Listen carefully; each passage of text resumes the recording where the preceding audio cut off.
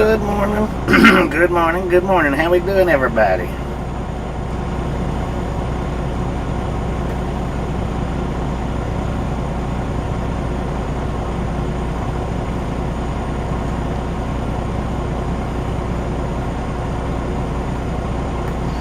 Alright, we got about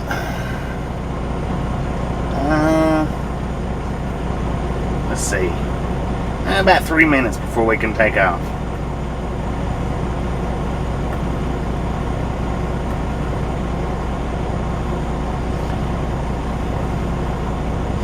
Which now, really, we're not in really any bit better shape this morning as we was last night when we stopped. We're still going to have to put the pedal to the floor and run until we get there. But at least we've done it with a little bit of rest. See, yesterday I woke up early. I was going to start the day early and ended up not starting till late. So at least I've stopped and got a little bit of rest. And we've got, as of right now, as long as we don't run into too much traffic, we've got an hour and a half-ish to spare.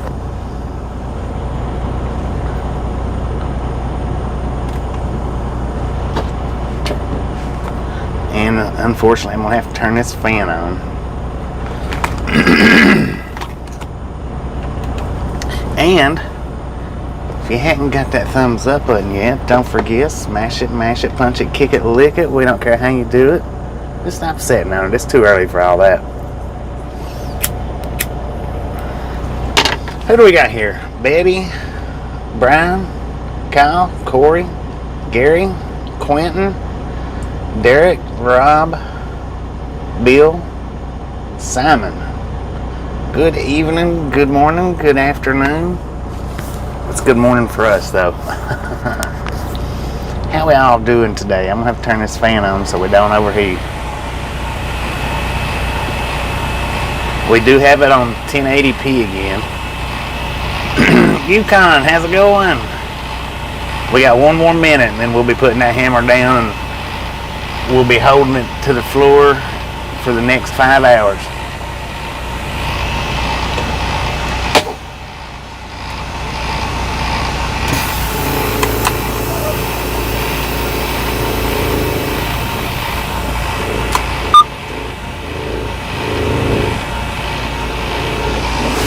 Got a little side engine change. I have no idea what that goes to.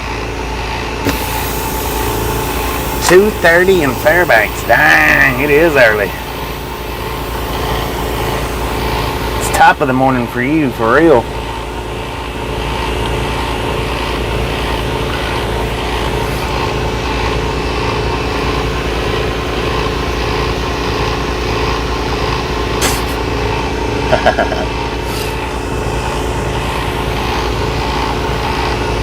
All right, all aboard.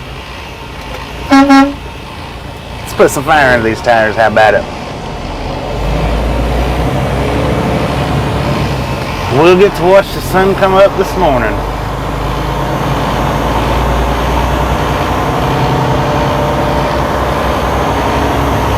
All right, we got 343 miles ish to run.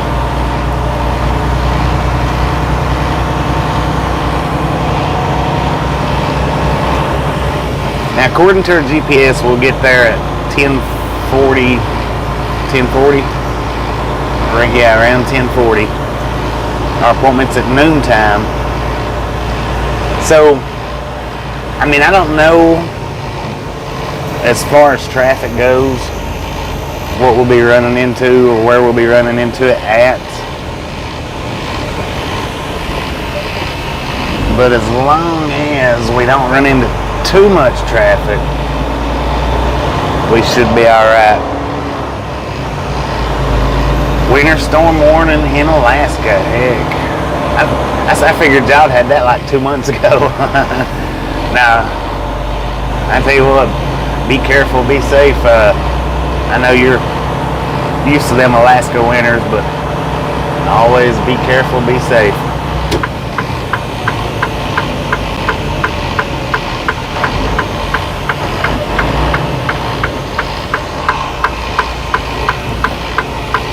You ever drive that Dalton Highway, Yukon?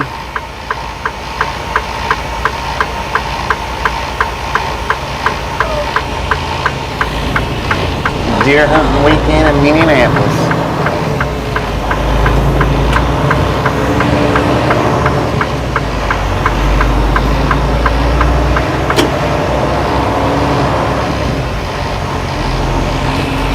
Inches of snow. Yeah, you have drove the.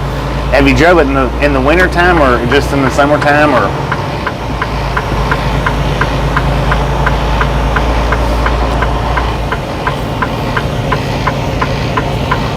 I guess so. It's pretty much always winter in Alaska, right?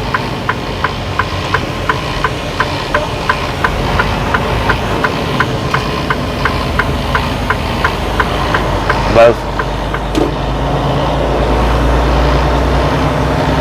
10-4 on that. America's most dangerous highway, the Dalton Highway. I don't think it's the world's most dangerous. But it is America's most dangerous for sure. How you doing, Rand Dog?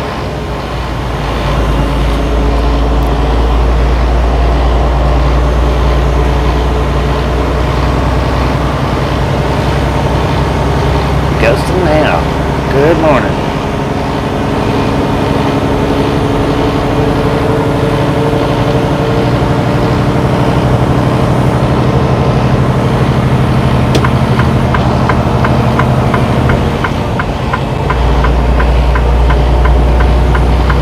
Good morning, Patrick.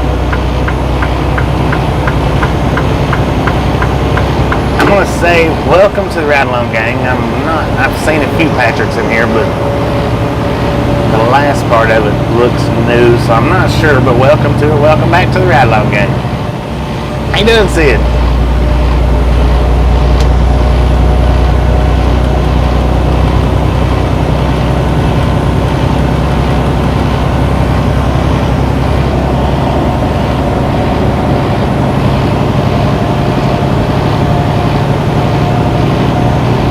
Dogs from the Netherlands. 10 from that.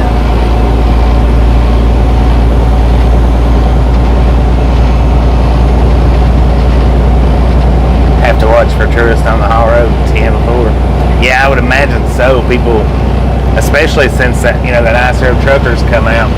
I mean, I imagine it was probably you probably had to watch for them before, but. I would imagine since ice road truckers come out and put that road on the map, more than what it was on the map, it is a lot more touristy.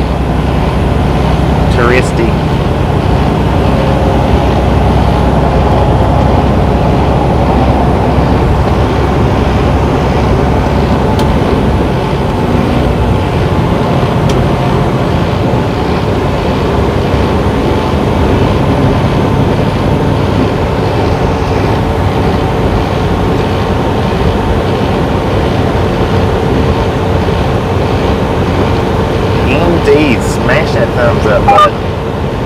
If you hadn't got it yet, smash it, mash it, punch it, kick it, lick it. We don't care how you do it. Stop sitting on it. Lots of motorcycles in the summer months. Yeah, I would. Yeah, that makes sense.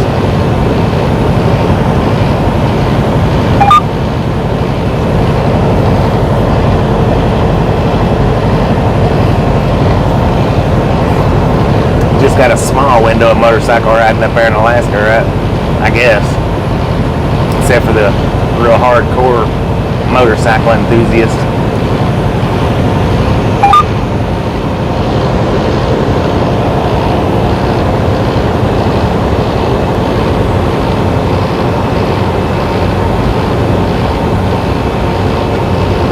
So far today in Rockford, Illinois, we have a temperature of 63 degrees. Not too bad. The wind was breezing a little bit last night, I think. My truck was rocking around a little bit anyway. I don't know. I want to think that it was definitely the wind blowing, but I didn't hear any wind blowing. I didn't get up to check to see if anybody was on my step last night like I did in Birmingham. 3 months, 10 on that.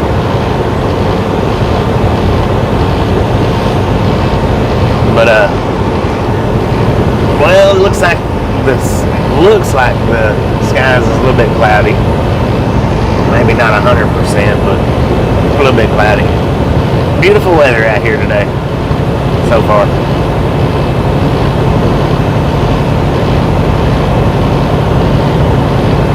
And I got over here because that sign said right lane closed, so I don't know if it is or it's not. I'm not lane hogging. No reason for that.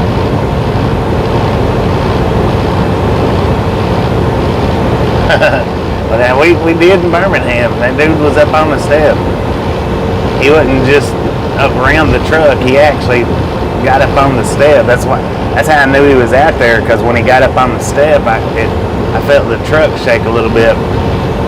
Real gentle though. He was getting up on the step real easy. I don't know how easy he was getting up there, but it was just moving the truck a little bit.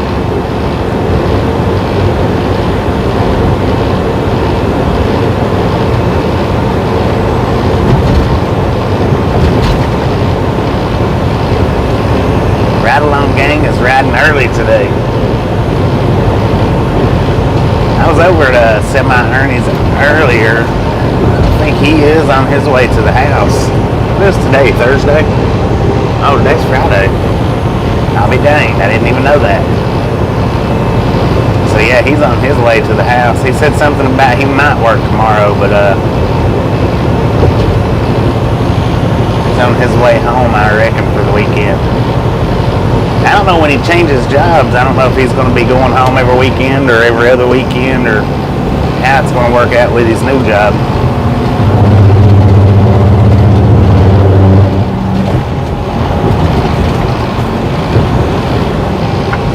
I know one thing, anytime I've ever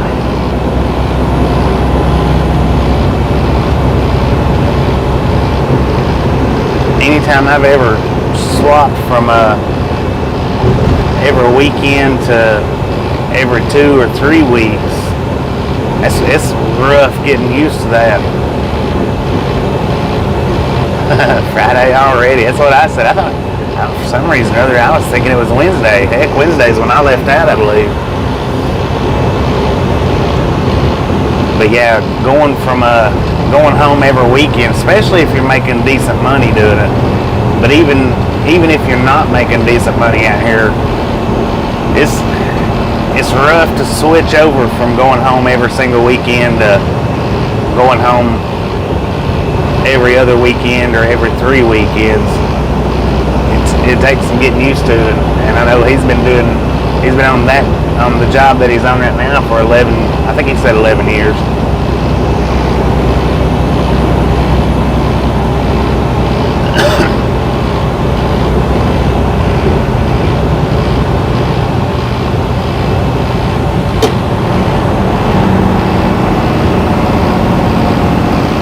Yukon, be safe, be careful, take it easy, and have a good day. Appreciate you stopping in and hanging out with us, and we'll catch you next time around.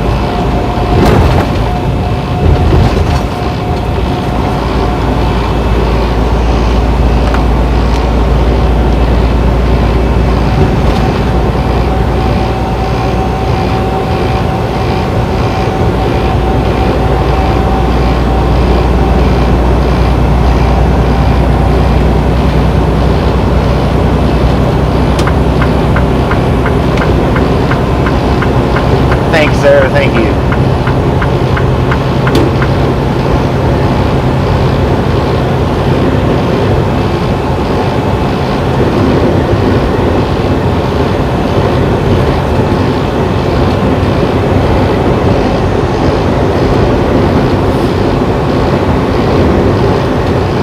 Ain't nothing, Barry.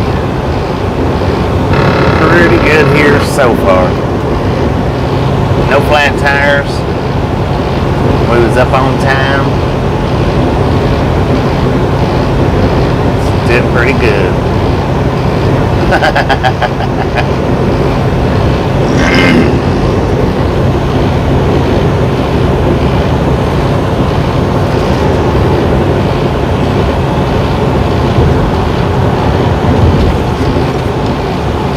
Good morning, Samantha.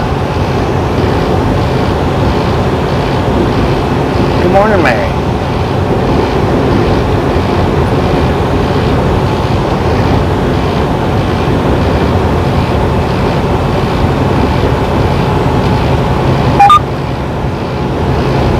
TM4 on the new roof.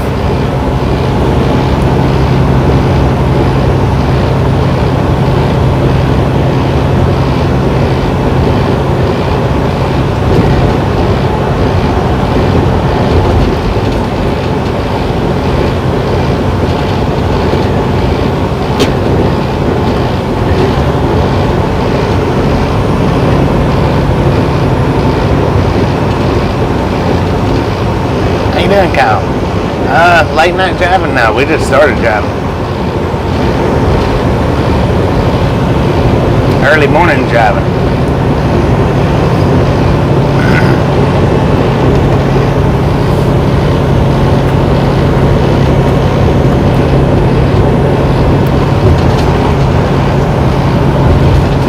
How you doing, Pilot Boy? Welcome to the Ride Along Gang. Well, I guess you could say this is like a real world ATS.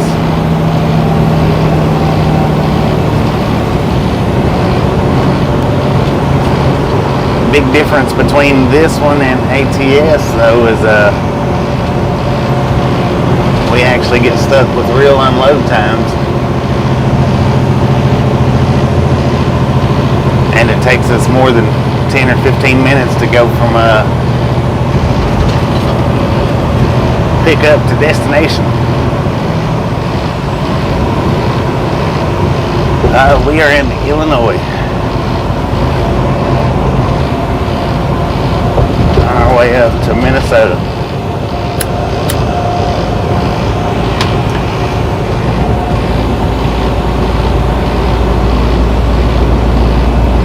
How you doing, Amber?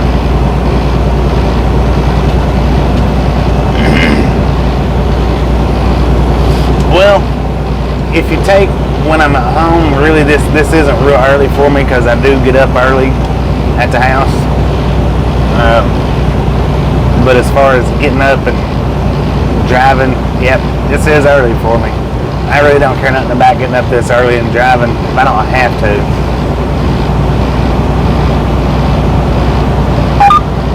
That's right, making real dollars.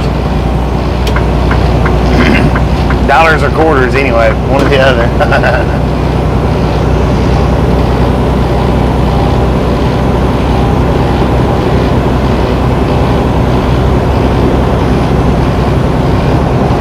We are here every single day for your guys' view and pleasure, for everybody that's new here. That truck right there that we just passed, he pulled out about 5 minutes before we did. I don't know if we had the live stream started or not when he pulled out. I don't think we did. I think he pulled out right before we started the live stream, but that's the same truck.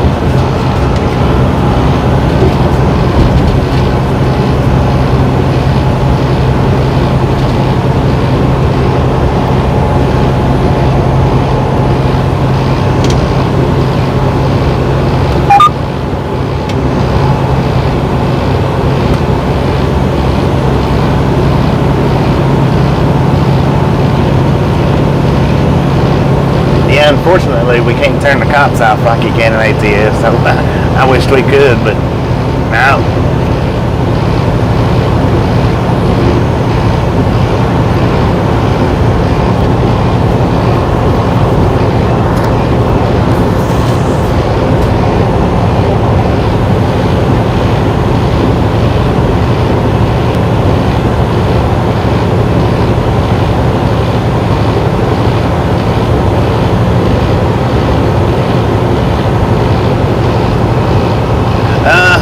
Well, just to to be honest with you. Now, this drive right here is going to be 5. We're right at 5 hours away. 328 miles. Generally, though, when we come out on the road after we've been on home time, generally we drive pretty much every single day until we go back home. And now, since winter's kicking in, we will slow down a little bit. Hopefully not too much, but we will slow down some.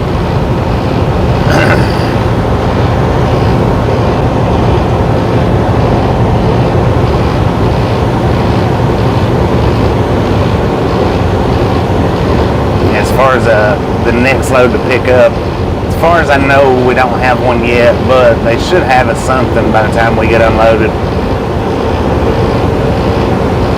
It's going to take us 5 hours to get there, so we'll have about 5 hours-ish, give or take, to get to the next pickup, or to get the next pickup, not to get to it, but to get it.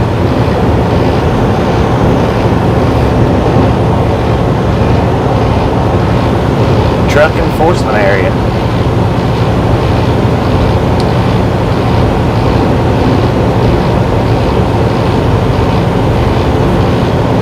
Yeah, it's always that.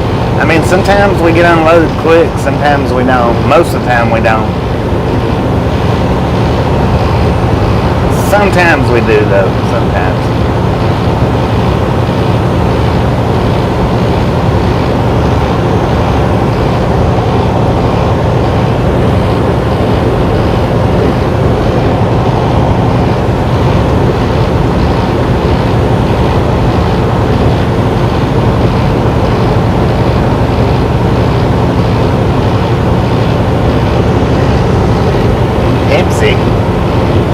How does anybody drink that stuff?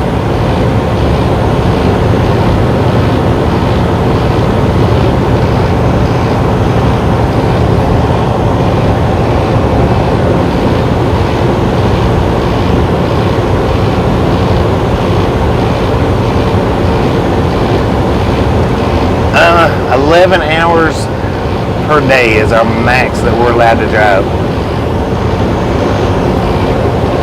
I usually don't do 11 hours a day. Even in our busiest season, I try to keep it at around 8 or 9 hours a day. That way I don't never run out of time. I can drive 7 days a week like that.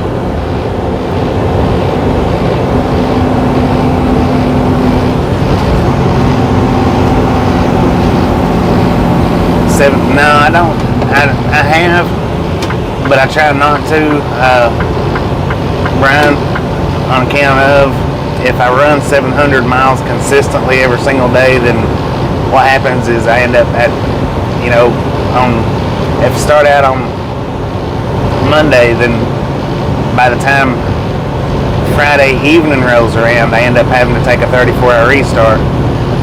So if I drop that down to around 500 miles consistently every day, then I never have to do a restart.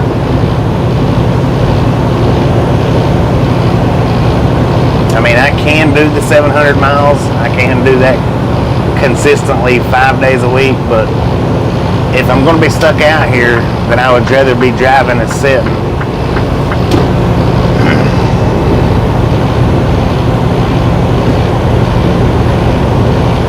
If you cut your days down, instead of running 11 hours every single day, if you cut them down to 8 hours, 45 minutes, somewhere around in that area, then you never have to take a reset, never have to take a 34-hour restart.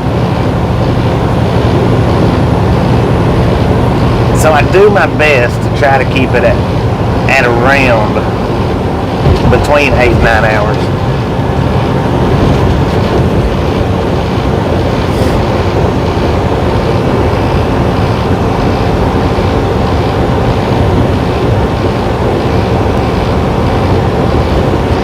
And 8 to 9 hours puts us at around 500 to 600 miles per day.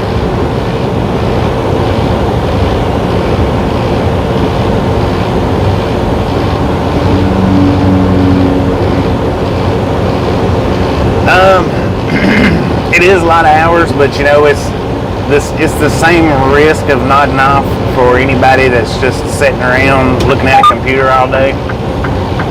I mean, it's the same risk.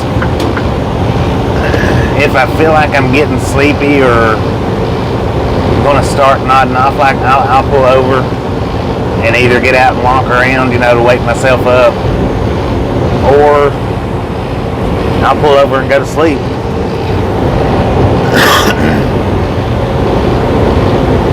Because if you get a driving sleepy ticket of any type, it's pretty close to the same. It's not the same thing as a DUI, but it's pretty dang close to it. Because you're driving under the influence of fatigue. So they can actually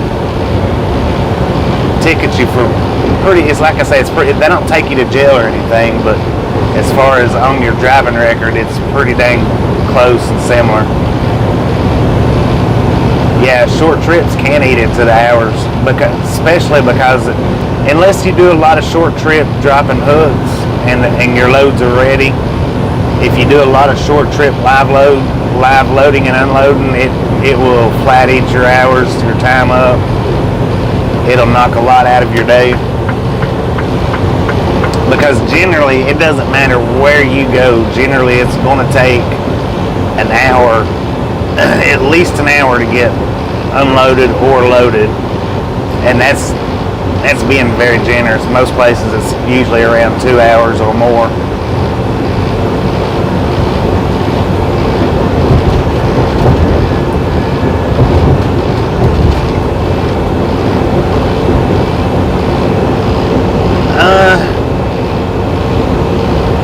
Well, you know, that depends on the company, Sid.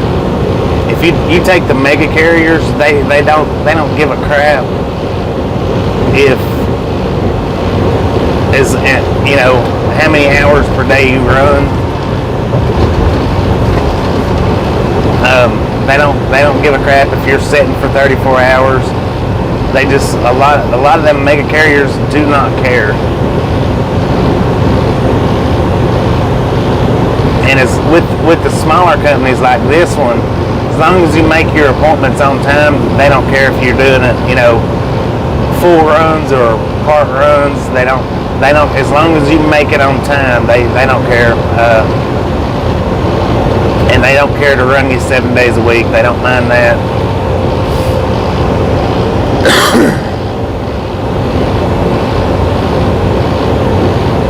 Well, now if I'm sitting over in the passenger seat and I'm comfortable with who's driving, it's hard for me to stay awake. It is real hard for me to stay awake. Sitting over here on the driver's side now, I mean, it's a completely different story. And it's easier for me to stay awake driving the truck than it is if I was driving a pickup truck or a car, something like that.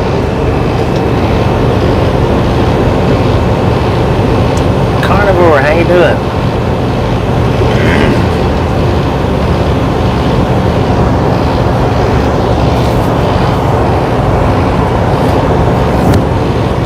And then there's some days where I can't do just the 8 or 9 hours. There's some, and yesterday, see, we didn't end up driving 8 hours yesterday. It was maybe, just as far as driving goes, we only run about, I want to say maybe 5 hours yesterday.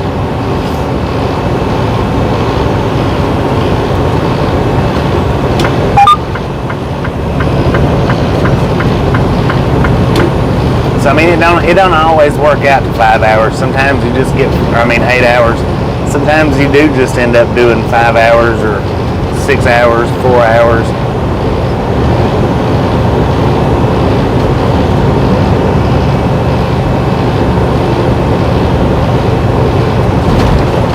And then there's some days we get out here and I actually do have to run the 10 hours to make it to our appointments on time.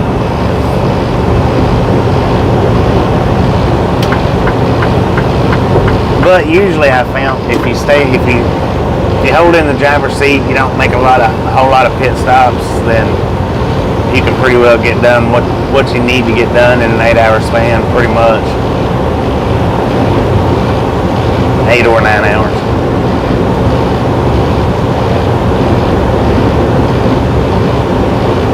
Thank you, thank you, thank you.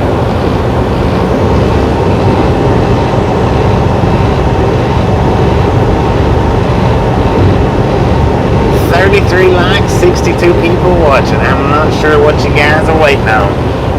Smash it, mash it, punch it, kick it, lick it. We don't care how you do it. Just stop sitting on it. Well, I mean, I do know what some of you are waiting on, but I ain't gonna say it. Get that like button.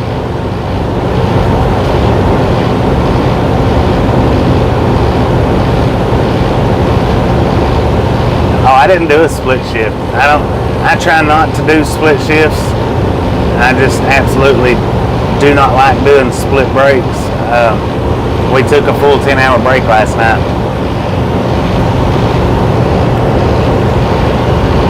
So that gave us a full 11 hours back this morning to drive. Had we done a split shift, what happens there is at the end of your 8 hours, you get back whatever's left that you didn't drive. Okay, like last night when we pulled over, we only had 4.5 hours. I think it was 4.5 hours left on our clock.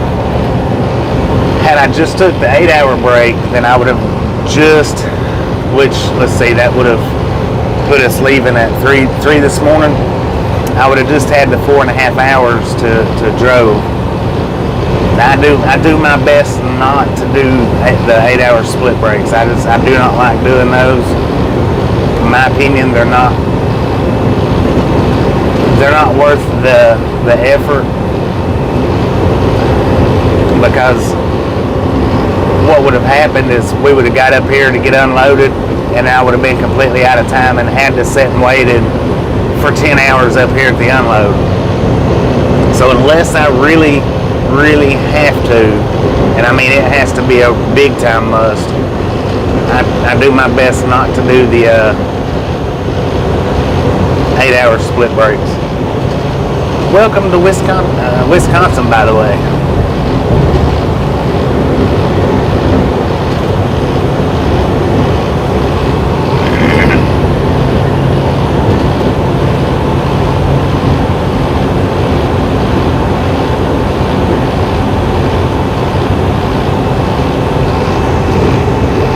Glenny? How you doing, Glenny? Welcome to the Ride Along Gang.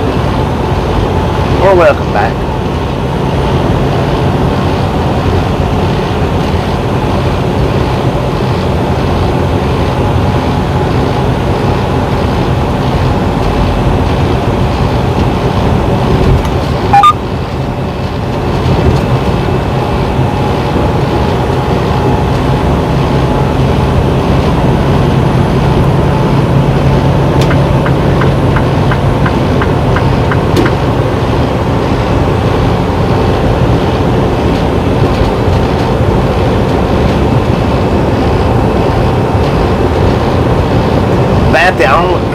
That's the only way that you catch me doing the split breaks like that is if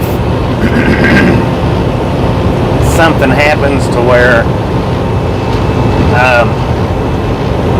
I've only used like an hour or two of the day, and then like had to do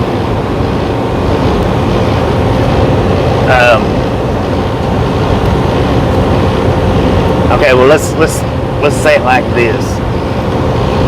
Yesterday morning when I got up, I had to drive for an hour to get my tire repaired. Now, had I ended up sitting there for 8 hours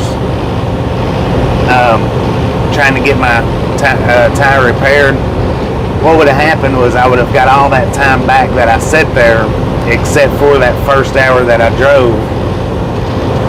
Now, we'll do split breaks like that because that pretty much gives me all my time back. Close, it doesn't, but close. that right there is about the only way really that I feel like doing split brakes are even worth trying to work through.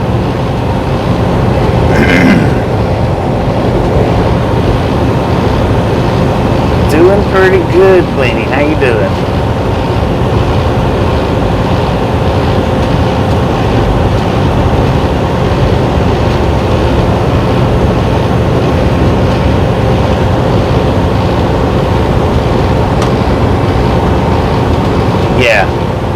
Yeah, that.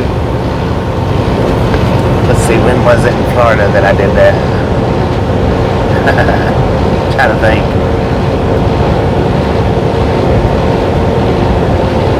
Was that the Orlando run? Yeah, it was a lot. It took a lot longer than it needed to. But now that's the bad thing about going to the TAs. Service centers. It doesn't matter if there's absolutely nobody in their shop at the time, and there wasn't yesterday when I got there. And we ended up sitting there for 2 hours. Well, I ended up sitting there for 2 hours yesterday, and I finally said, "The heck with it. Let me get in here to the other one." And it was because their computer was down. They would not touch the truck with their computer down.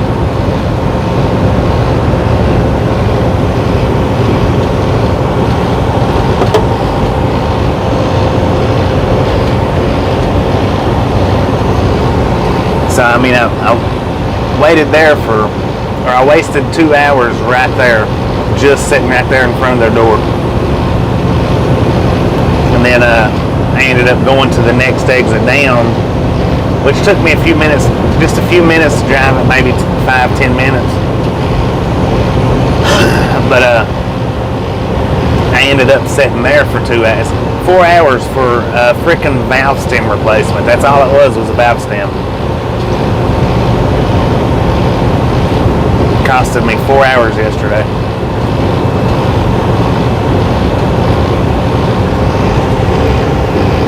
Oh man, how you doing? Yeah, I don't like doing that. Being up. I used to before the ELDs was put in the trucks. I used to drive 20 hours a day every day. I'm glad they put the ELDs in the truck, so because I am one of them kind of people that will just keep driving and keep driving and keep driving just because.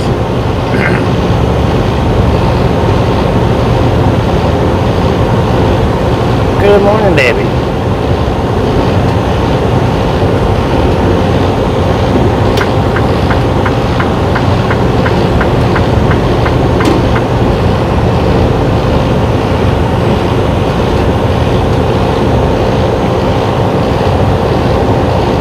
How you doing, Tom?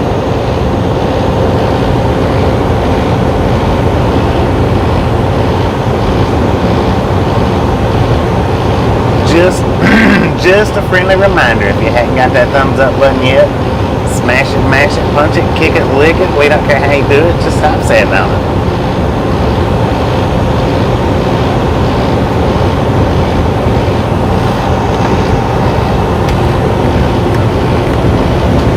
No reason not to hit that thumbs up, especially if you come in here every single day.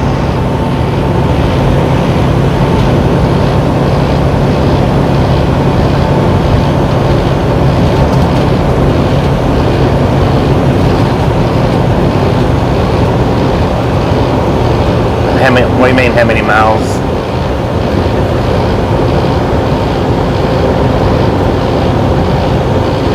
Yep, yeah, we have a noon appointment, so we're 300 miles away, so had to get up early to get her done. Wobble Boost, how you doing? Minnesota bound.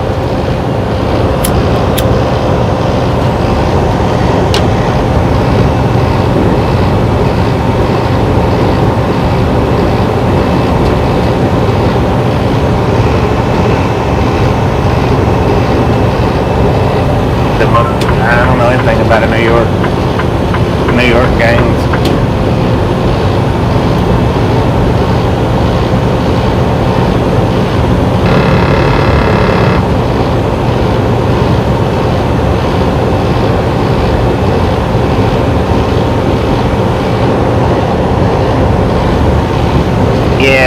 Yeah, we had to do the 15-minute walk around, which I usually do my walk around and before I start the live stream. That way we're not sitting for 15 solid minutes waiting to start rolling.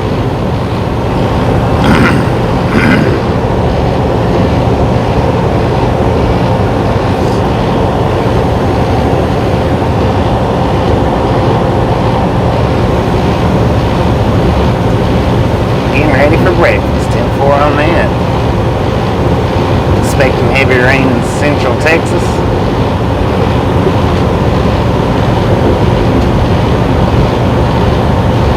Yeah,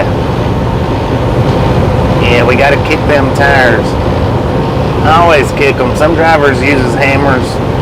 Some drivers actually uses gauges. I always just kick them.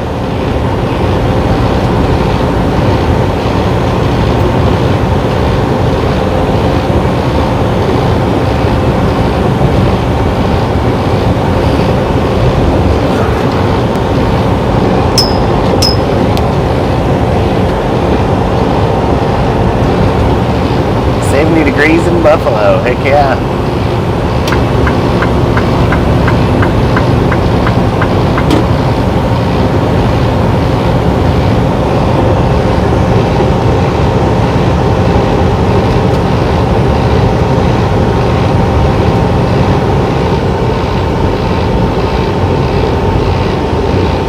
On this, man. 10-4 on that. I appreciate it.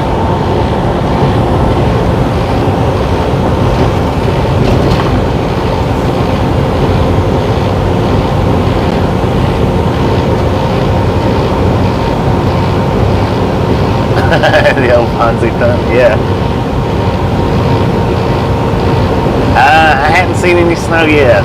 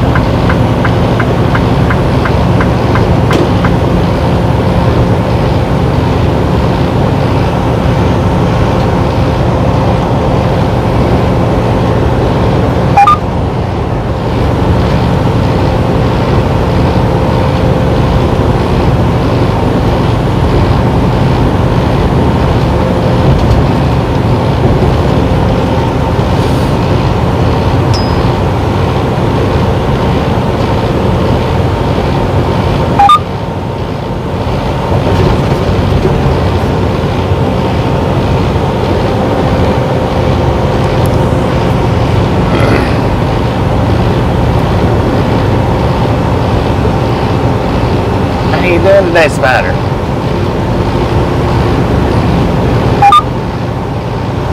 Doing pretty good here.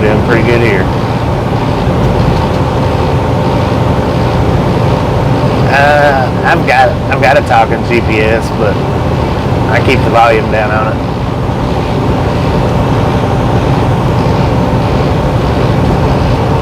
Keeps me more alert if I'm watching the GPS. You know, if I look at it rather than just sitting and relying on the voice and listening to it, I feel like it keeps me a little bit more alert to look up at it, you know, glance over at it, and see what we've got rather than having it read off to me.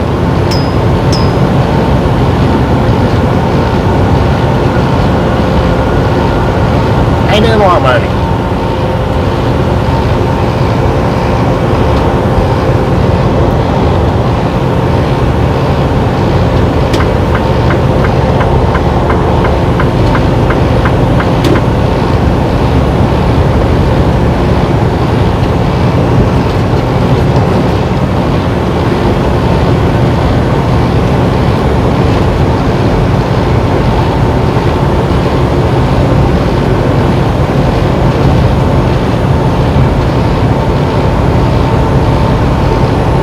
Danny, we said good morning, safe travels on his way home.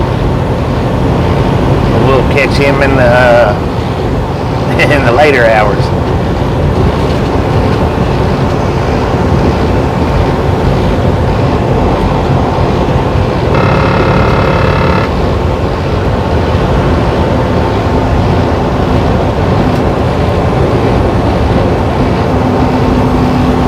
How you doing, Dina?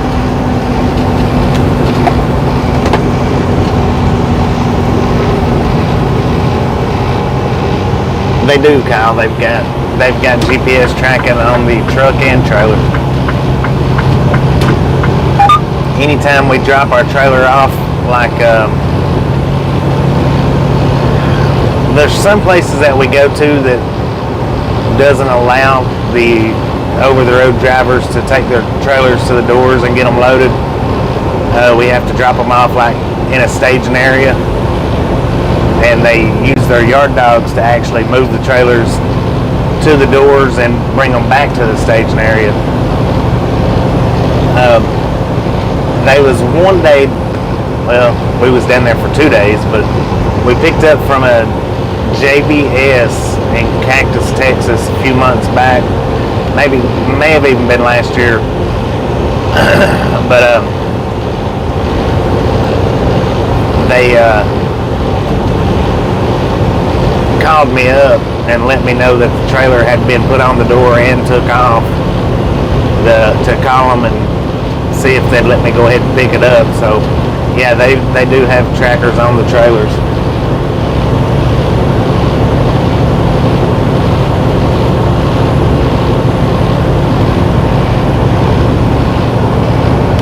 My company can actually, see, I pull a reefer trailer, refrigerated unit. They can actually turn the reefer on, they can turn it off, they can change the temperature, they can read any of the alarm codes that get set off on it. PC Games, how you doing? Where you at?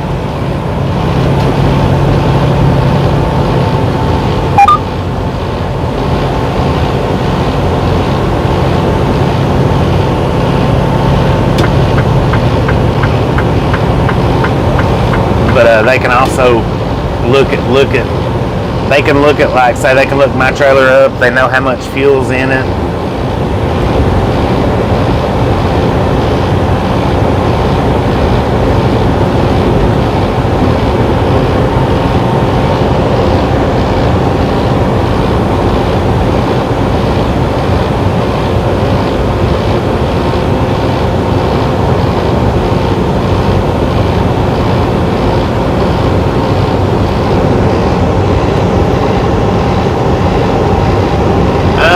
I don't think they'll ever take over, Kyle.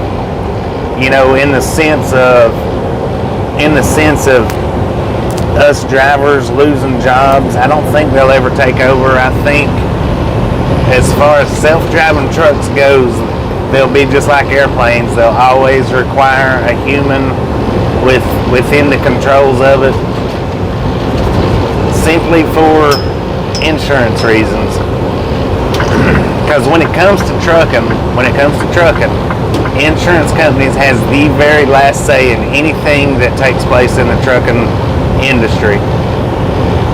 In order for you to come and get a job right here where I'm working at, the insurance company that this company uses has to approve you before you can be put in this seat. Doesn't matter how bad the company wants you to drive for them. If the insurance company says no, then it's absolute no. And in order for self-driving trucks to go completely peopleless, well, they're going to have to convince these insurance companies to lay billions of dollars down on the line for accidents. Them insurance companies is not going to want to do that. They're not going to want to do it, because if you get hit by a truck that has nobody in it, you're going to be able to sue that whoever for a lot more money than you would if there was a person in that truck.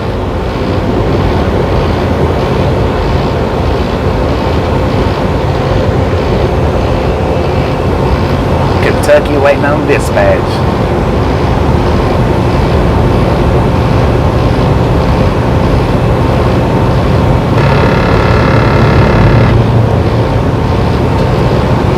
But as far as being completely without people, I just don't, not for a,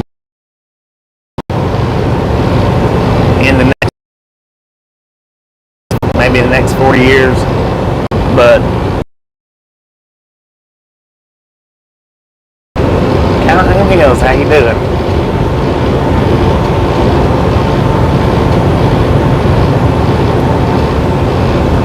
How you doing, Martin?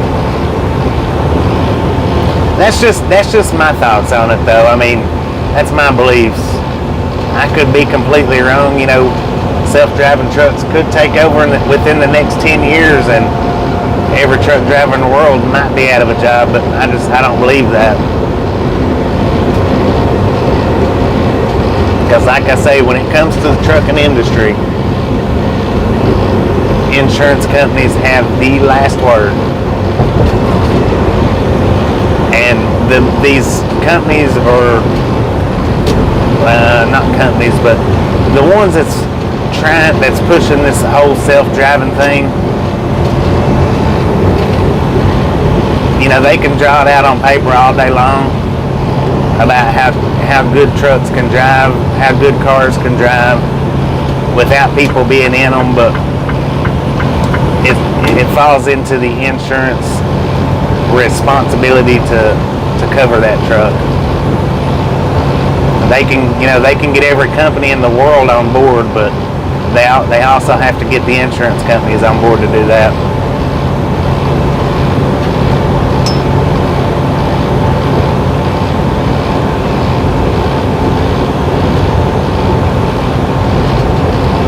Good morning, Amy. How you doing?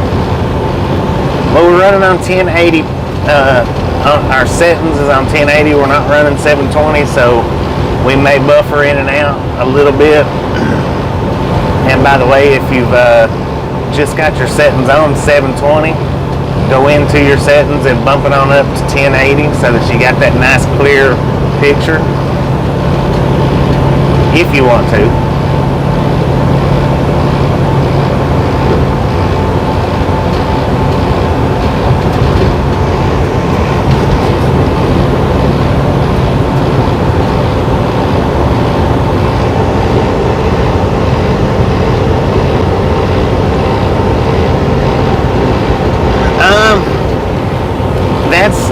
Well, that's an interesting question. I believe trucks will swap over to electric. I don't know how far down the road that'll be, but I do believe that trucks will eventually swap over to electric.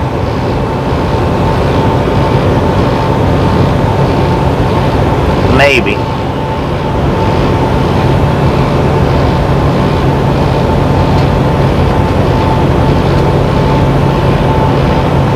I believe that we would get trucks all over on electric quicker than completely without people, though. Good morning, Janice.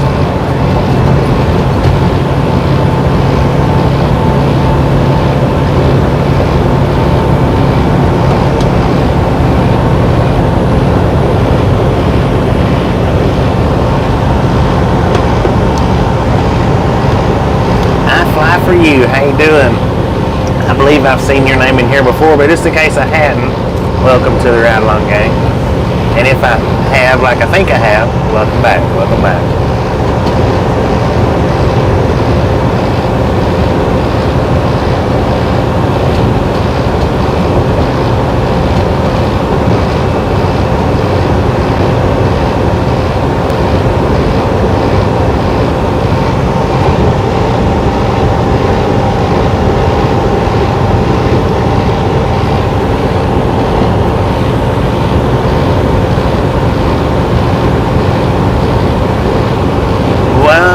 Be good for companies on cost. Well, they're going to cost more as far as total price.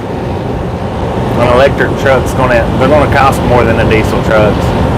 But in the long run, as far as fuel prices, I'm sure electric trucks would save companies a great deal of money. Yeah. Well, and they'll eventually get the recharge, a lot quicker than what it is right now.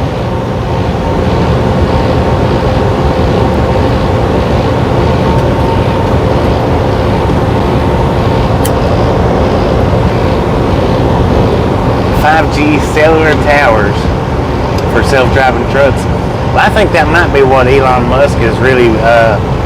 I think that's what his big thoughts is with the satellites going up.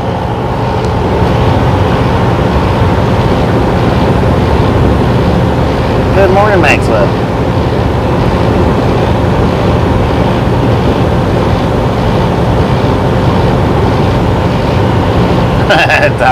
Yeah, no doubt, taking a break on the charging island instead of the fuel island.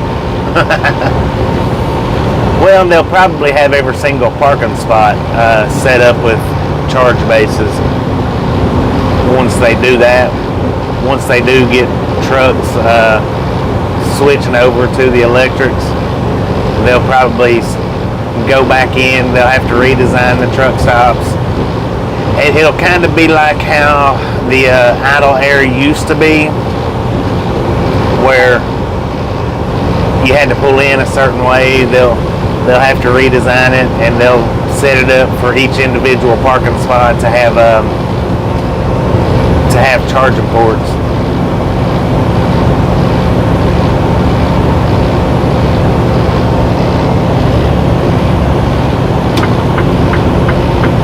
Well, maybe not today so much, Kyle, but as time goes on, they'll get that issue all worked out, and eventually it will work in a moving truck. Because like I say, I think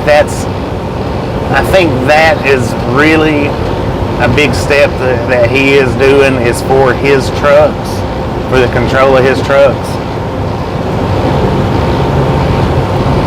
I don't think he's doing the whole satellite deal just for to be a better internet provider. I don't think that's what his main goal is. That's just a step in the process.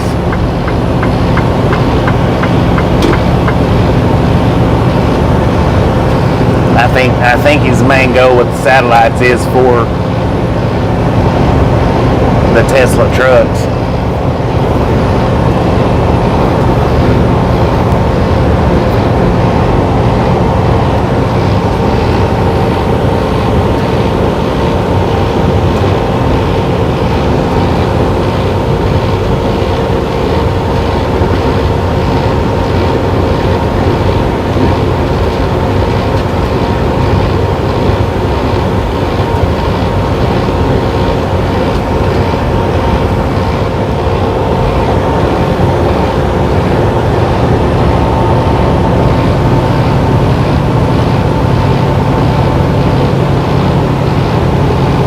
Yeah, well, I mean, it is pretty high, but if it, as long as if it's holding up, or will eventually be holding up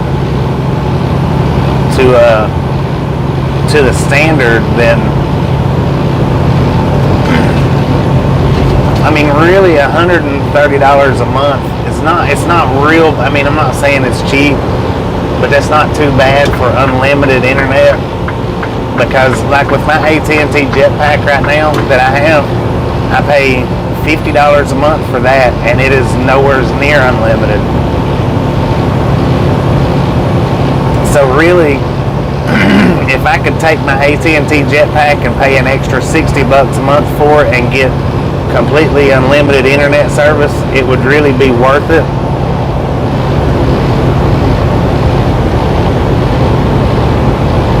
Just because, nobody else really does unlimited mobile internet other than going through your phone.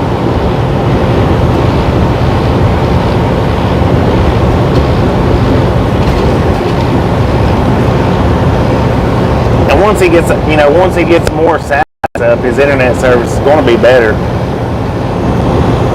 Thank you, Gene. Thank you.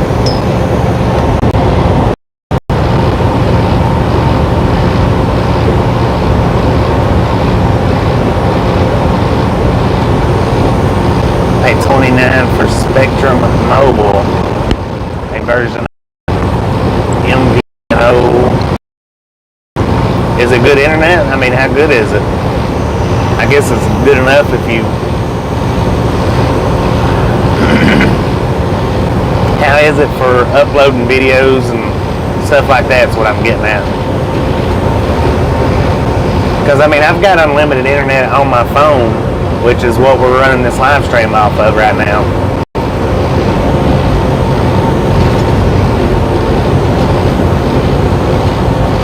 I use my jetpack. What I use my jetpack for is to upload my videos that I upload, on a weekly or bi-weekly basis. My phone is not capable of doing that. I can hook my laptop up to my phone's Wi-Fi, and it's not a good enough internet, and it's Verizon, but it's not good enough internet to upload a 5-minute video.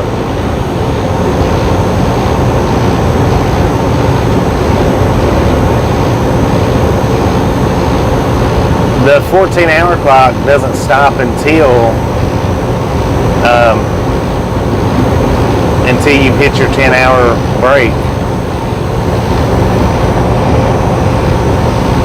Yeah, that 14-hour, even being off duty. See, a lot of people don't. That's what a lot of people don't understand or don't realize. Once that 14-hour clock starts, it doesn't stop just by going off duty.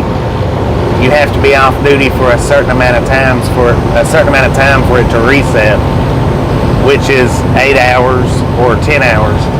It'll reset at 8 hours, and it'll give you back however many hours you started with when you went off duty. Or if you sit and wait for the 10 hours, then it'll actually reset to 14, and then that 14-hour clock won't start until you start driving or go on duty. There's absolutely no way of stopping that 14-hour clock once it starts ticking.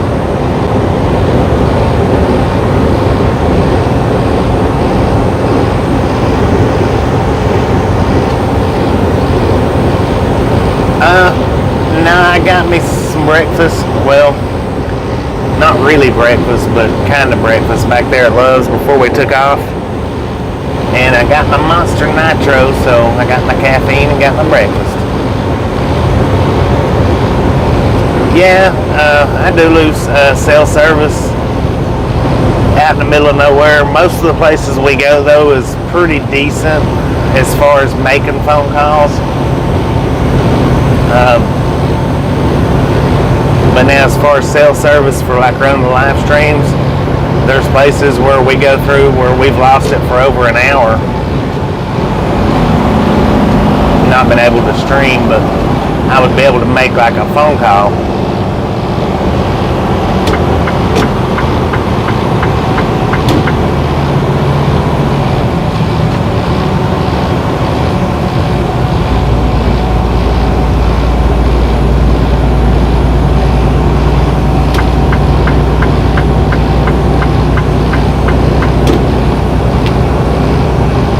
Good morning, Philip. How you doing?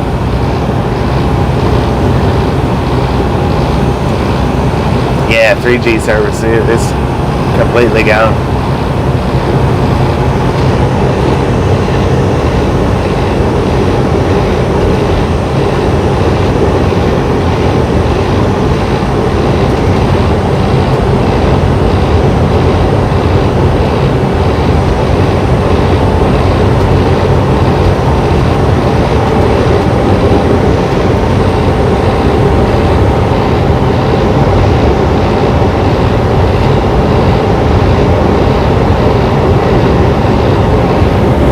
And once your 14-hour clock catches up to your drive line, then you start losing both of them. They both start counting down. But they do that. I mean,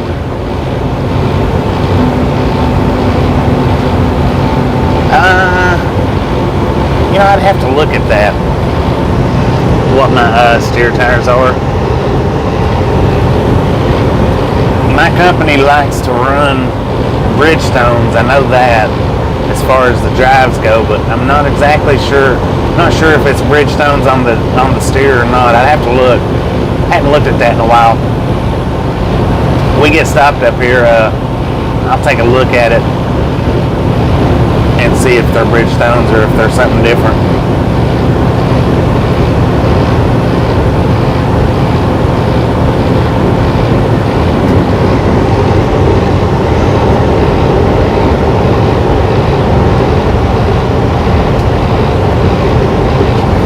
The thing is, PC games, as far as team driving goes, it really doesn't hurt much of anything.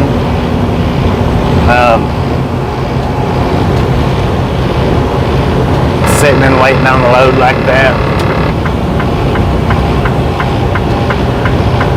because what'll happen is if you run out of time, by the time you run out of time, then your co-driver will have his time back.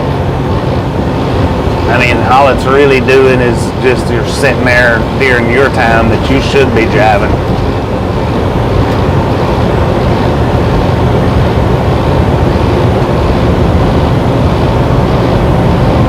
Oh, I tell you what, it's frustrating. It is frustrating to sit. That's like yesterday for me. I sat for 4 hours. Wasted 4 hours of my day off my 14-hour clock because of the tire repair. It is frustrating.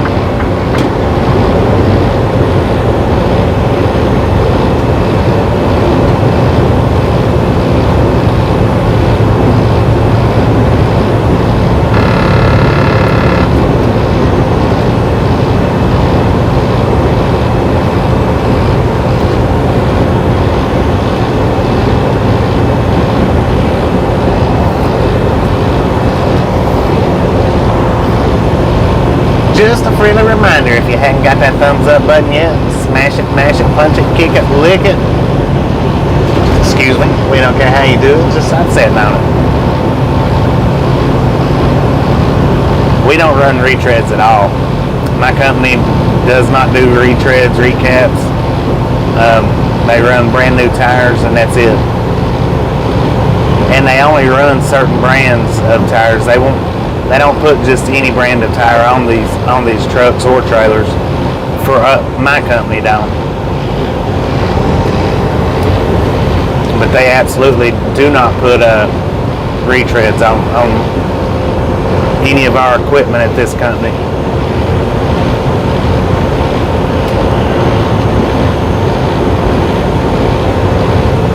Scuba dude, how you doing? Mickey D's for breakfast, 10 for him now. I'll take a sausage, egg, and cheese, how about it?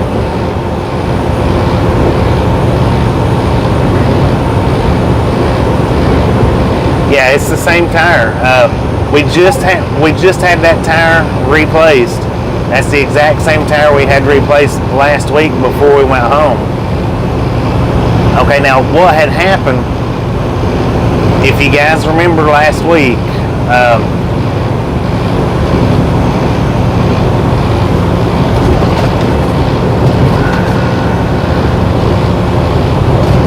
hang on just a second. My GPS is going crazy. I must have missed my turn.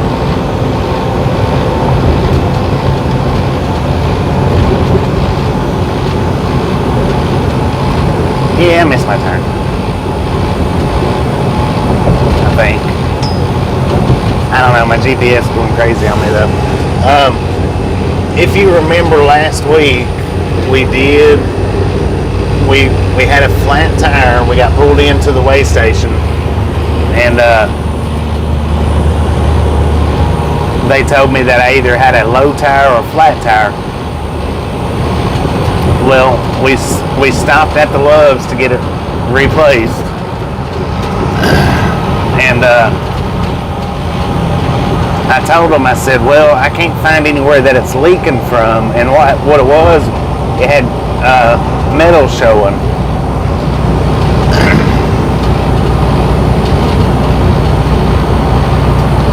Well, when I went into the shop, the first thing they said was, since I couldn't find a place that it was leaking from, the first thing they said was, well, it's probably your valve stem. I was like, all right, well, and they said if that's what it is, we'll replace your valve stem, send you on your way. Well, there was metal showing, thread showing, so when they seen that, they automatically said, well, we have to replace the tire anyway. We're not even allowed to put it back on there on the trailer for you. And I said, all right, go ahead, you know, do the tire, which was a brand new tire. Well, the person that was doing the tire change was new. It was a new person, so I'm guessing in their green ability that they just forgot completely about the valve stem when they seen the thread shining through. When they seen the metal, they just completely forgot about the valve stem, forgot to change it out. So they changed the tire, but the valve stem was still bad. And that's what we ended up doing yesterday. All we had to do was get the valve stem replaced.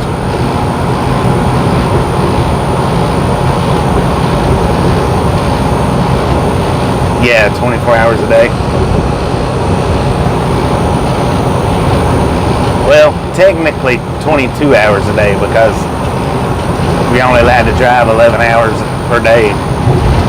So technically the truck is 22 hours a day.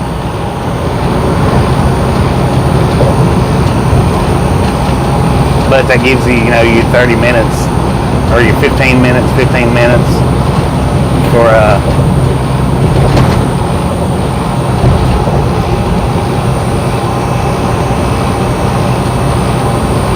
like your pre-trips, and then 15 minutes fuel time, because you're supposed to actually take 15 minutes to do your fuel ups.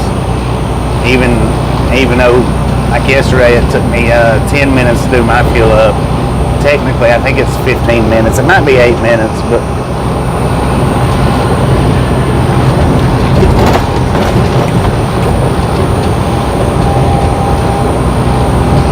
I take however long it takes to fill up. And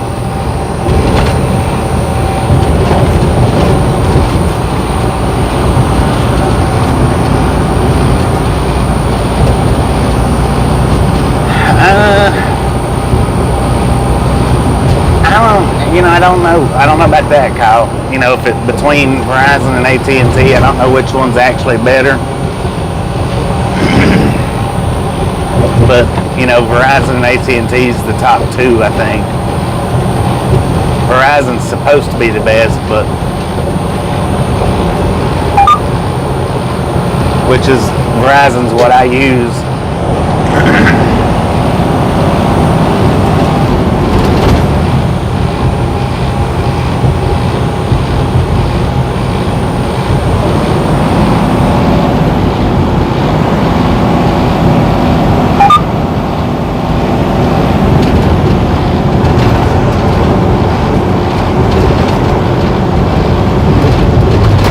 My GPS was just going crazy on me back there for some reason or another.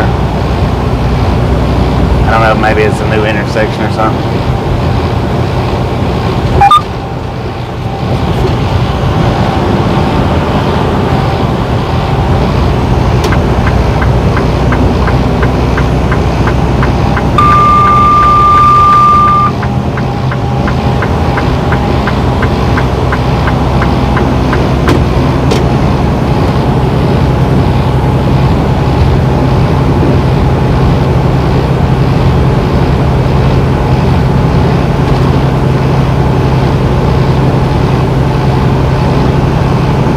Okay, right. I got you there, Philip. Exactly. I wasn't thinking about it like that. Yeah, every status change had to be in quarterly hour, which is 15 minutes. Right. Well, I tell you what, Verizon needs to buy a lot more AT&T towers for real.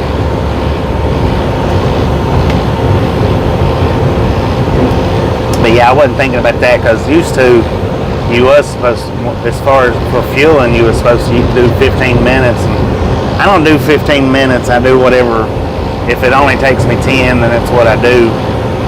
But yeah, I wasn't thinking about that at all.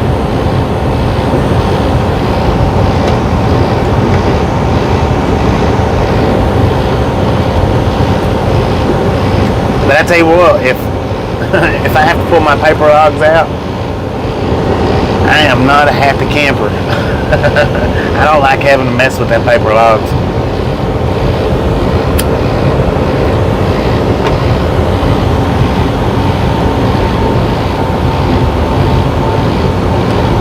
Yeah, it documents it down to the minute. How you doing, Carl? Good morning, good morning.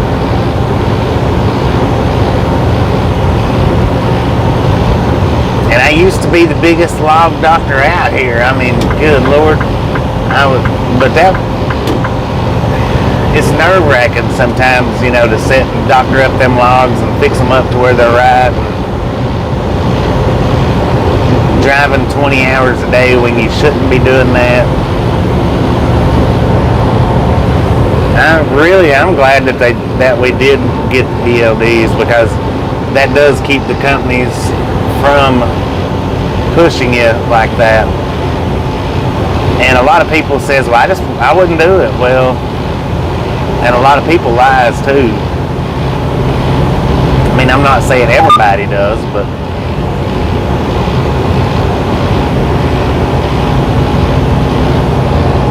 oh, Gray Dog, how you doing?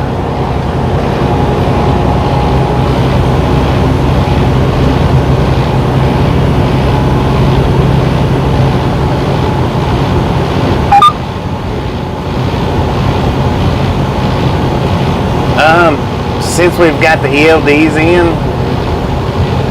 not as much as what used to. I mean, used to with paper logs, I would say quite a few, but since we got ELDs, you just can't do that anymore, because you get violations as soon as it happens. So you used to, back when we had the paper logs, if you drove over your hours, or you done this or you done that, if you went into a violation when you sent your logs in, your company would call you up and say, okay, look, on your logs you went into violation here and you went into violation here, or you put too many hours in there, you need to fix that. You would go back and you would fix it on your paper logs, and that would be considered calling into a safety meeting, or having a safety meeting over your logs. But you fixed it. Now you go into violation, bam, you go into violation, and that's it. There's no taking it back.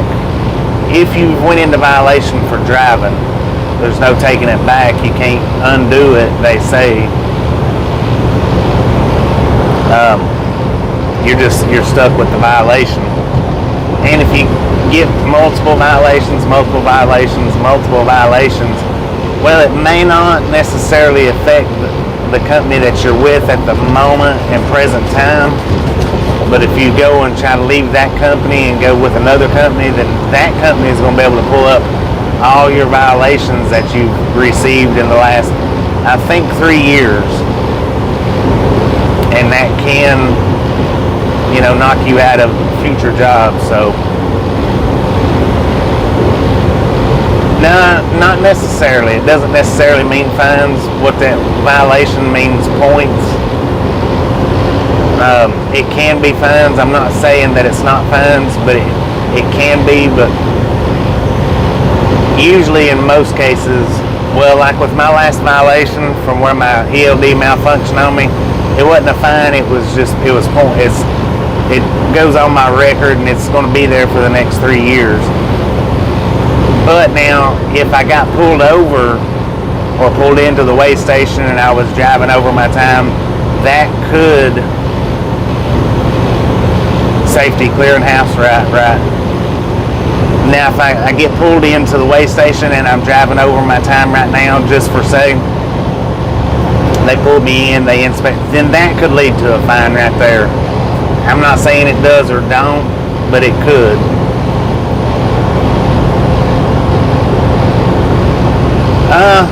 Well, because it's right here in front of me, and the way they look at it is you should know, which what had happened is mine just didn't stop.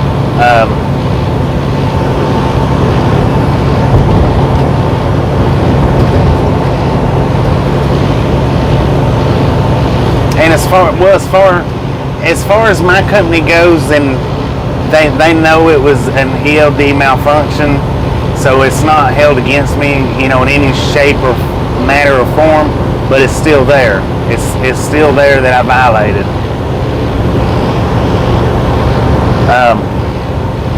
Now, if I quit today and got a job with, just for say, Ernie's company, then I'm sure that violation would probably show up, and then I would have to go and explain to them why I got the violation, why it was there. I would have to go in and explain each and every violation that I had.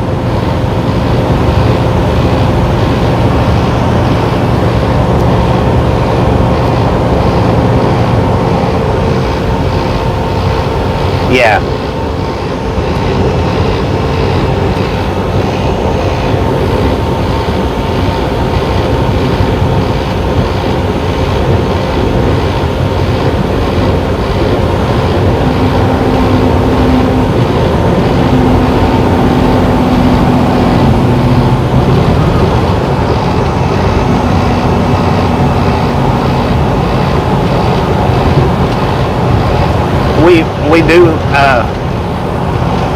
We do have to carry logbooks so that if our ELDs malfunction, we can use that logbook.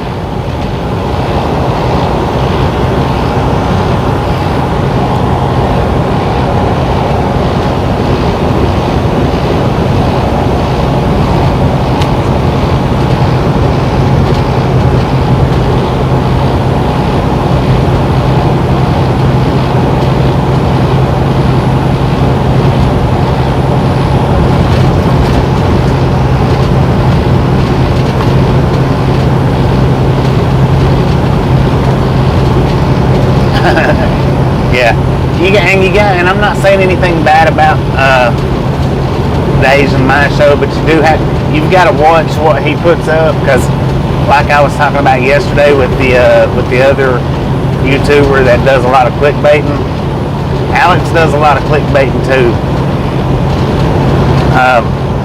You got to watch the stuff that he puts up. You got to read between the lines sometimes. Sometimes he clickbaits to get the views. You got to be careful of what you listen to and believe on the Asian Mind Show. Not saying that he puts up a lot of false stuff, just saying he puts up a lot of clickbaitable stuff.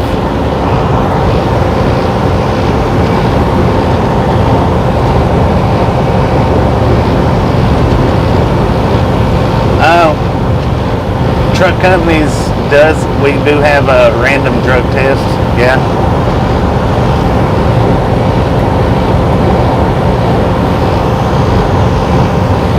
And truck companies do random drug tests.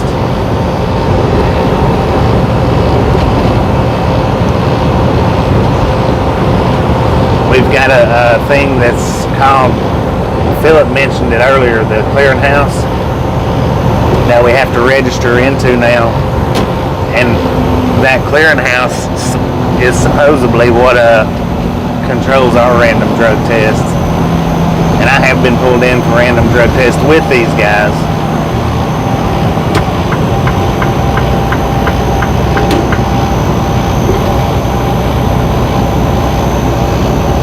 But yeah, he's the one that I was talking about yesterday on clickbait. He's real bad. It's a real good channel, but he's real bad for clickbaity titles.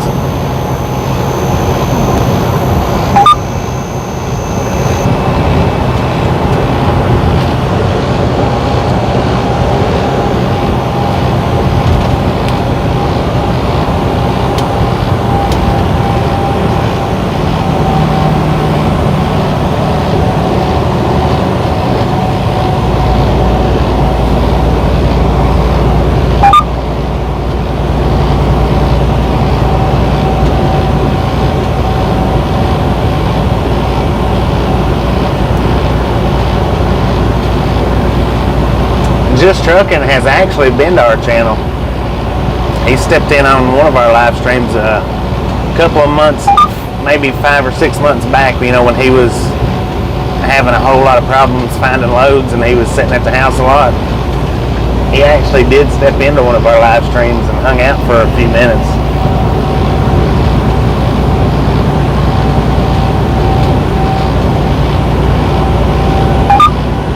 And Riding with Dave. Riding with Dave's been on our channel multiple times. He's actually stopped in multiple times.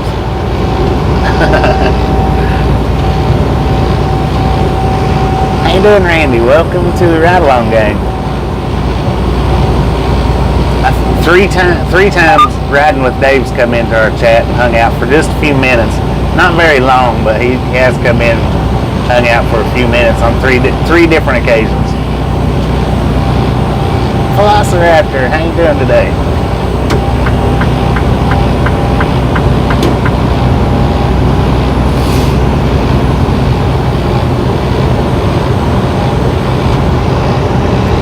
$600, dang. Yeah, we've met, me and Steve's met before.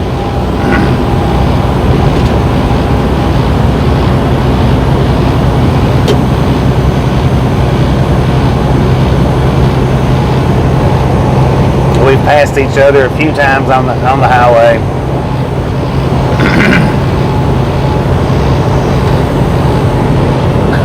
I'm awake. You know how I feel about these early morning runs, though.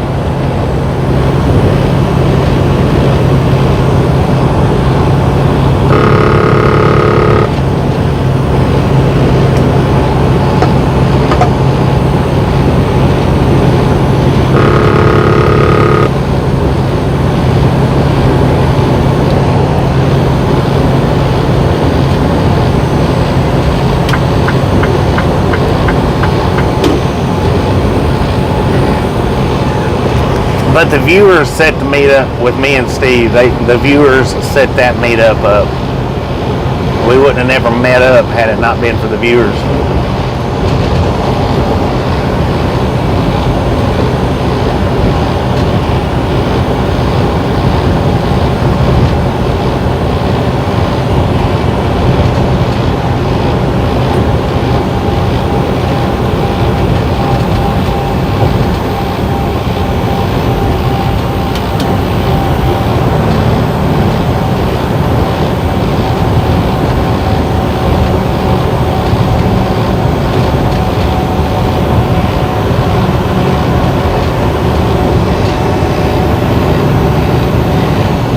You know, somebody, I've heard of that FSC Trucking once before.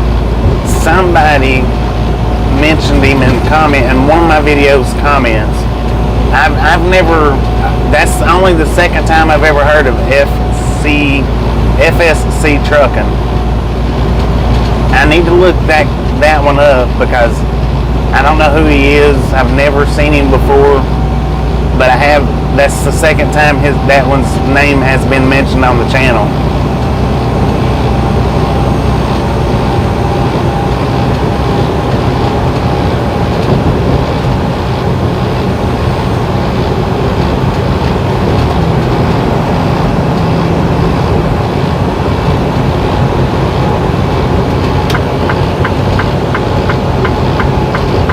Well, now, your company got an overweight ticket or you got an overweight ticket?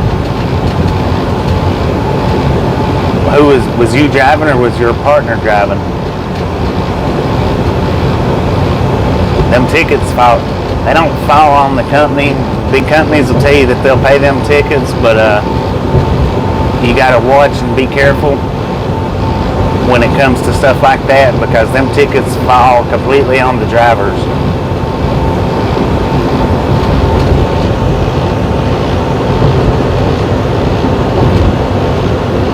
We're hauling sugar.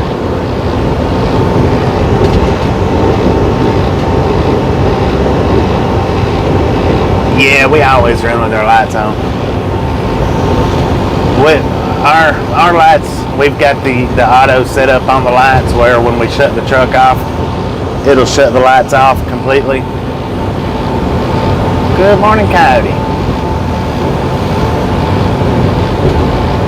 Yeah, we're traveling north.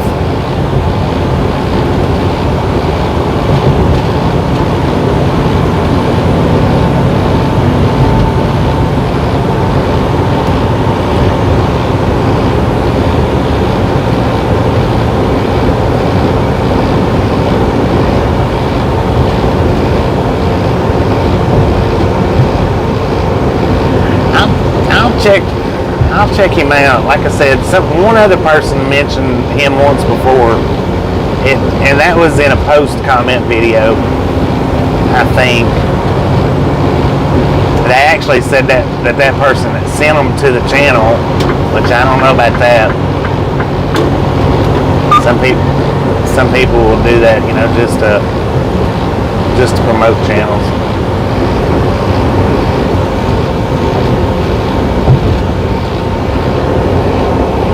But I'll definitely give his channel a look up here later, just to see.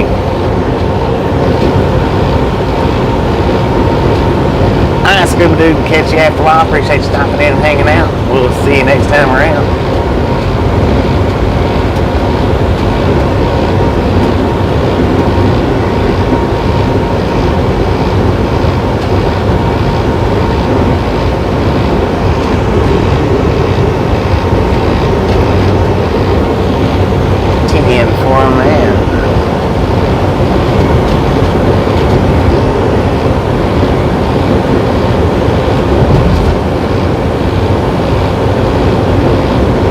Good morning, Lee.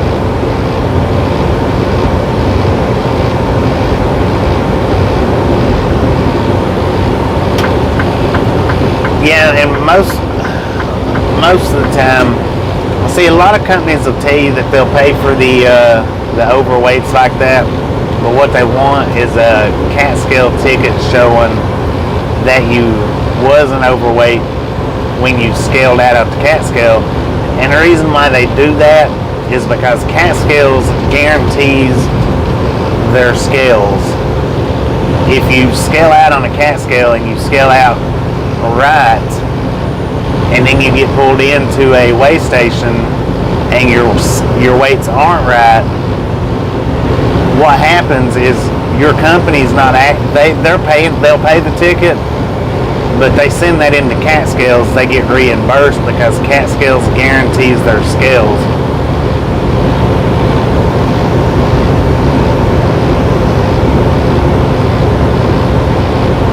Oh, is he the one that runs the cab over?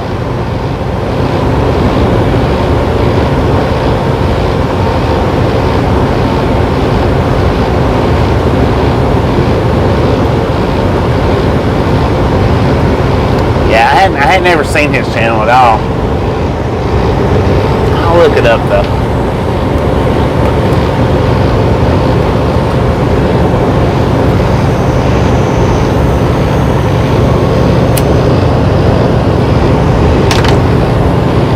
Like I say, that last comment where somebody had mentioned him, they said that he sent them to the channel, which I don't much believe that, because like I said, never heard of that person.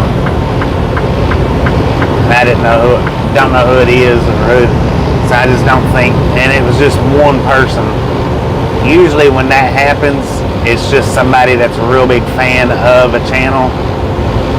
They'll go to other channels and they'll be like, oh, such and such sent me, to get their name, you know, seen by more people.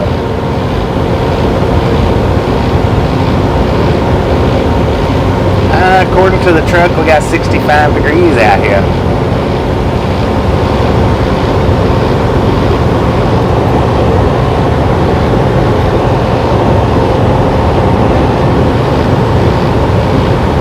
But yeah, I'd definitely give him a look up. Is it Feznik? FSC?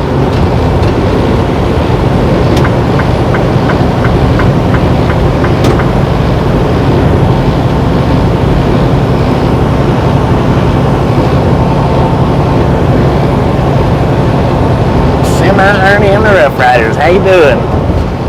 Now, if you guys haven't been by Semi-Ernie's, we'll get his link up here in just a few minutes. Swing in there, check him out, let him know we sent you by. I know he'd appreciate it. Did you make it home yet, or still got a few hours from the house? Good quacking morning. How you doing, Duck Duck?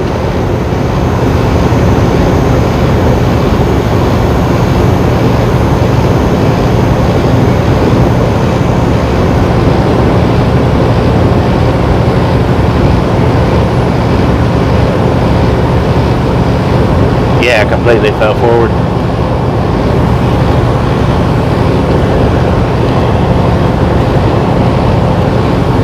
I've had my loads shift like that.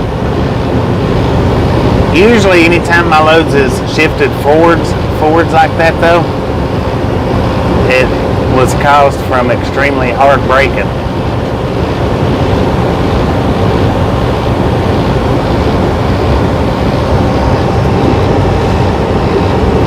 Boom. You guys and gals are awesome.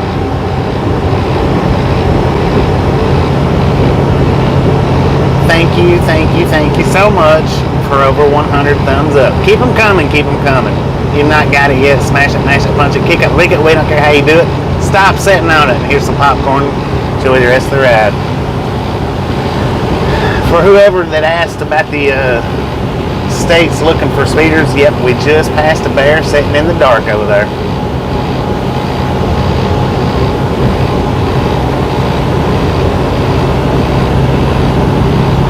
Trying to get you to go to Davenport. Oh, well dang, I thought you was on your way to the house.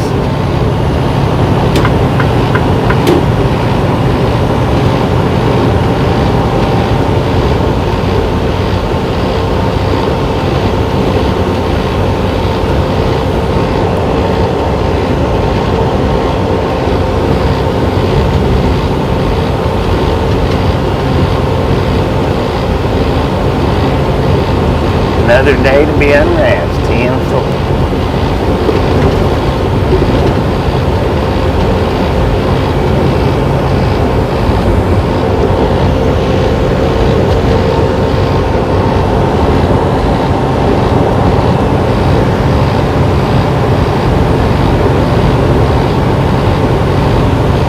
Yeah, usually the most. Well, let me see if I can get this to come out right. I've had loads shift on me a couple of times, pallets fall on me a couple of times. In general, if a load falls forward, or any time that I've ever had a load fall forward on me, it's been from where I've slammed the brakes on for whatever reason that I've had to slam them on. Whether it was because I was following too close, or traffic's come to a dead stop and it took me a second to usually any time that I've had a load fall forward on me is from extreme hard braking. Now I'm not saying that it was stacked good. It was probably stacked bad to begin with, but the hard braking's what caused it to begin with. No matter what the reasoning on how it was stacked or anything like that. And I have had loads fall backwards on me. Not exactly sure, other than, what causes them to fall backwards. I'm not real sure, because, it's just hard to take off with an extreme speed in a fully loaded truck.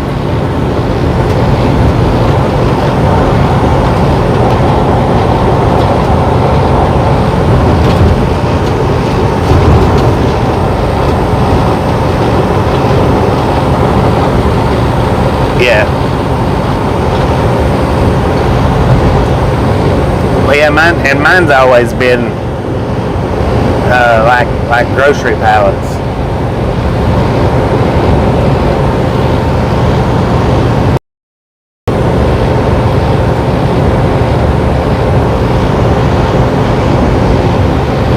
Now I did have a load sling forward on me once before. It was I picked up from a place called, what was it called? I don't know, they done brake shoes, brake pads, stuff like that in Awhile, Tennessee. But it was from, because I slammed on the brakes, and you could actually hear that load sliding up the trailer. Scared the crap out of me.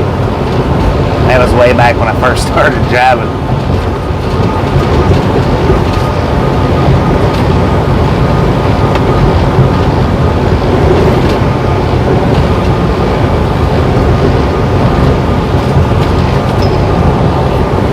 We did have a tote of liquid egg. Hauled it from Iowa to Ontario.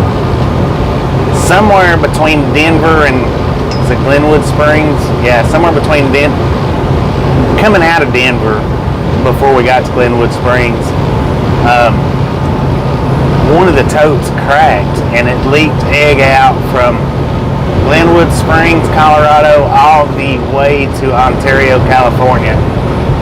When we got there, they rejected the entire load because of that one tote being cracked. So I ended up having to drive that entire load of egg from Ontario back to the shipper.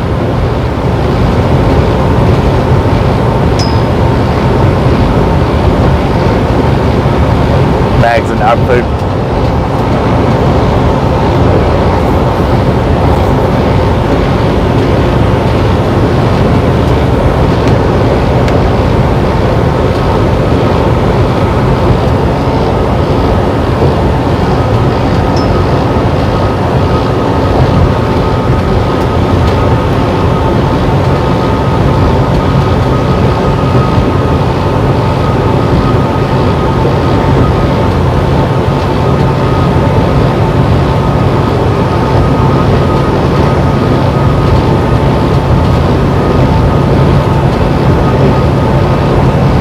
Left the trailer. Watch out. How you doing, Denise?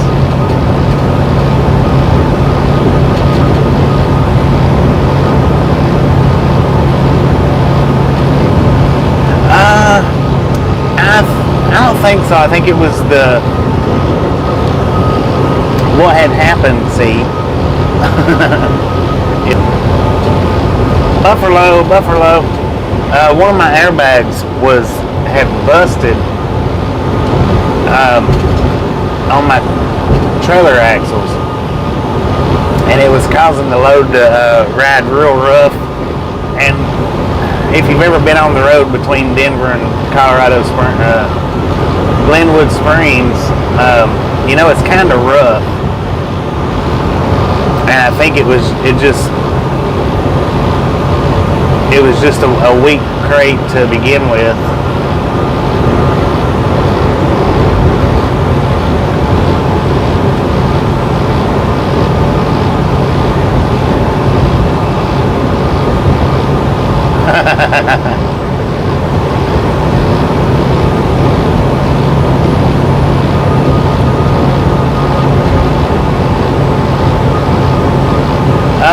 The load of eggs that I had, yeah, they paid me to drive it all the way back. Now, as far as the owner-operator, I don't know how that would work. But yeah, the company did. They paid me to drive them out there, and they paid me to turn around and drive them back because I had to take them. It ended up being almost 4,000 mile trip. I think it was like 3,400 miles. Yeah, at 70 across the Rockies is tough.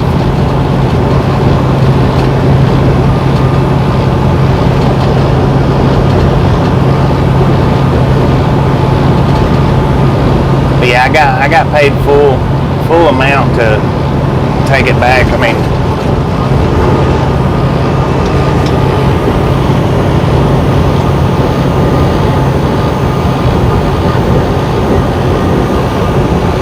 the most fragile load that I've hauled. Let's see, what would it be?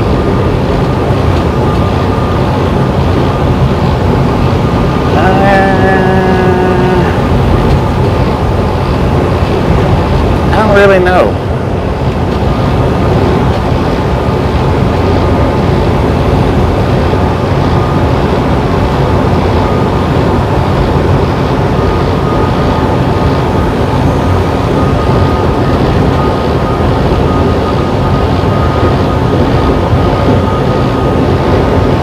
the dishes. I haul every load just like the last load. I don't really pay any attention to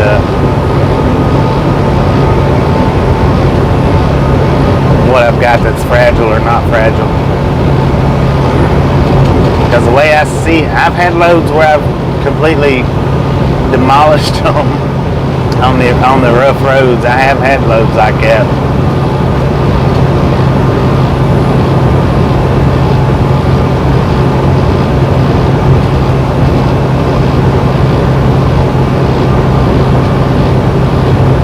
Yeah, now I have had that happen before, quick burn. Hauling empty beer bottles, yeah. And a bunch of pallets be just shattered when I got there. I have had that happen before. That is a freaking mess right there.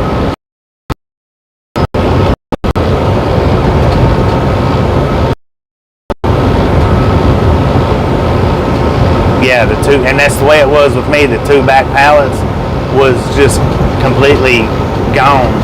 Well, I mean, they wasn't gone, they was on the floor. But the two back pallets was what it was with me. Just the entire two pallets just shattered.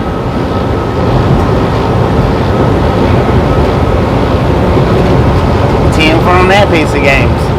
Hopefully they get you loaded up or moving pretty quickly. If not, don't worry about it, because you'll get to rolling pretty soon, I'm pretty sure.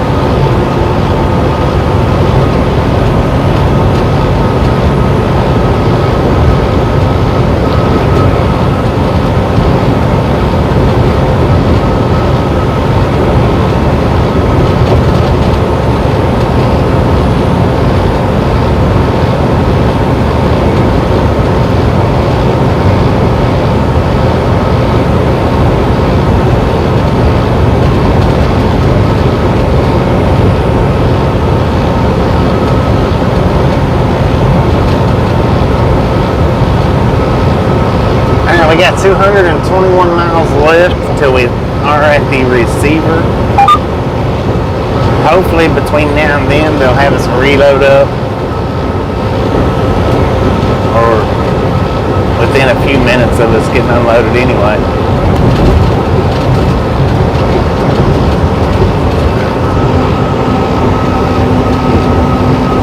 How you doing, Amy?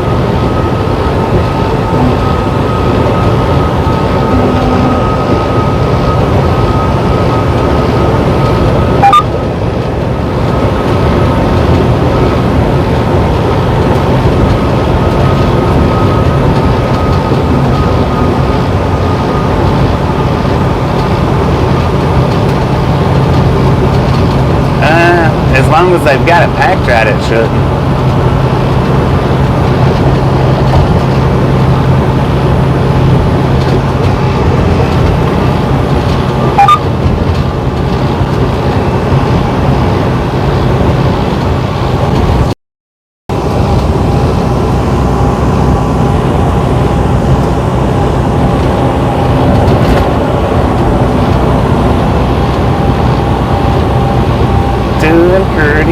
Doing pretty good. Well, to be this early in the morning, you know, doing pretty good.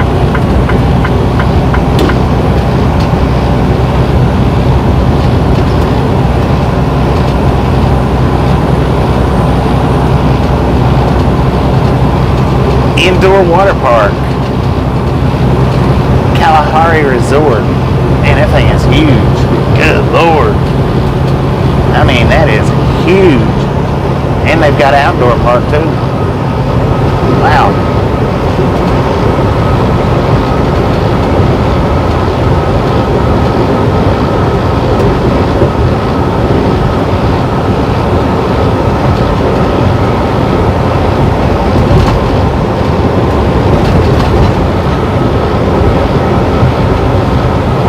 God dang it. I hate when that happens.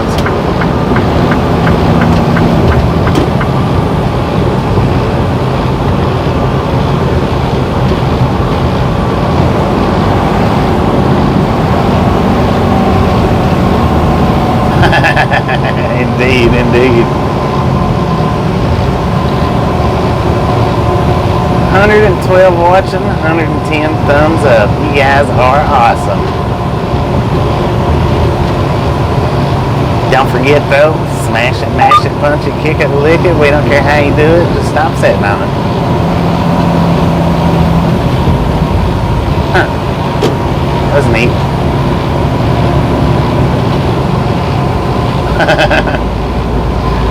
It took a minute to register. Actually, I didn't even see the flashing. It was the sign that said left lane closed ahead. I didn't even notice the flashing up there. Yeah, I was looking at the water park. Exactly. That thing was a monster. I don't think I've ever seen a water park that big. Well, I mean, unless I've seen that one before, but...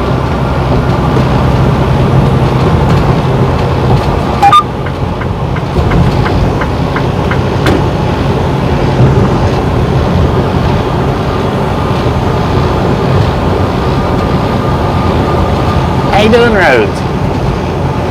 Yeah, we got us an early start today. We got to be at the receiver by noon. We ended up having to do a tire repair yesterday that costed us a lot of time. So I shut down early yesterday, so I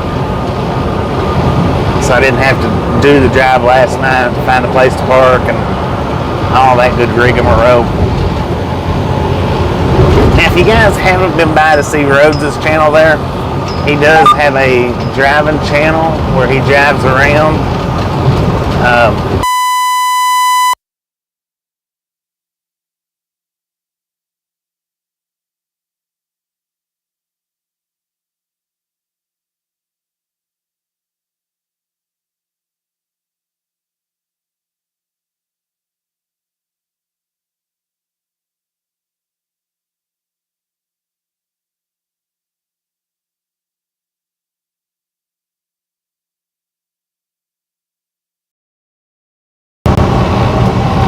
And of course, the mic would go out while I'm sitting here trying to help somebody out.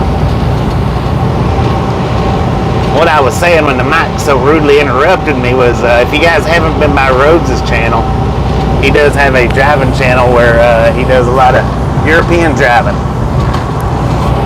Swing in there, check him out, let him know we sent you by. I know he'd appreciate it.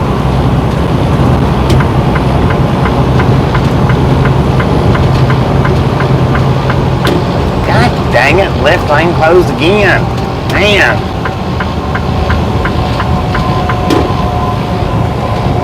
That is Rhodes' channel link. If you haven't been by there, click that link.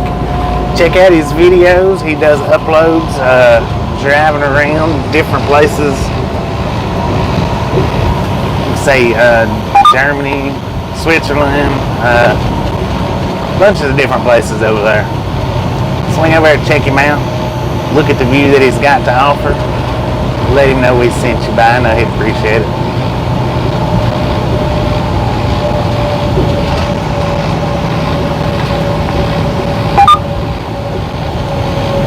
Come to the USA in the next little bit.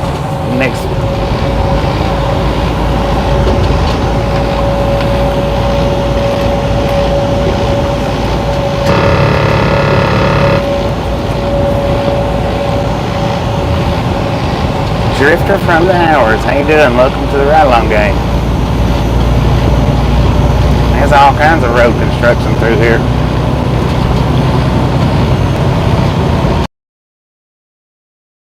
Tell, Brian, never can tell.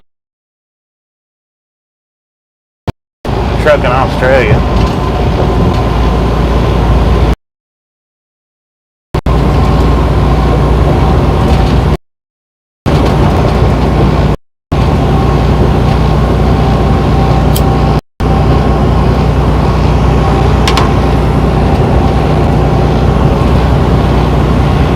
We are running 1080, so we will buffer some here and there. Bear with us. Refresh as much as possible, or when needed.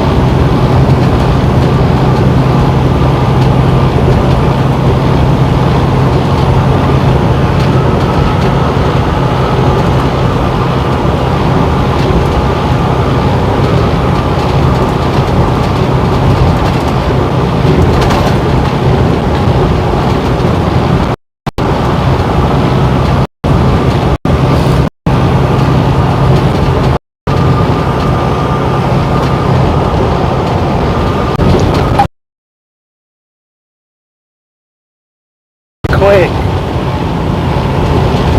Old junk train.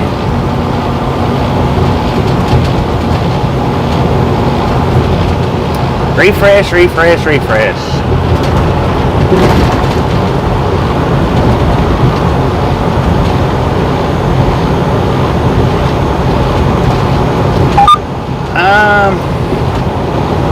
I would say as far as points goes, Love's might be a little better. On account of the Pilot offers the same rewards points that the Loves offers, but you have to use the phone app in order to get the 5 points. Where Loves, all you have to do is use the card. Love Pilot, you actually have to use the Pilot app on your phone to get up to 5 points.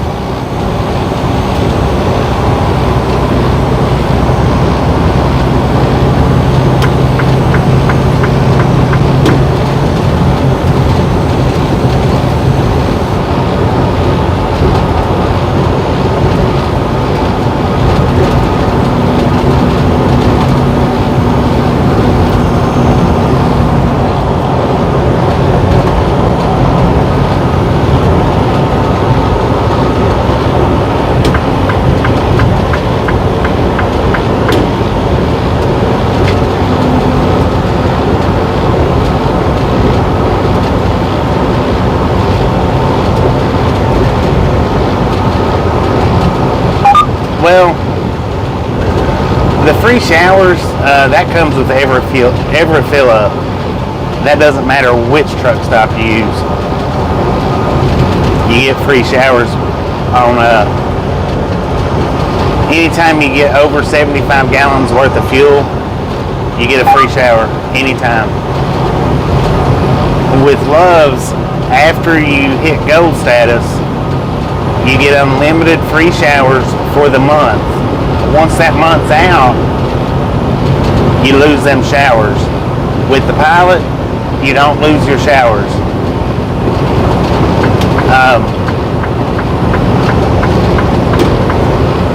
If for whatever reason you gain up 7 showers from a Pilot, them showers stays on month after month after month until you use them up. So there's downfalls and up and advantages, you know, to all of it. far as a coffee drinker, I'm not a coffee drinker, so that free coffee doesn't mean anything to me whatsoever.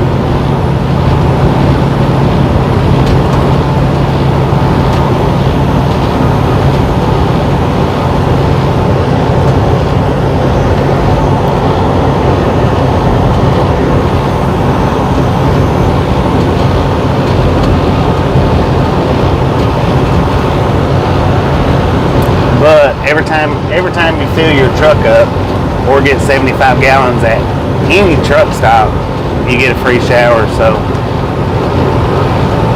Love's ain't the only one that gives free showers away.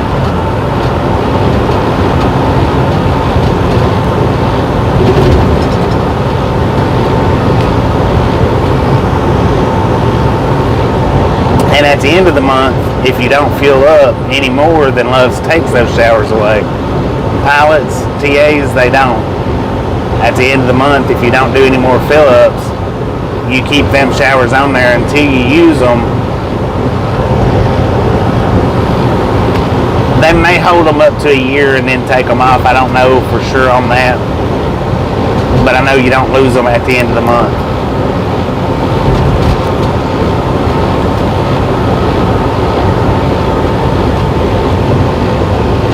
Actually, Petro is owned by TA, so you use your TA card at the Petros. Strange and Trippy, how you doing? How you doing?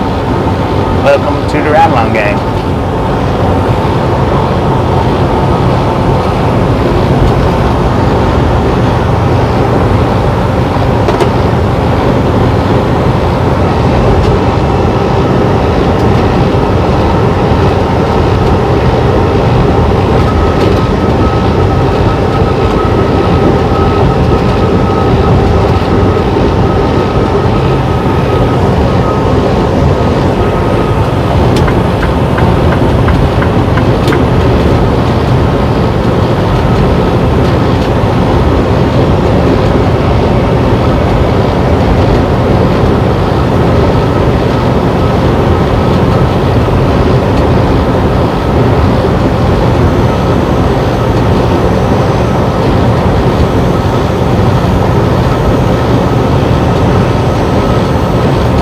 So when it comes to truck stops, their point systems, fueling up and this and that, really it's just 6 of one, half a dozen of the other.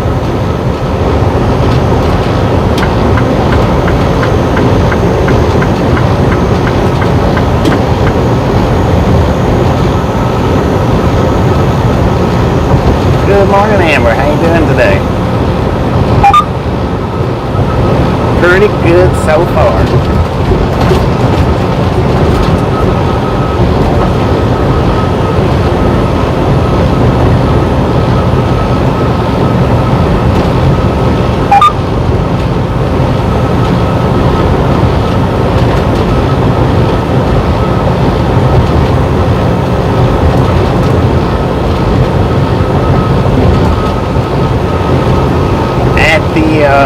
At the Loves and TA, you can use your points to buy anything inside the store. At the Loves and Pilot. Now the TA, their points are a little different on the stuff that they let you buy, and I'm not 100% sure on what they do and don't let you buy, because I don't have a TA card. Never really been one to fuel at TAs.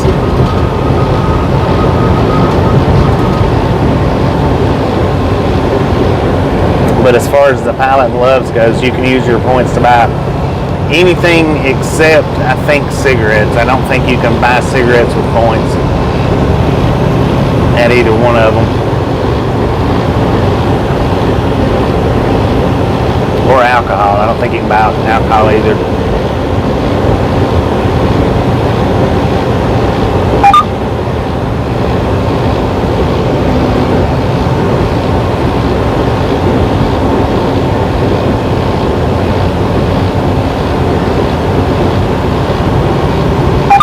$5 plus all your points. 10 more on that.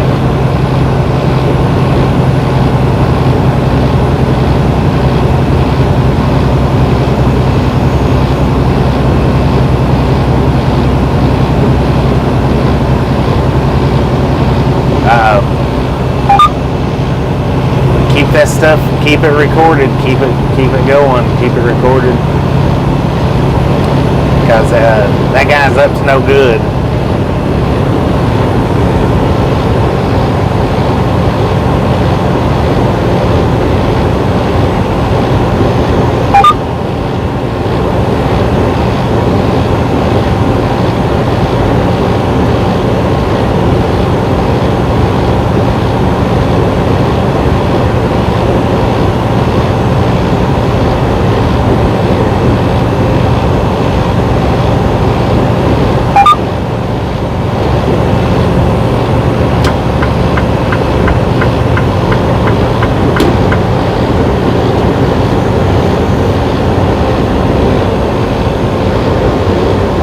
Um, 200 gallons, yeah, that would be over $1,000.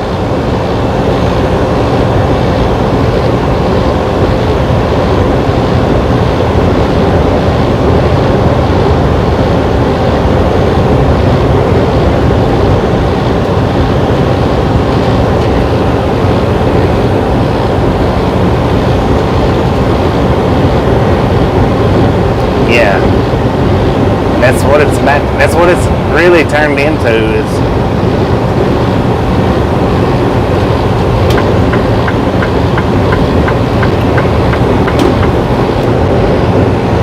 Cat Mom, how you doing?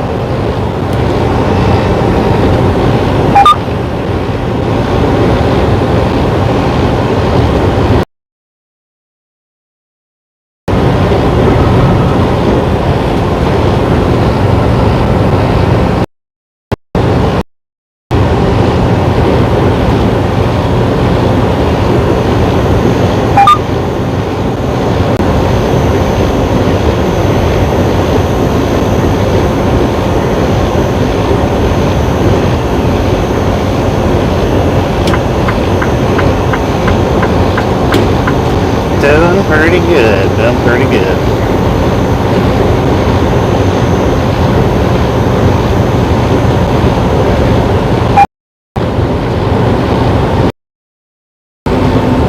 Ten for on that, Glenny. 10 for on that. We do appreciate it. We met up with Cowboy, what was it, about a month and a half ago? How you doing, Anna?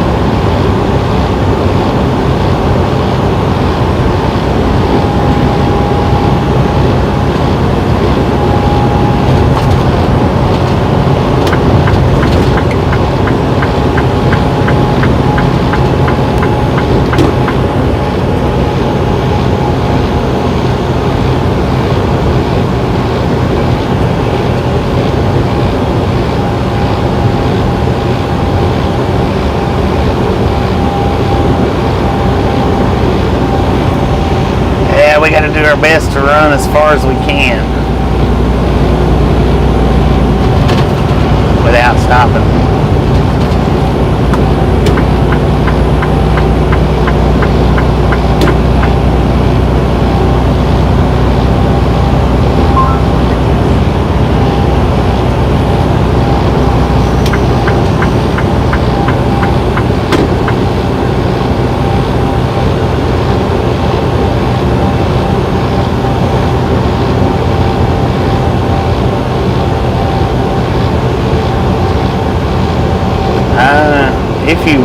If you want to take caffeine pills, you can, but caffeine's 100% legal. It doesn't show up on anything other than as caffeine.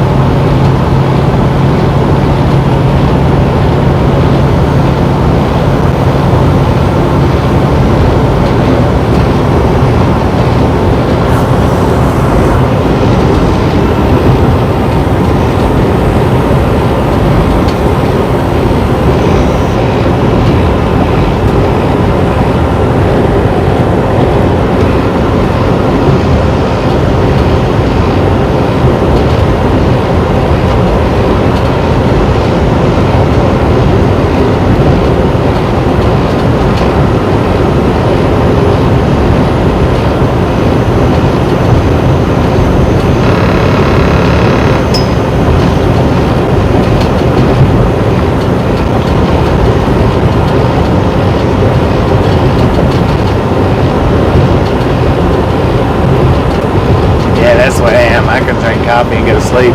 I can drink a Red Bull and go to sleep.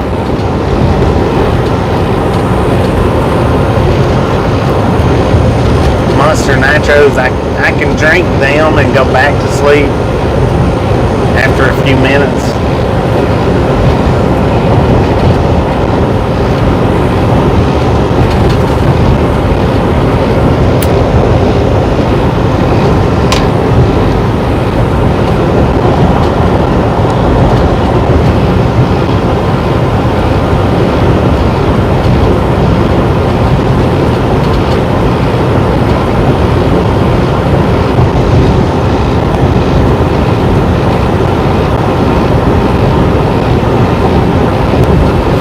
Tires for a living.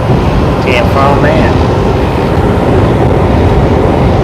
Well,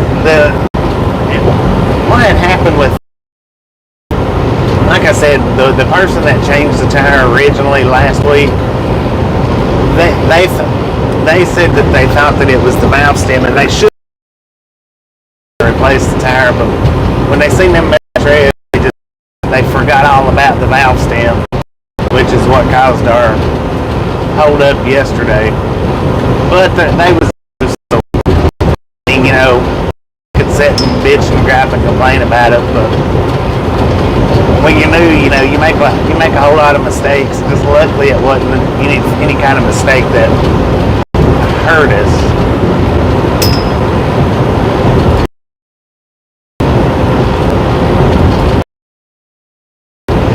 I think it's like, I don't know that it's a coffee mug, but it is. You can put coffee in it, the insulated mugs, to keep it warm, or ice in it to keep it cool. I think it's either 84 ounces or maybe 96 ounces. There ain't no bear sitting in the woods back there, man. Either that or a buffalo.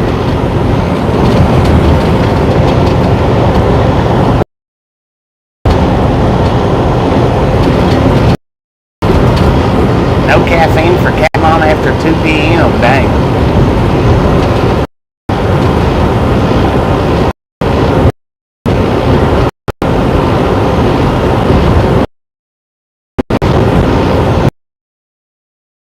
So we're going to be doing some buffaloing around through here.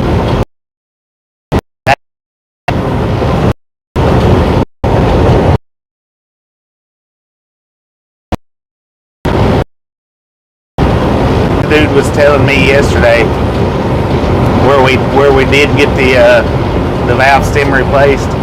He said that anytime that they replace tires, they automatically replace the valve stem, just because. And like I say, they actually was supposed to replace the valve stem on that first go. Just the person was new, and I'm sure it slipped their mind.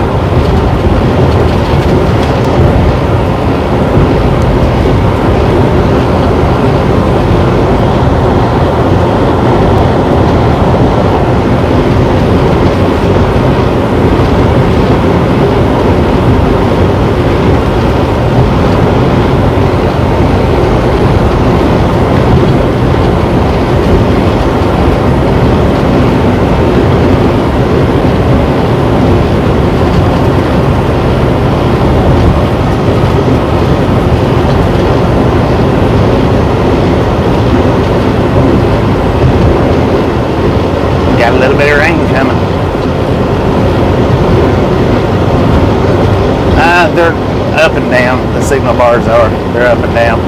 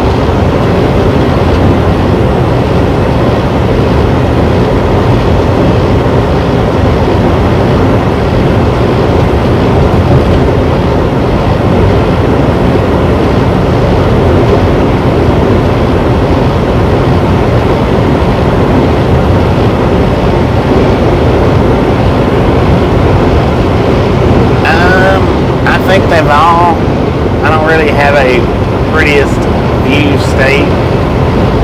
I think they've all got something about them, you know, that's extremely nice.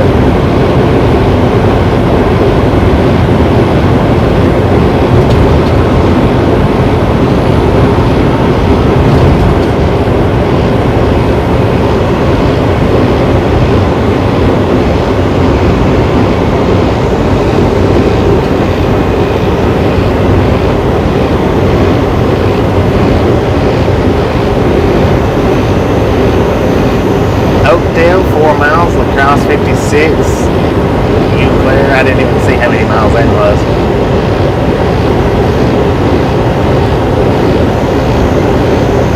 And Tennessee is beautiful. Tennessee is beautiful, but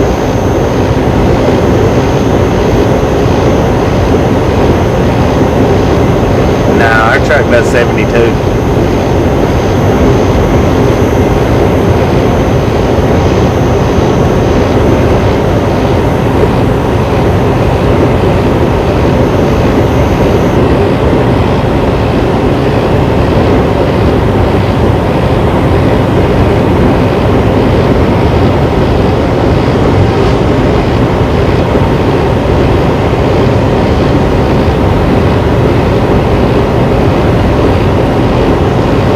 Thank you, James. Thank you.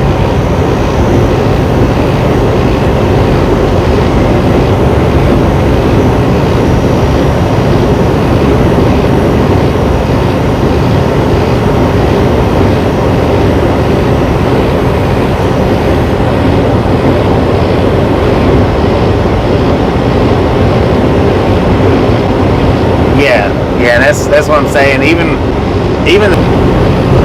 there's something about all of them that looks good.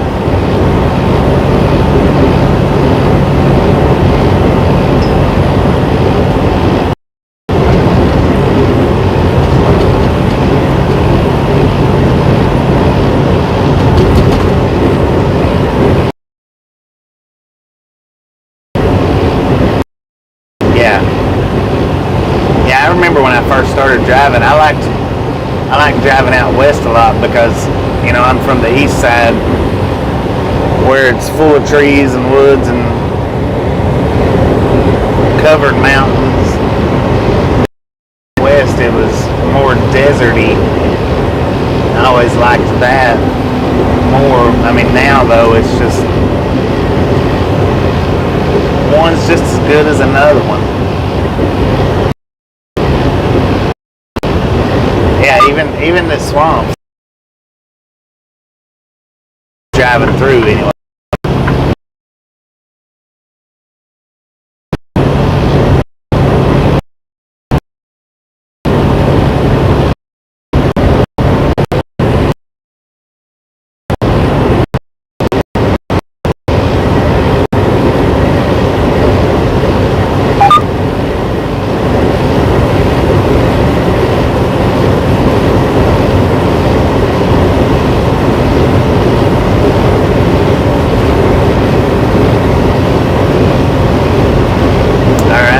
Dropped down to 58 degrees according to the truck out here.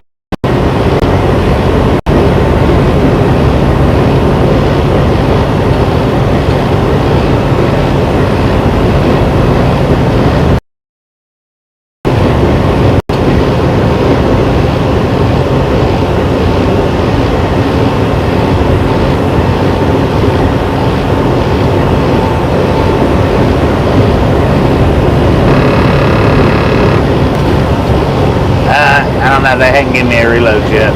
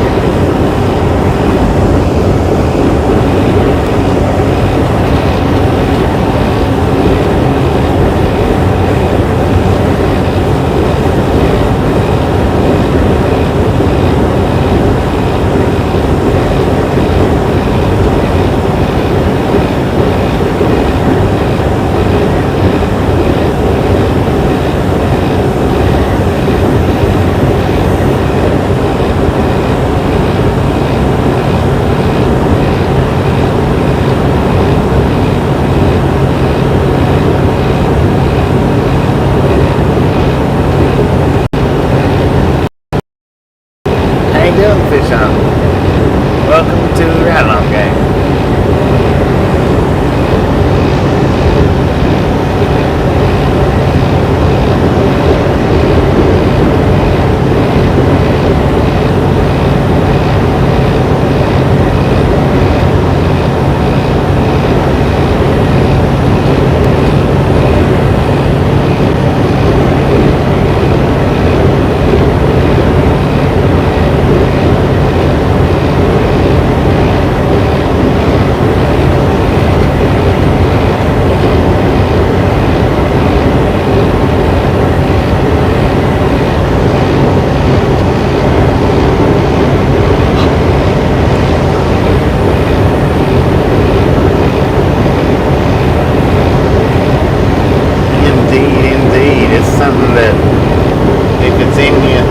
Hard to get out of.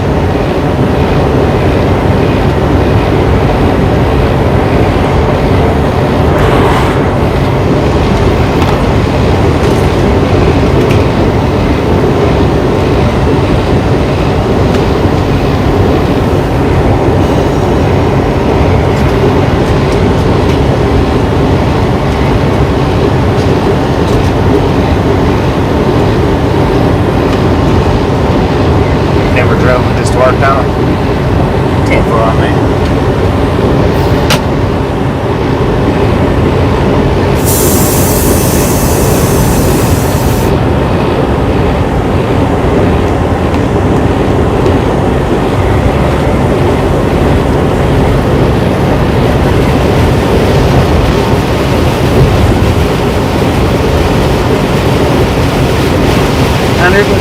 Flight 10-4. Thank you, thank you, thank you. If you hadn't got that thumbs up button yet, just a friendly reminder, smash it, mash it, punch it, kick it, lick it.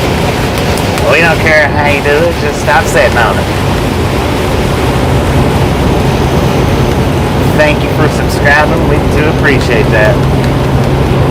On the road to 13,000. So if you got friends that likes this trucking life, or just likes to see from one place to the next, don't forget to invite them by. We got plenty of room on the truck.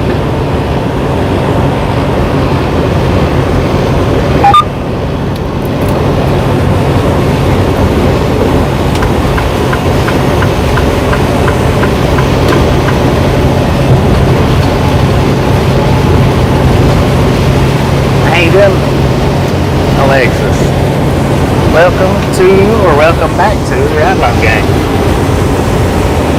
Retired now. 10-4 on that. Well, I think I still got a few more years before I can retire. I mean, I probably could retire right now, but I would have to do a lot of devil's travels penny pinching if I retired right now.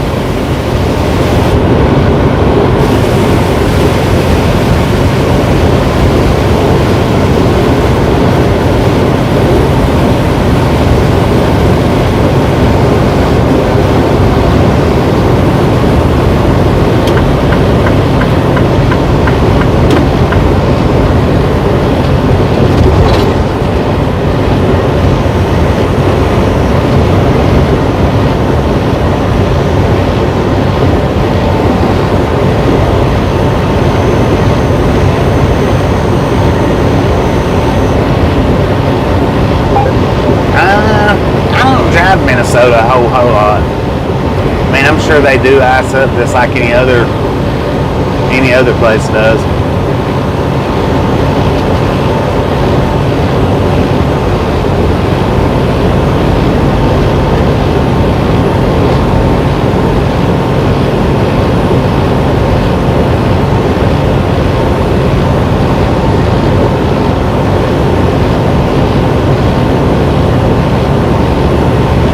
In the Lurkers Lounge. That's an alright place to be right there. We don't mind it. Got plenty of room there as well.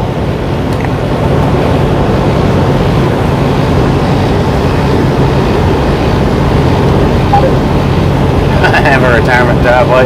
10-4 on that.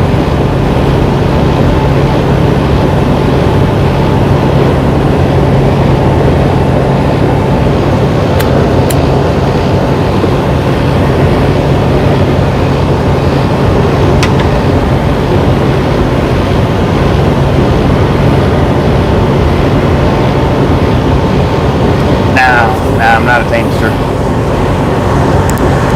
I never have done any type of union work.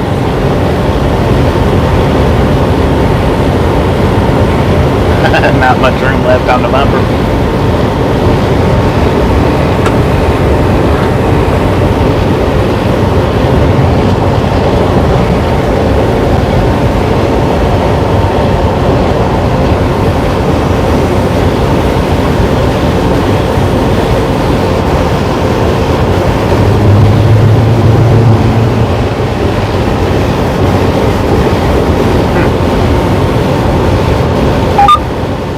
GPS drives teamster.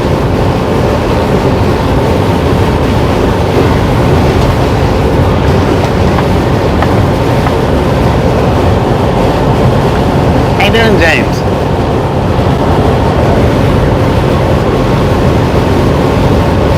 Magnetic Connections. How you doing? Good morning.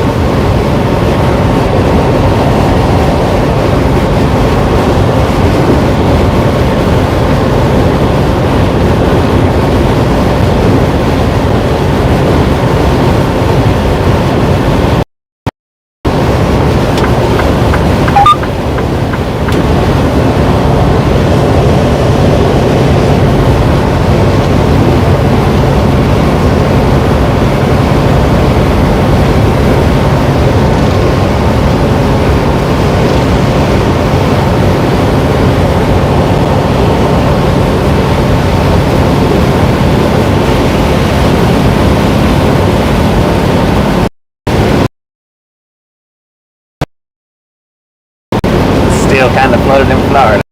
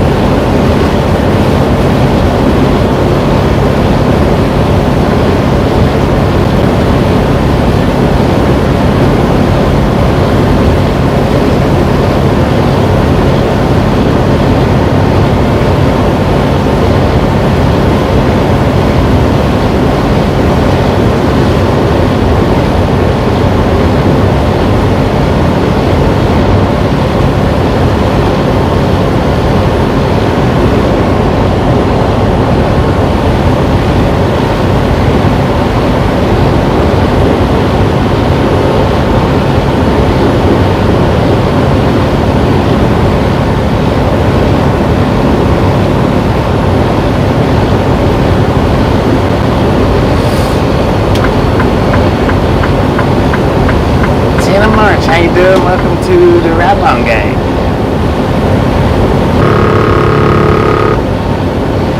Flooded in Victoria, Australia.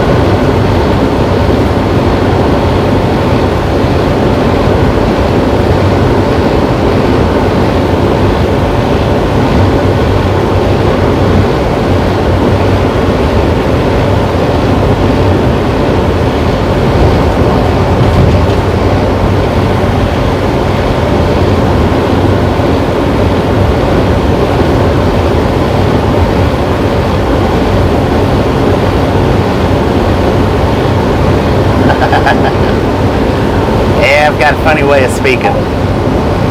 Got that deep southern slang.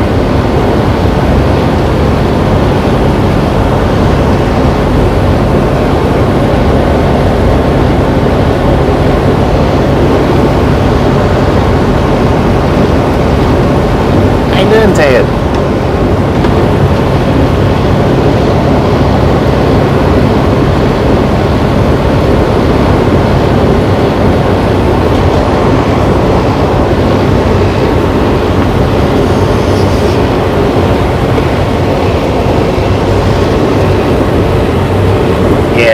We run all the way to the deliveries and the pickups.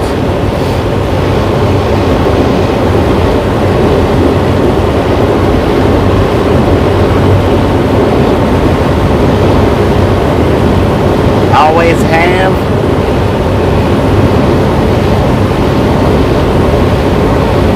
There's only been a time or two, a few times, you know, if we get to a delivery and it starts buffering out real bad, then we'll shut it down. We have pulled into a receiver before where they had it posted all over the front entrance, no cameras, so we shut it down. You know, something like that, we'll shut it down. But in general, we do film to the deliveries or roll the camera to the deliveries, unless, well, we do, and we will have to shut it down after the delivery sometime today, or in between the delivery and the next pickup. But we do film all the way up to the delivery point. Sometime sitting on the door, we'll shut it down, then restart it depending on if we get a load that quick or not.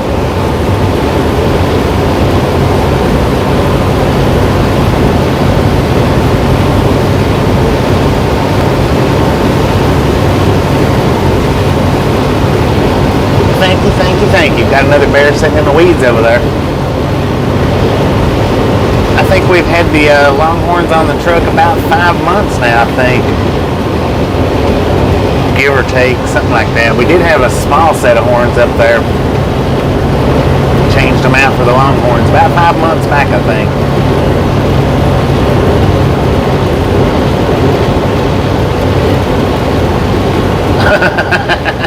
How you doing, cowboy?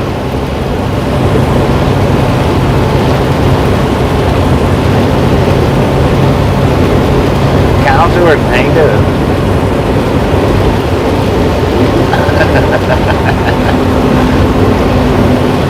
Come on, man. I want over.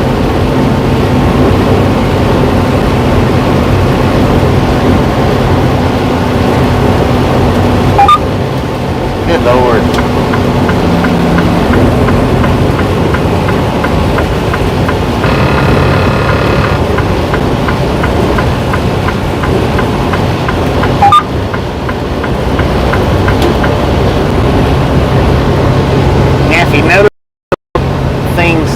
above the door on that truck right there, that is a side mirror. I'm talking about at the top of the door, not the side of the door. He does have the computer mirrors.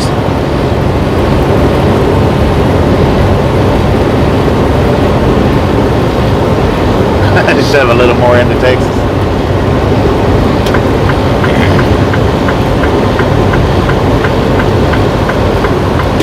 Texifornia,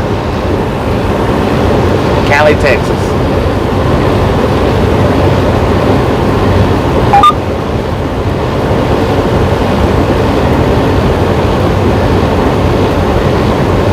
No, Michelle was not.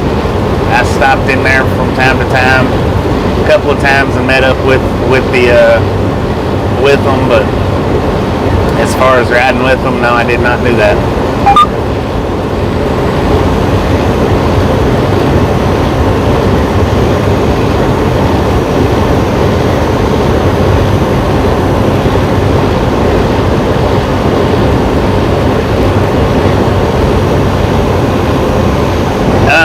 Well, camera mirrors.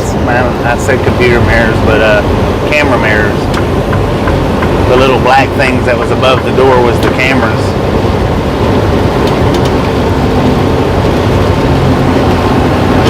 I got a fridge, a microwave, little butane stove iron,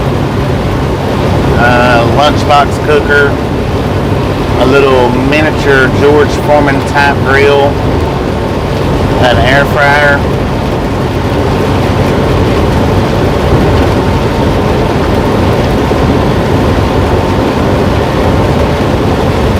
the main fridge has its own refrigerator and freezer compartment.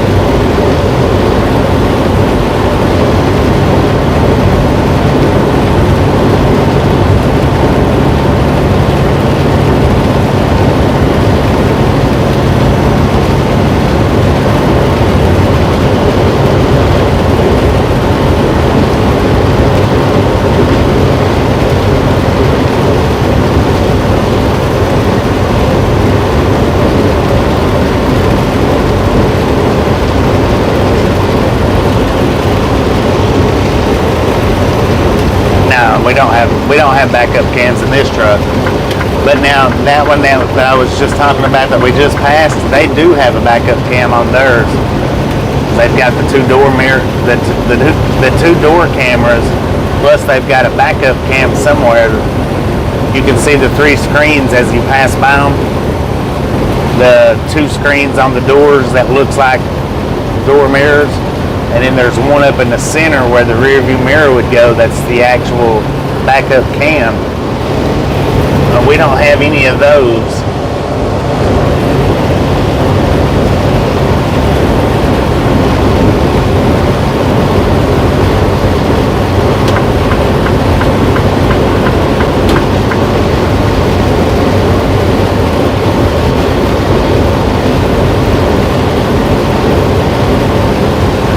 But now I don't have all that stuff plugged up at one time.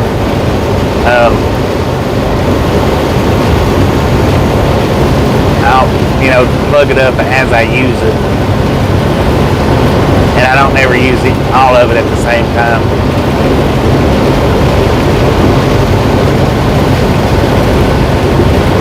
It is a pretty decent inverter though that I got.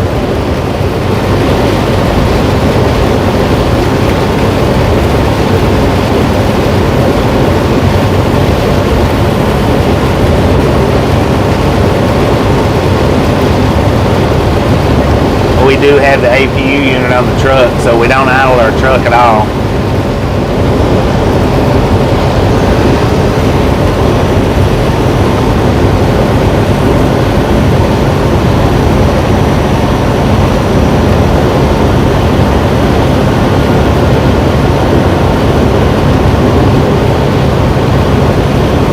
Yeah, I'm surprised more of the companies don't have the all the cameras like that. Maverick, that was the truck that we passed a few minutes ago, was Maverick. They do have quite a few of their trucks set up with those camera mirrors and whatnot. That's one of the only companies though that I've seen that's got all the cameras set up.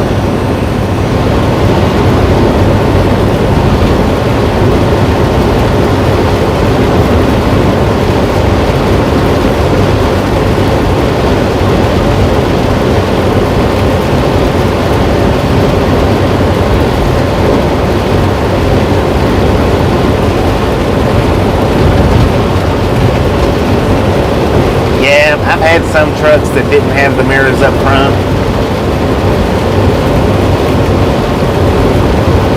I've been, in some trucks where they've just got the passenger side mirror up on the hood.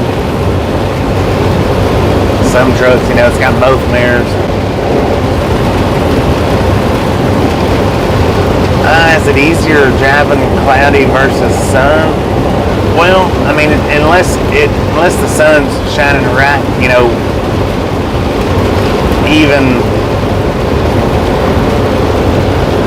even with your eyeballs, I guess is what I'm getting at. Sun's, it's really no different one way or another.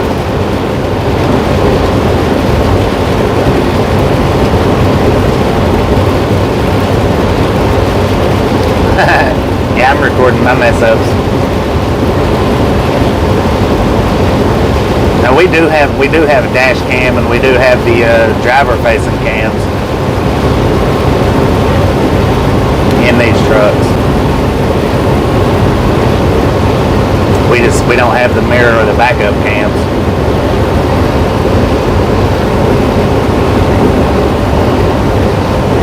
But the dash cam and the rear and the driver facing cams, that's all that's for the company insurance and whatnot.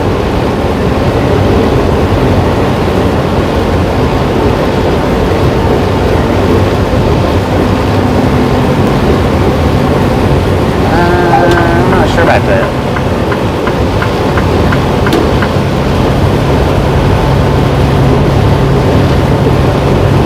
Company benefits, that's what I was looking for a minute ago.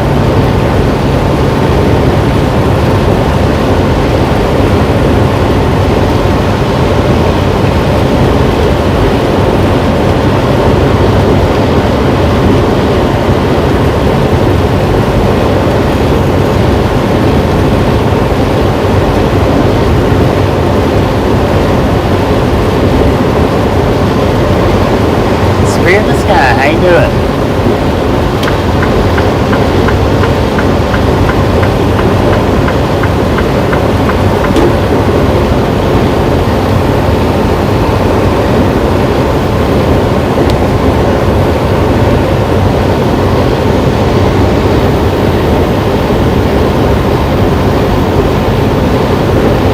Yeah, that's a fact.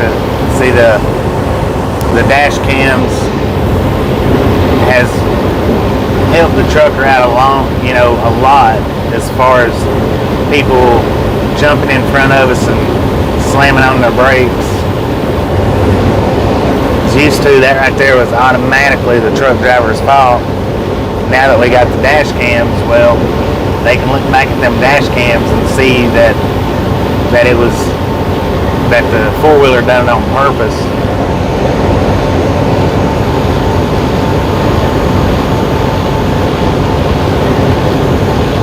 Fender mirrors, I don't think that the fender mirrors are required. I don't think.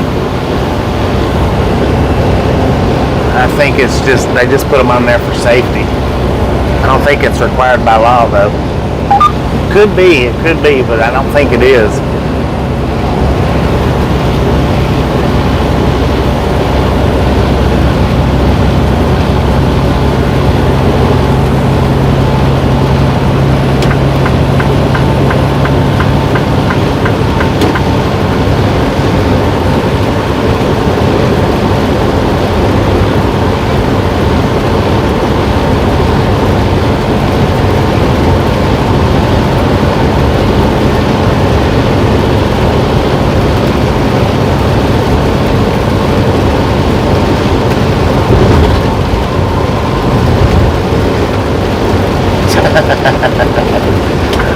sauce on broken skin does burn. It does burn indeed.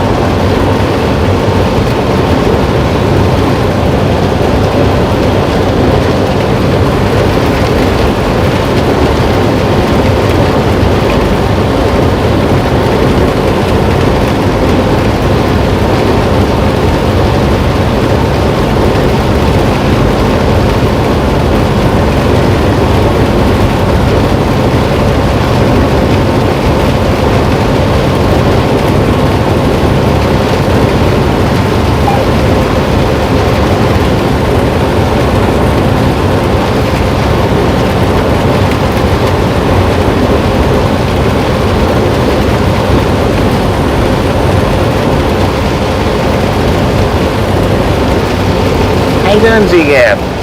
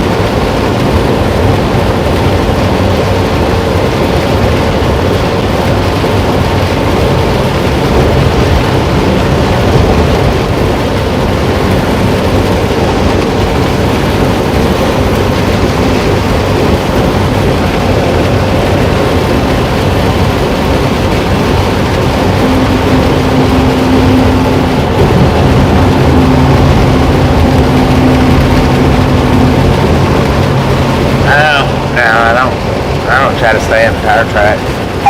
Sometimes I do that, but I don't do it intentionally.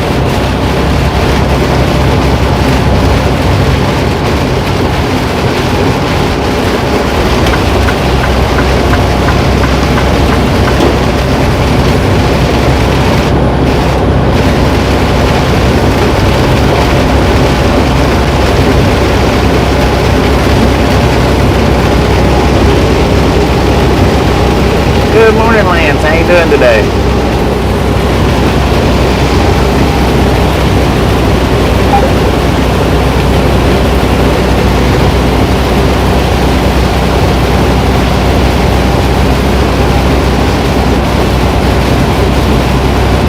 Winter time is approaching.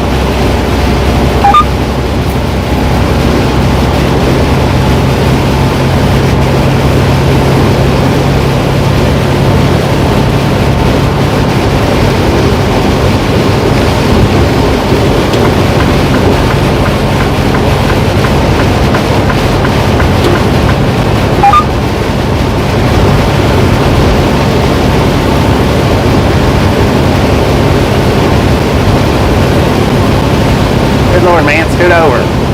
You don't need a lane and a half.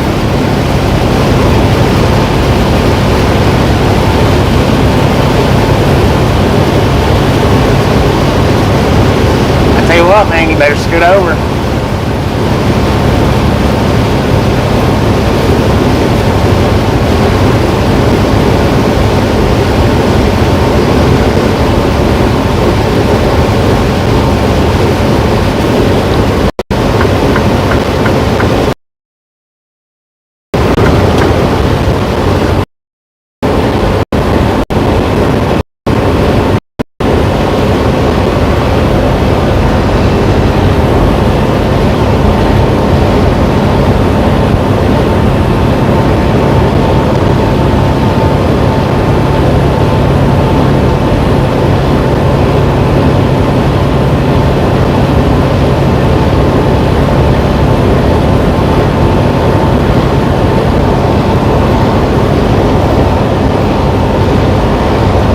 We got 137 miles left till we get to the receiver today. As of right now, we don't have another load. Hopefully by the time we get unloaded, we will. We'll stop the live stream if that's the case after we get unloaded, and then restart it to the next pickup.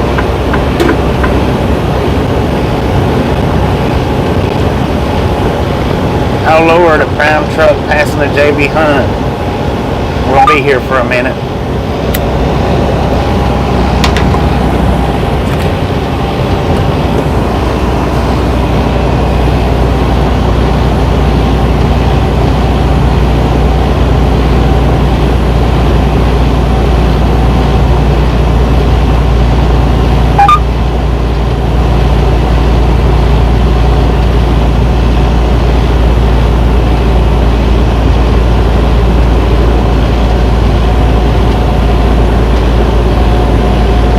Just a friendly reminder, if you hadn't got that thumbs up button yet, smash it, mash it, punch it, kick it, lick it. We don't care how you do it, just stop sitting on it.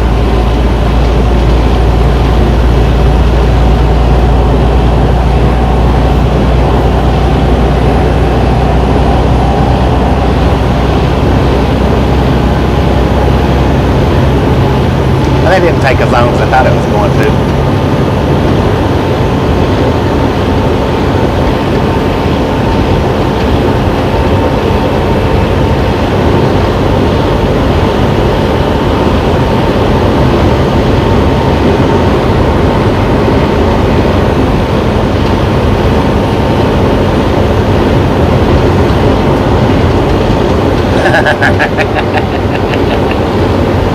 No doubt, no doubt.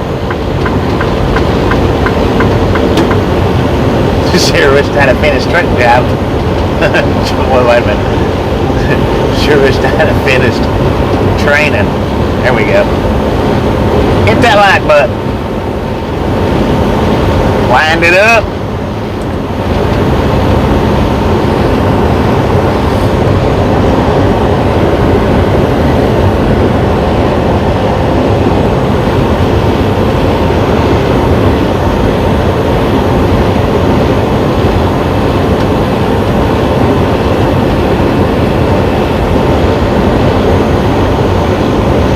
$157 thumbs up. Can we make it to 200 before we get to the delivery?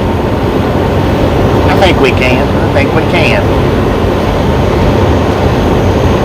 Now, according to YouTube, my viewers don't start watching YouTube till about 6 a.m. So I guess that's why we're having such a slow takeoff today, because we started before 6 a.m. And then plus my viewers just aren't used to me being on this early.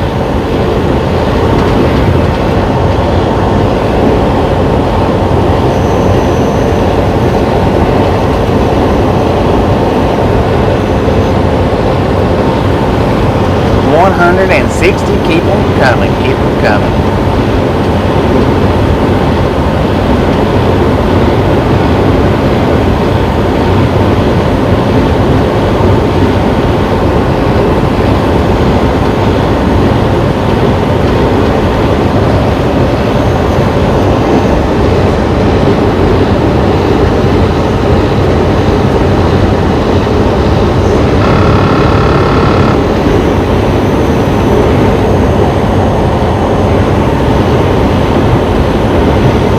Like hiding in the weeds, huh?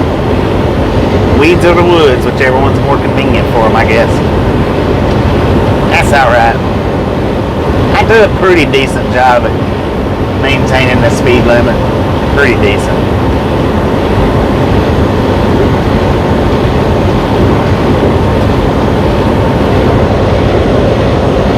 Heck yeah, it is.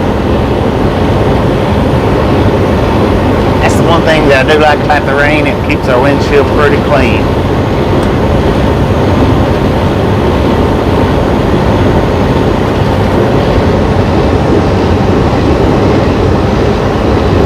Well, how you doing, Kendall? Long time no see.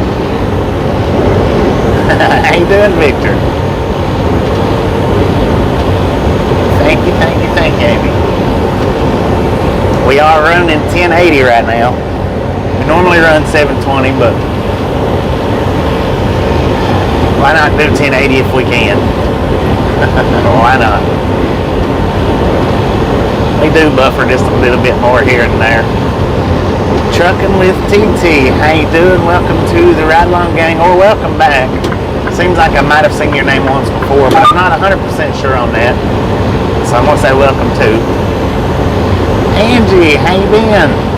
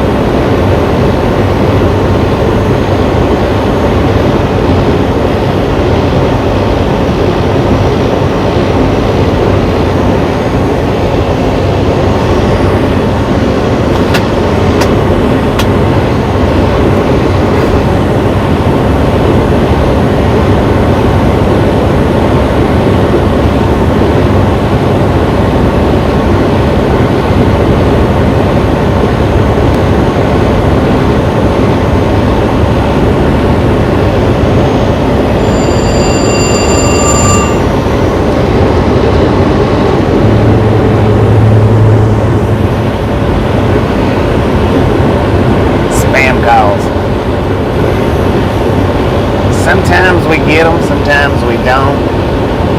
I'm glad they don't ring my phone like they do my mom's though. Man, they start ringing her phone at like 5 o'clock in the morning. And they don't stop till like 9 o'clock at night. Team Evans, how you doing today?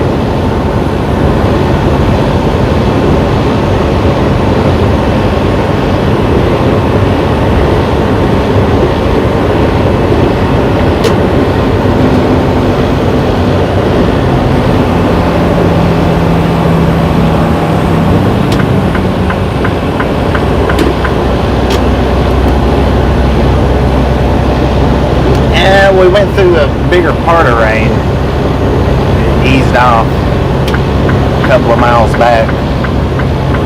It was raining pretty good though, there for a minute.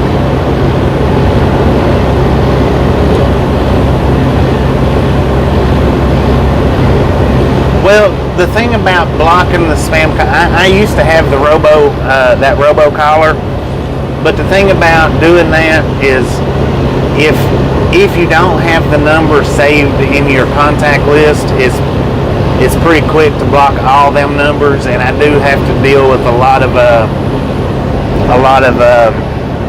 broker calls, which are not saved into my phone, and the robocallers will block them the broker calls. So that's the reason why I don't have the robo blocker still on my phone. Is because I do have to deal with a lot of broker calls sometimes. Sometimes I don't, but some weeks I just have to deal with a lot of them. And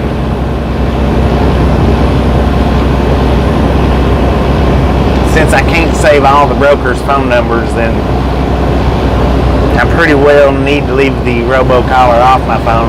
And I can pretty much tell, if it's a spam call or if it's a broker, because usually it'll pop up the city If it's anywhere, you know, in a certain state especially, then I know it pretty well know it's spam. I just hang up on them.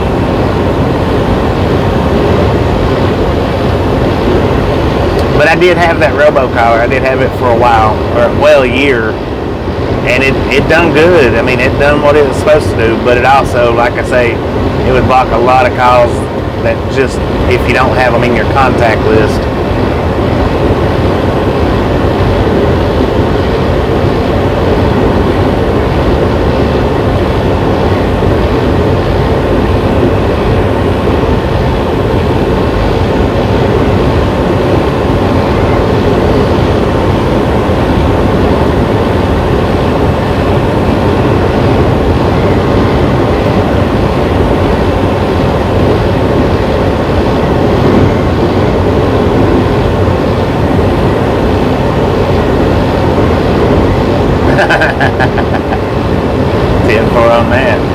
Well, I found though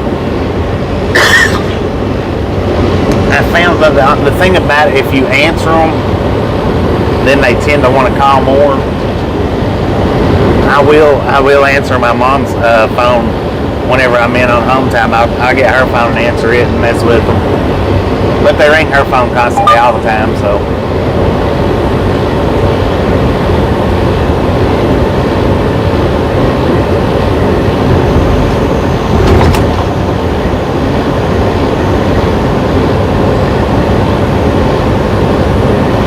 That's what she needs to do. She needs to get rid of that number completely, but she don't want to.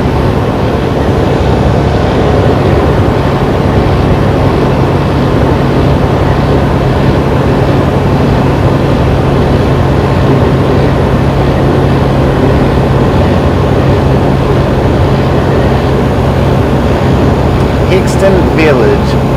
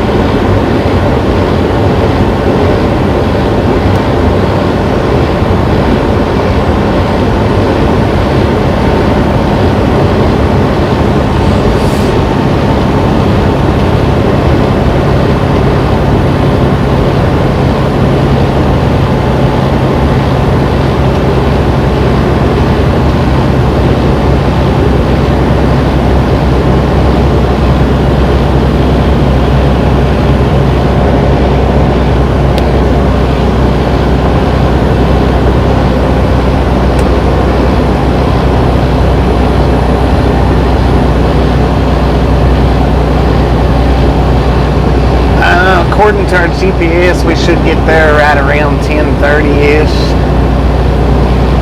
Our appointment's at noon. As of right now, we don't have a reload. Hopefully by the time we get unloaded, we will have a reload. And we'll run this stream all the way till we get to the unload, and then sometime as soon as we get unloaded, we will have to stop this stream, and we'll either wait until the next load to restart, or if we've got a load by then, we'll stop it long enough to send in the paperwork and then restart the stream. We are on Central Time right now. Yep, 8:40 a.m.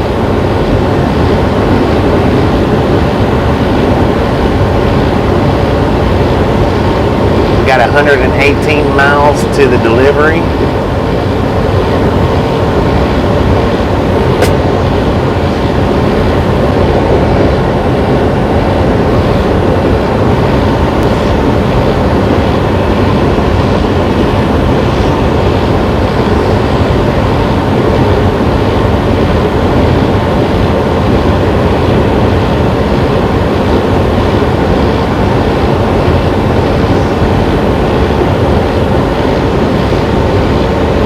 Drifter from the Hours. How you doing? How you doing? Welcome to the Ride Along Gang.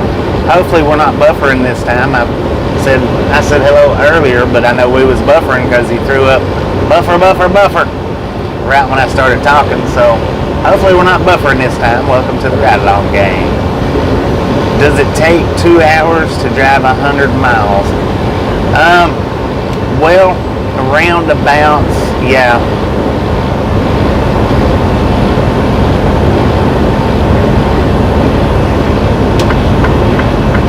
It takes an hour and a half to drive 90 miles.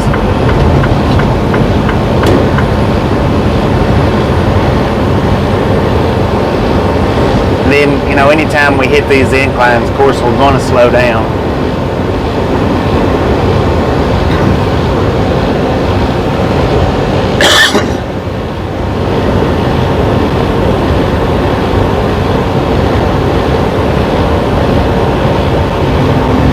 When we get behind these other slow trucks, we're going to slow down for a little bit.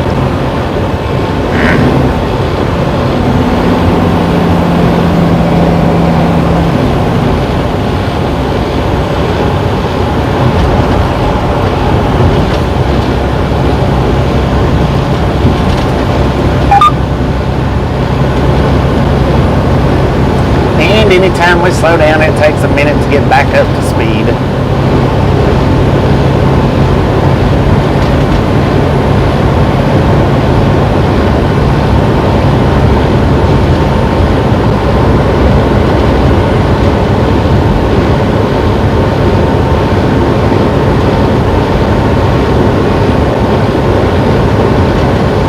Done with autumn cleaning. Welcome back. Susan, did you bring the buffalo with you?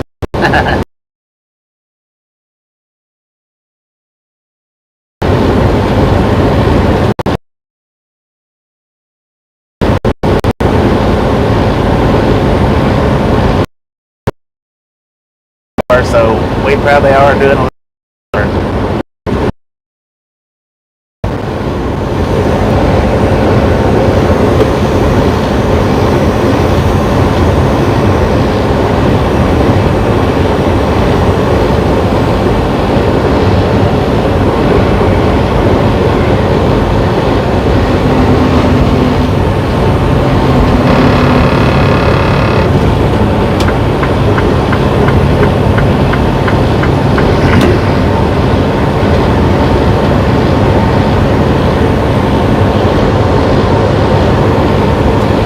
you only need one lane up there. Scoot over.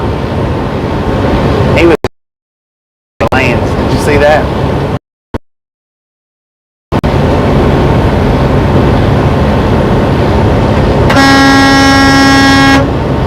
Wake up, FedEx. He's playing on his cell phone. That's exactly. He had his cell phone in his hand.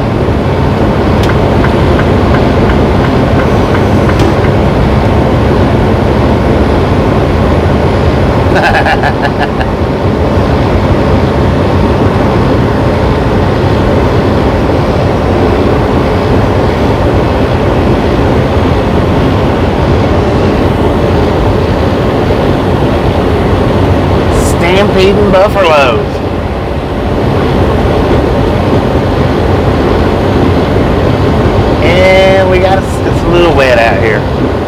bit.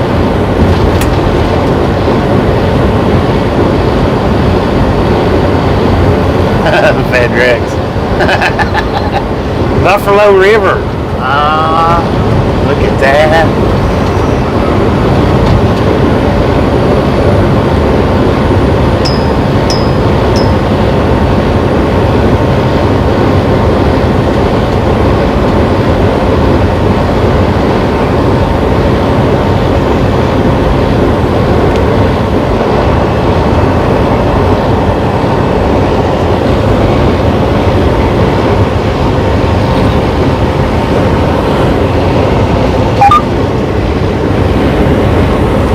Clare County, is that how you say that? You Clare?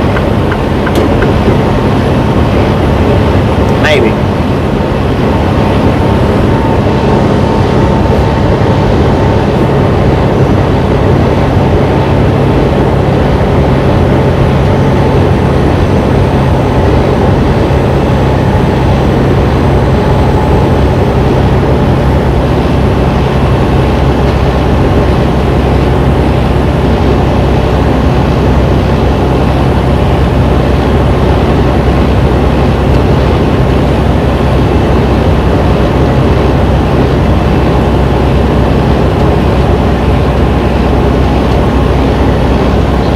This morning, Cheryl.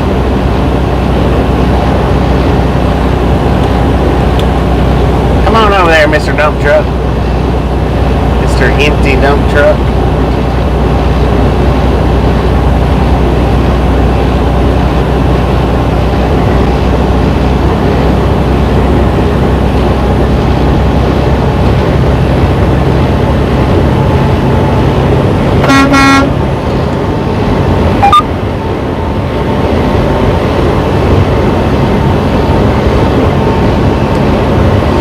Wave back there, Mike.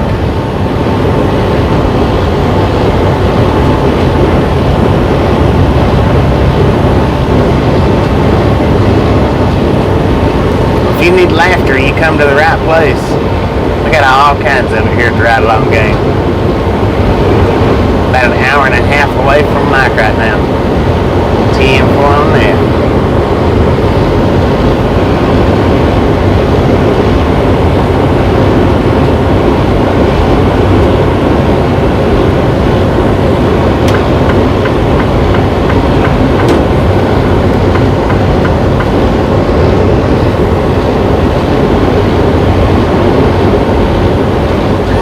Fed up.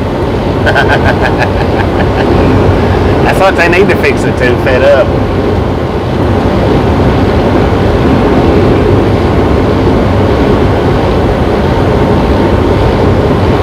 Wouldn't that be so messed up if they actually did when they merged, if they actually changed the name to Fed Up?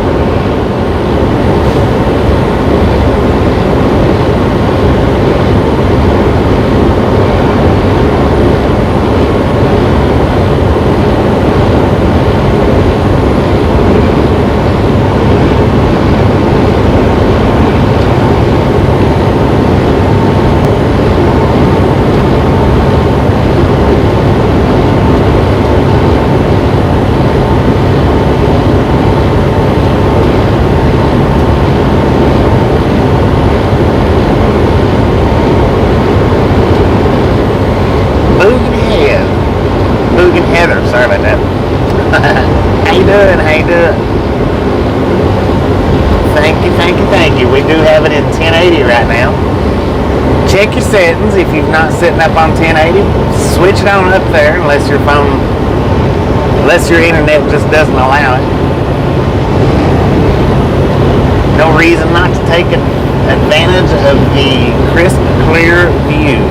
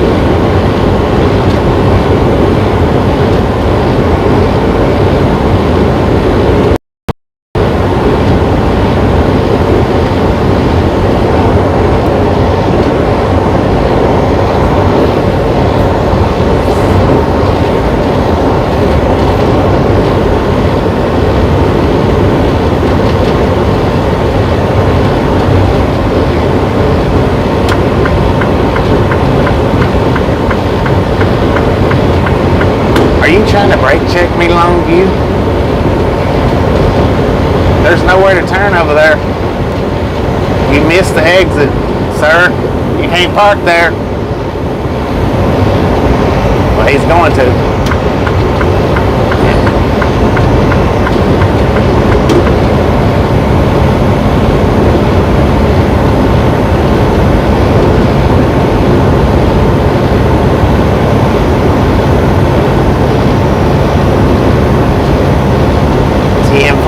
Well, we used to run 1080 before roads, back when I first started the channel, and I dropped it down to 720 just for the buffering side of it. But I mean, we can run 1080.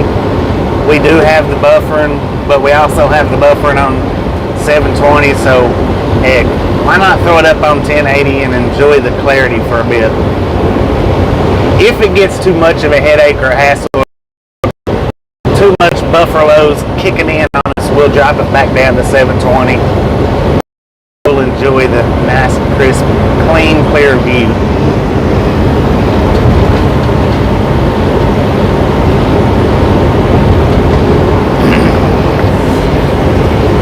Why? Because we can.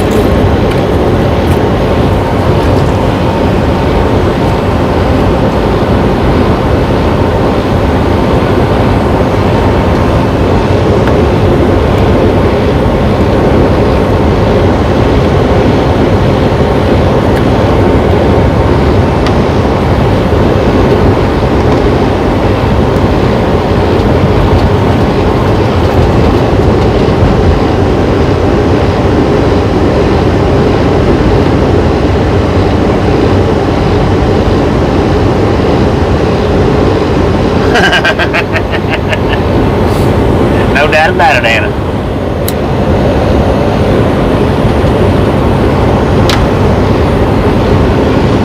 That's like a no trespassing sign is a welcome sign for me. Come on in.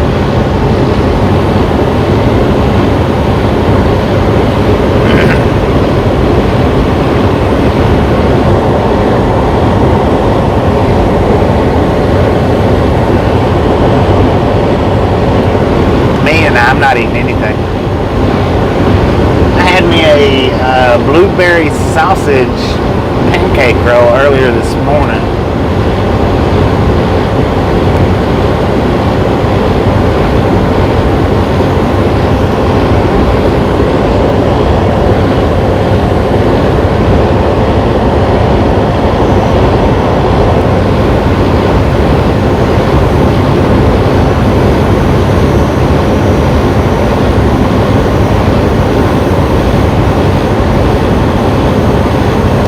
Pretty good. It was pretty good. Would have been a lot better if I'd have got one of the little syrup packets. But the only thing about that is when I do get them little syrup packages, then I tend to spill that syrup all over me for some reason. I don't know why. I don't know if I put too much of the pancake in there and it just I don't know. Yeah, it's comes off the roller section from the convenience stores, you know, which the truck stops where I got it, but it comes off the roller section. It's a roller.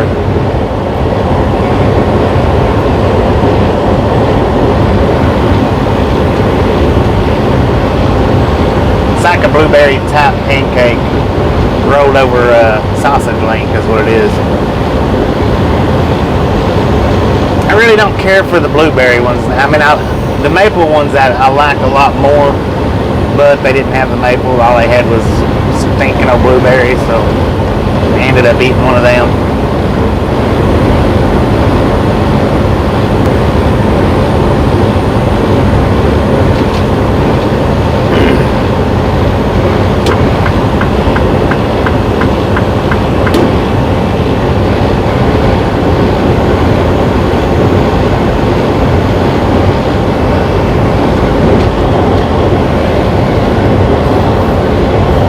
Look at that. We're getting ready to pass the cab over up here. Cab over to the right.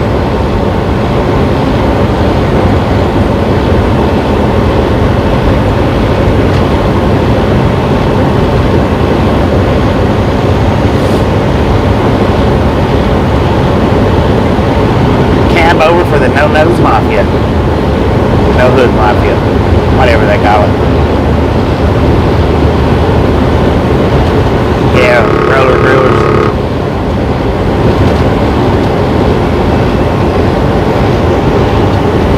It looked like that said Freightliner on it. It's one of the newer ones though. It's not an older one. I mean, it's not new, but it's a newer one.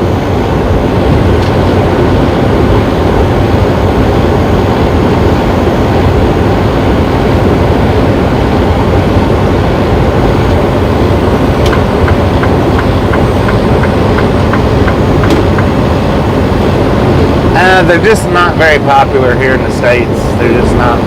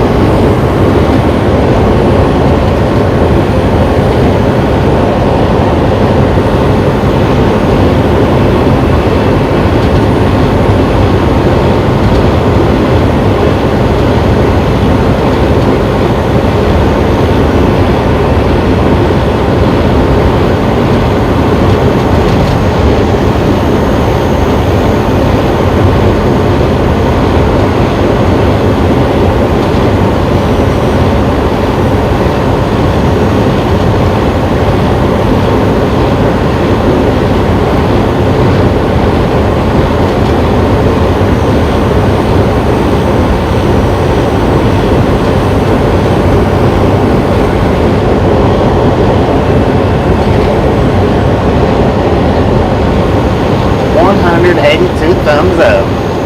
If you haven't got that, you haven't hit that like button yet, don't forget, smash it, mash it, punch it, kick it, lick it. We don't care how you do it, just stop sitting on it.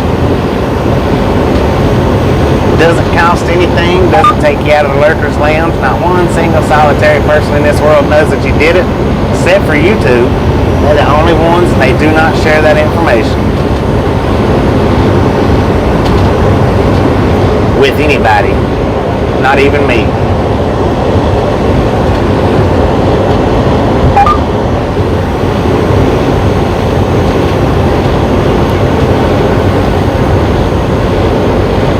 Altoona, Chippewa Falls. How you doing, Bobby?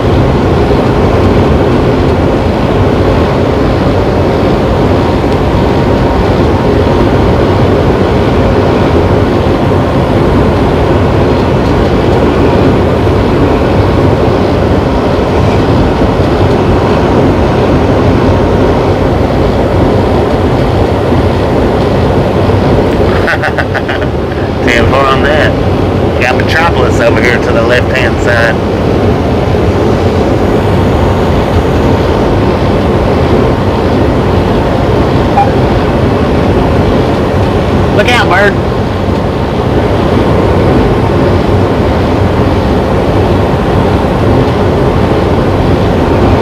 68 miles to the Minnesota state line. Indeed it is. Right there's a 68 yardstick.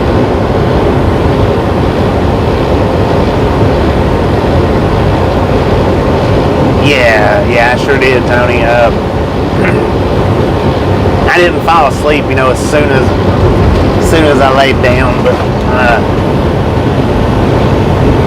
I think I was asleep by probably 11 o'clock anyway. 10 o'clock, something like that. But yeah, most certainly did. Got us. We did complete our 10-hour break. We didn't do an 8-hour break. We done 10. Wouldn't have benefited us to done an 8-hour break though, because we would have only got back like 4.5 hours, and we needed 5.5 to get where we was going.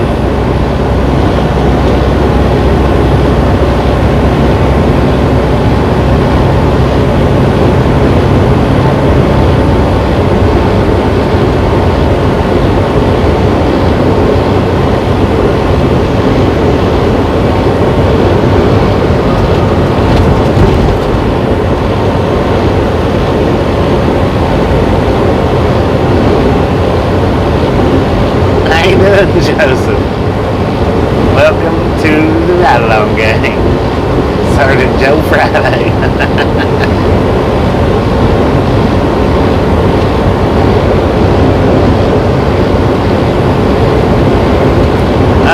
We are required by law to carry paper logs. We run all digital, but we're required by law to have a paper logbook in the truck at all times.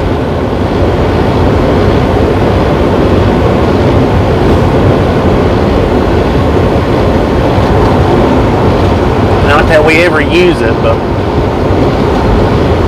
just in case. Which if my ELD malfunctions on me now, then what I do is I've got it on my phone. If the one that's in the truck, if it malfunctions, what I do is I sign off of it and then sign on to the one that's on my phone and use it. No reason in the world to mess with them paper logs if I don't have to, but by law we still have to have them. Buford Buzzard, yep. Crossing over the Chippewa River.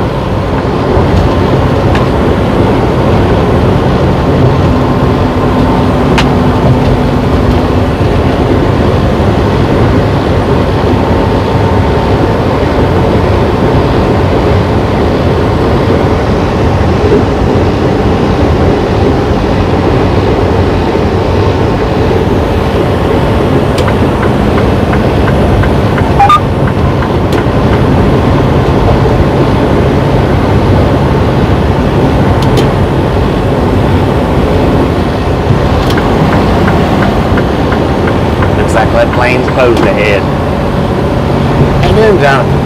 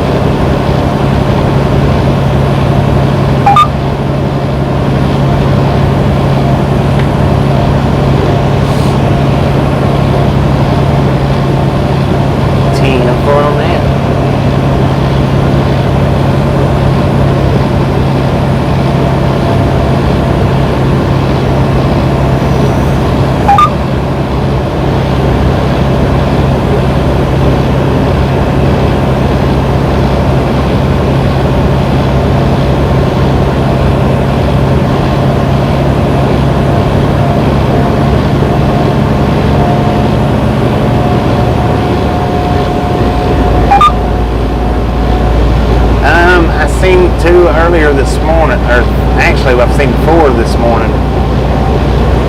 Haven't seen any for the last hours, or maybe the last 40 minutes or so. but I have seen about, I think, a total of 4.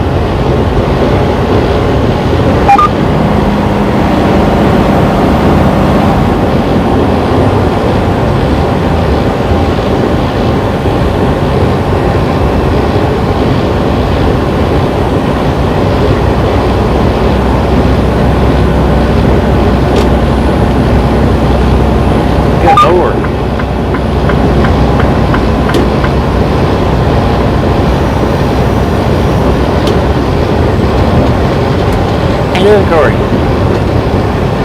We are still in Wisconsin. We had about 60 more miles of Wisconsin left. They are forcing us to zigzag through here.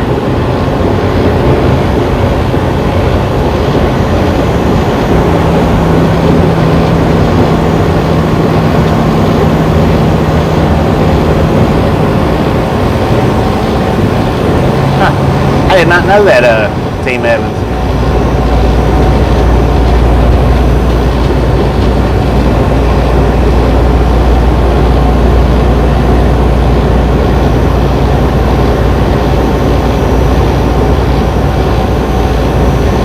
Good morning, Ari.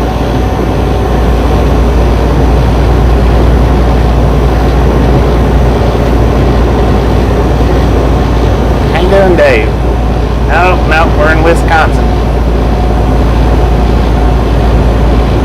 Wisconsin state troopers driving blue cars.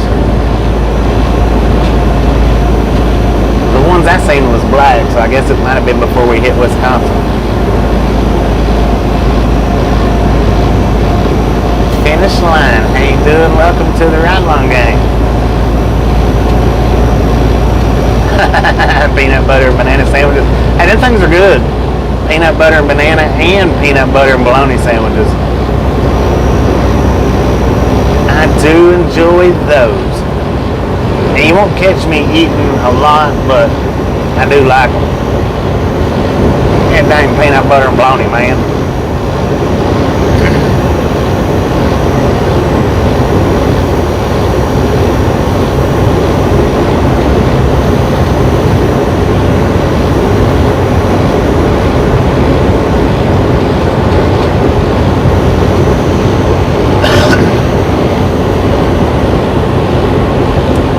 Oh, I bet that would be good.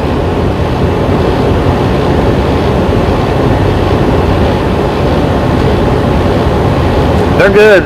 Peanut butter and bologna, peanut butter and banana is good.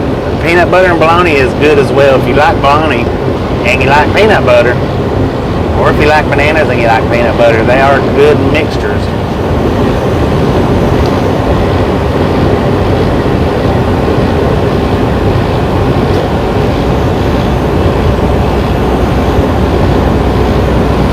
We are about 83 miles from our delivery. As far as I know, no reloads yet. Oh, did we get 200?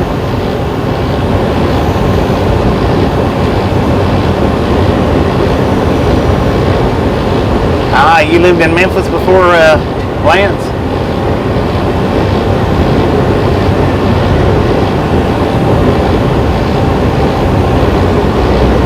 I've never had fried bologna on peanut butter, but I don't know, that's interesting. Alright, look at that. Boom. You guys and gals are awesome. Thank you so much for 200 thumbs up. We really do appreciate it. Some popcorn, enjoy the rest of the ride. Yeah, we pretty much, we're not 100% live loads and unloads, but we pretty much are around 95% live loads and unloads. Brother's a state representative there. Tip on that. Well, you know, I am from Tennessee. I just live on the opposite side.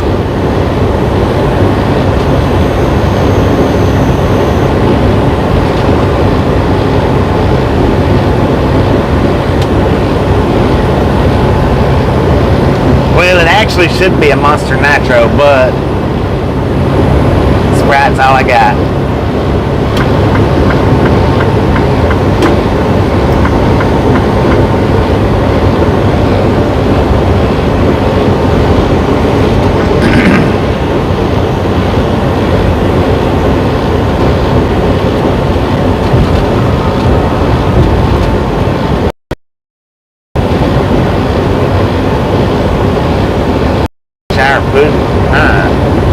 Not real sure about that.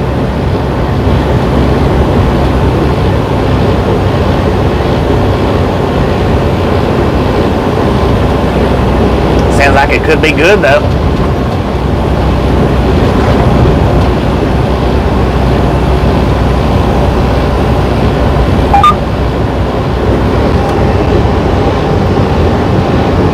Fried bologna and chili. You know, that right there sounds like that could be freaking interesting. I may have to try that Scooby-Doo.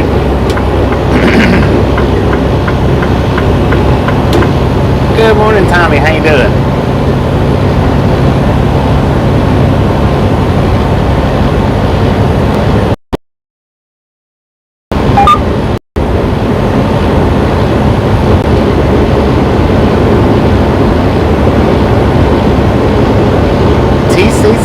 Good morning, welcome to the Ride Along Gang. How you doing? How you doing?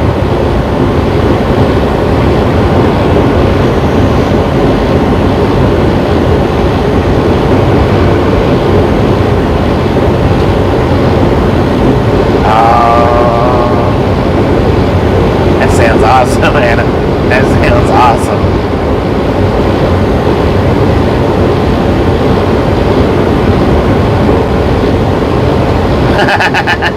Gary's checking out to see if air fryers will make biscuits. Let me know how that goes.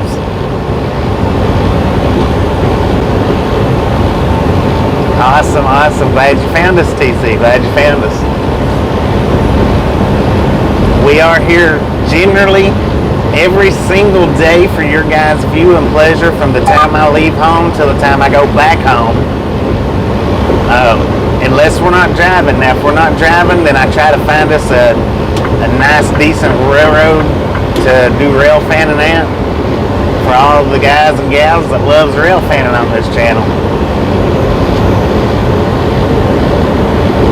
Unloading in El Paso, so you about to go home, ain't you?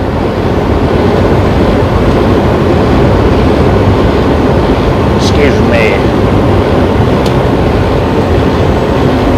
Way station 5 miles ahead. Let's back her down, man. Get back over in this lane.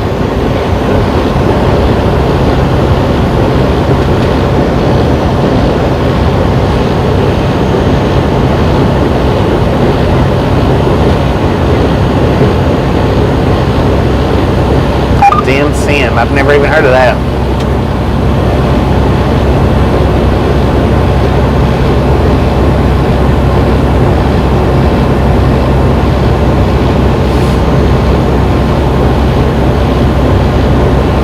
I went and got me a brand new air fryer while I was on home time this go around. Now Gary, when you say that you're doing the biscuits in the air fryer, is it canned biscuits or homemade biscuits?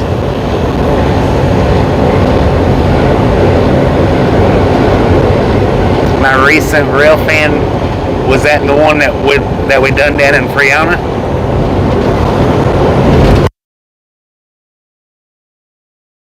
A little bit more buffering this time than we did last time we was there.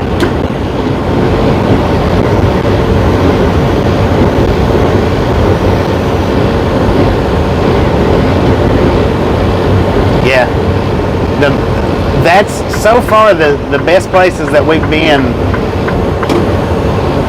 to do rail fanning for this channel. The two best places that we've been has been Amarillo, Texas. Now the last time we was in Freona, like I said, we buffered a lot compared to the previous time. But I did find us an area to move to next time we're down there. I forgot about the scale already. Scale is posed. From that, appreciate it. I tell you what, that Yorkshire pudding, the way Andy described it, that sounds good. I would love to try some of that.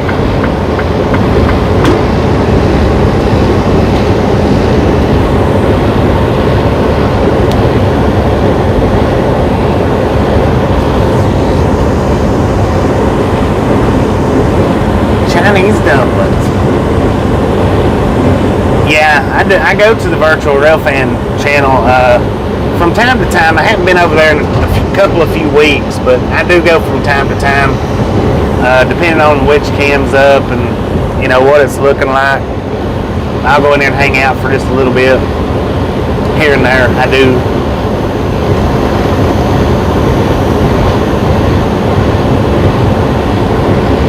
It's hard to catch me in them because I don't really talk a whole bunch, because it's hard to get them guys to talk back to me. So I don't talk a whole lot when I go in them, a little bit here and there.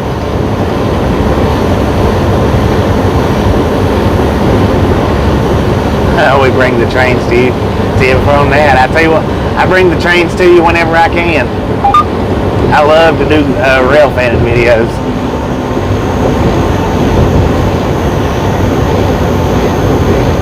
Especially if we're at a good busy spot like Amarillo or Friona.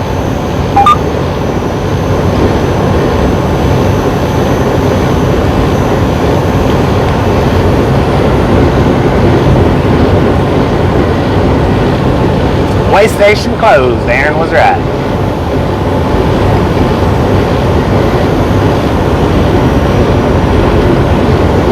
And it don't bother me a bit, to pull up alongside the tracks like that. And I can actually do the overnight videos because it don't bother me to sleep around the trains.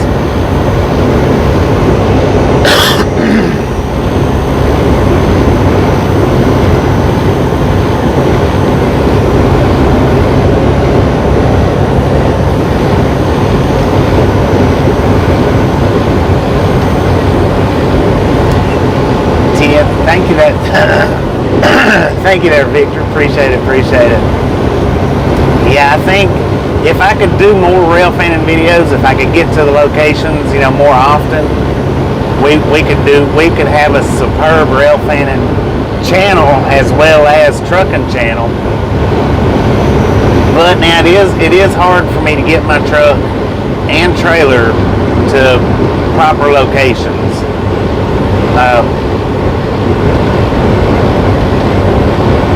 But yeah, indeed, we do when we are able to set up at a good, nice location. We do have a good railfanning stream going on because, well, everybody talks and I talk, and I don't like to toot my own horn. Yes, I do. I do appreciate it though.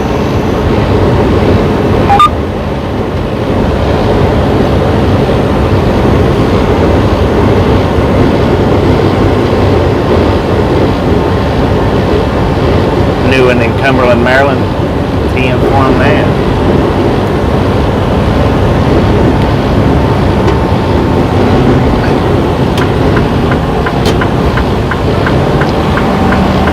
Alright, now I seen a Hardee's sign and I see a Love sign. What I'm going to do here is I'm going to swing in, because as of right now we'll get to our stop at 10:30, which is an hour and a half early. Yeah, I'm going to stop in here and I'm going to grab me some breakfast. Sausage, egg, and cheese or something from Hardee's.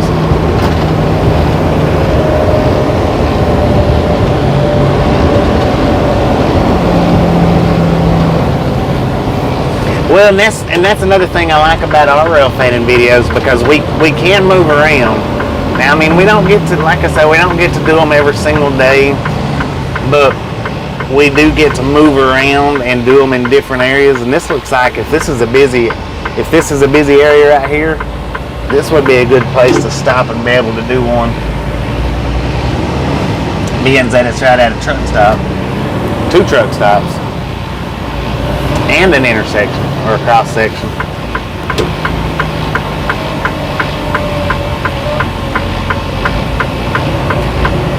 Hopefully they don't take forever getting us a biscuit here.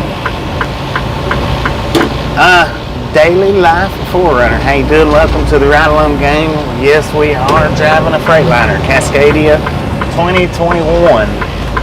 We got 232,308 miles on this thing. We are due to get a new one in a few months. Now I don't know exactly when, but somewhere around the 280,000 mile mark is where we're due to get a new truck.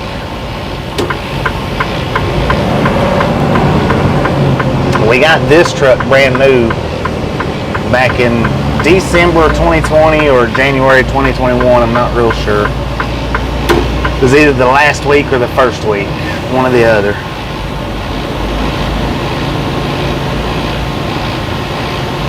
Yeah, less truck stops are good. They're generally small though. I don't really, unless it's early, I don't like trying to get into a Love's and parking unless it's early in the day, because they do generally have smaller parking lots with fewer parking spots. But now, if I had my choice, which I don't, I have to fuel where the company tells me to. They don't tell me which ones to stop at, but I do have to stop at Pilots and Flying J's. But I can stop at any Pilot and Flying J that I want to.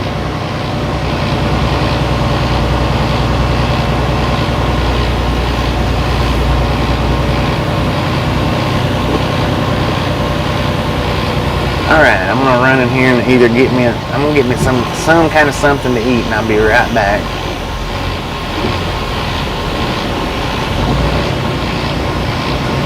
Greenie Online 1, welcome to the Ride Along gang.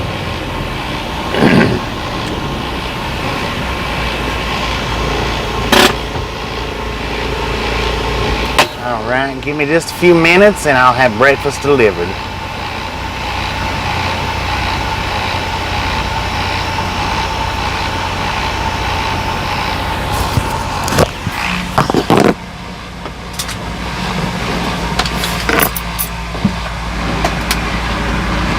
It's a little chilly out here. Let me put some sleeves on. How about it?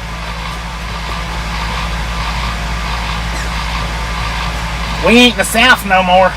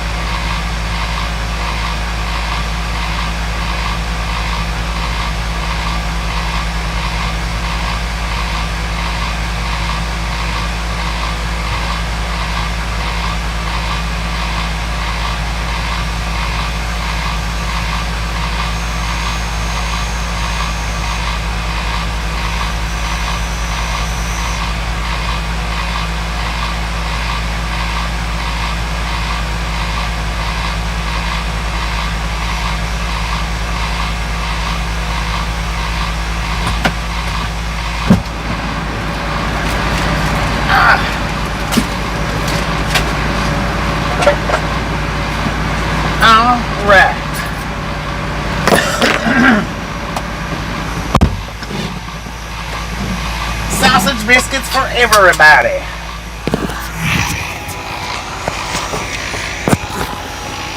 And hash browns.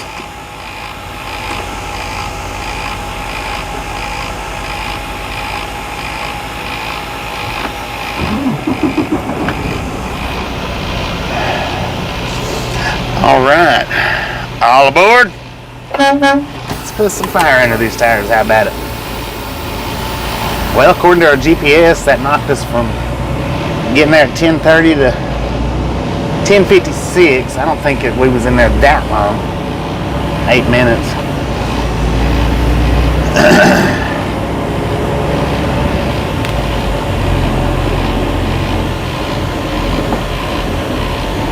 Well, I've been up since 4 o'clock this morning. I had, which I meant to show y'all guys that, the ones that didn't know what I was talking about. But I forgot to get it.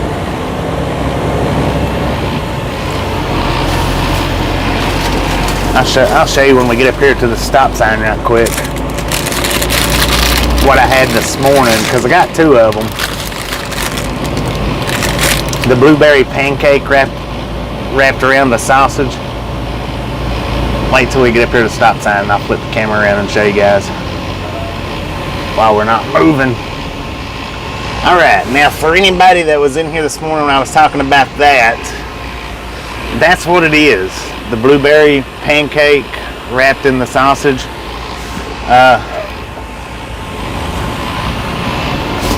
I only eat that this morning just because, you know, to keep me from being too dang hungry.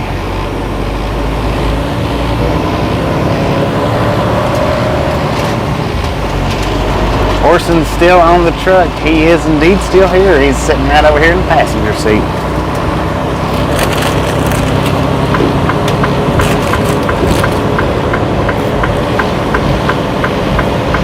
Man, them hash browns are warm.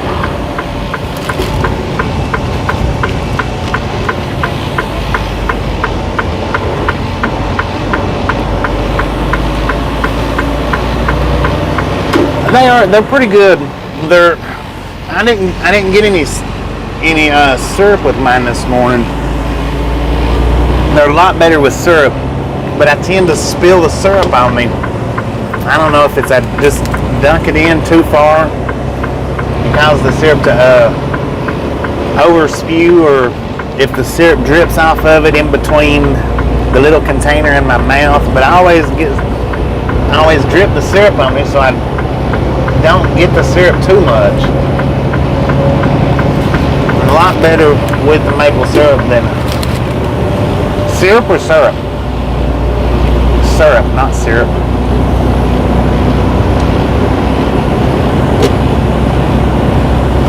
But now that was for this morning. I got 2 of them. I don't plan on eating the other one. I don't like wasting food, but if I don't want something, I won't eat it.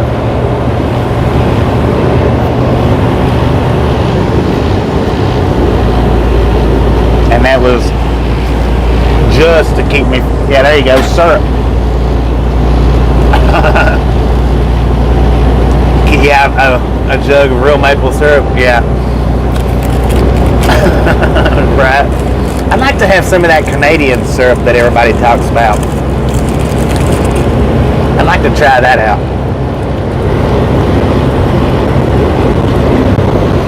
Oh man. Speaking of trains, we just missed one. Had we been about 5 minutes, 2 minutes later, there's a train passing by. Well, you can see it right there. That train would have passed right in front of you guys. Had he been moving a little bit faster, y'all would have got to watch the train. Stupid train.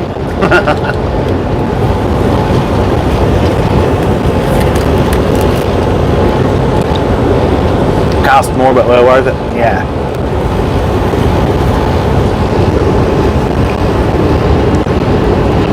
How you doing, Janet? Welcome to the Ride Along Gang. No, you can't live off syrup alone, sir.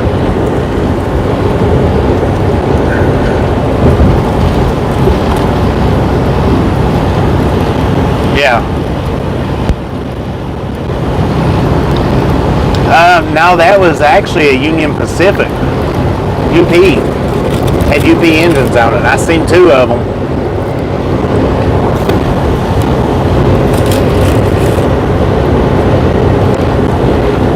That thing's still going. That's a big train. He's moving slow though, real slow.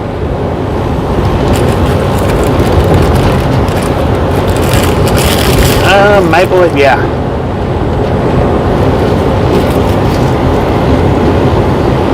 $14 for a little jug of Canadian real maple. Dang. I'd like to try it though. I would like to try that stuff. I've never tried it. And I've always heard that it's real, real good.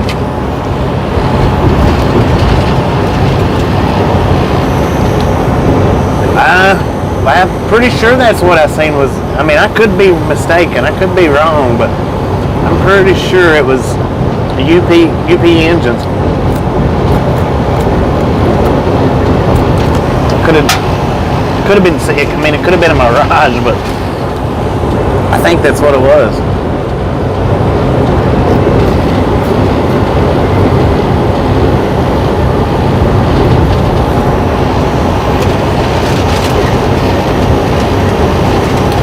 Onesie chat never, and that's probably a fact.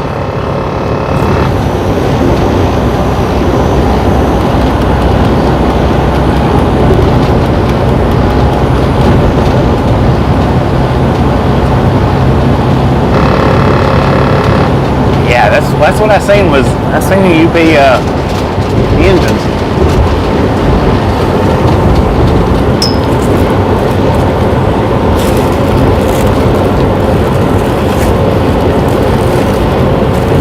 Tell you what, that just don't feel like a load. That's not no freaking loaded omelet. Dang it.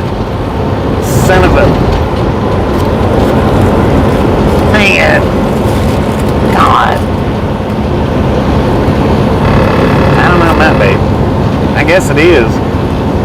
I'm used to that loaded omelets from town.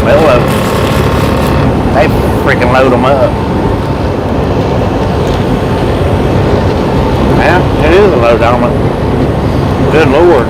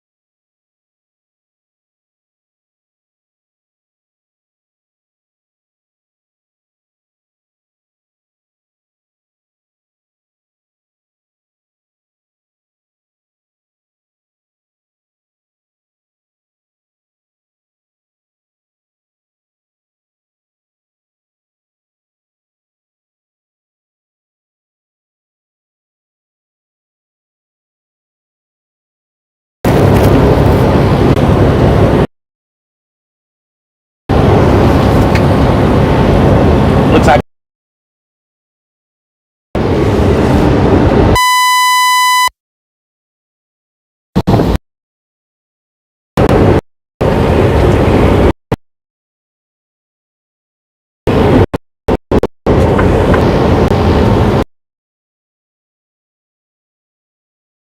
it automatically mutes the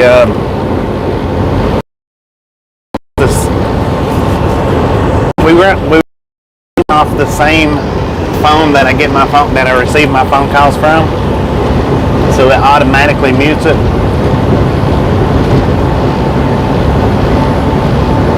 We get a radio check. Is the radio working right? I mean, is the mic working right? Breaker 19 for radio check. Check. Radio check.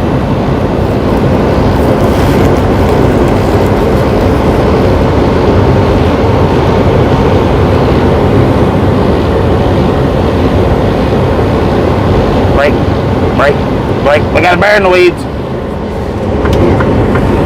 Sounds good. 10-4. Okay, what that was that was dispatch calling to let me know that he sent my reload info to me. So we got us a load to pick up after we get this one dropped, or after we get this one delivered. Picks up somewhere in Minnesota. We are going to Phoenix, Arizona.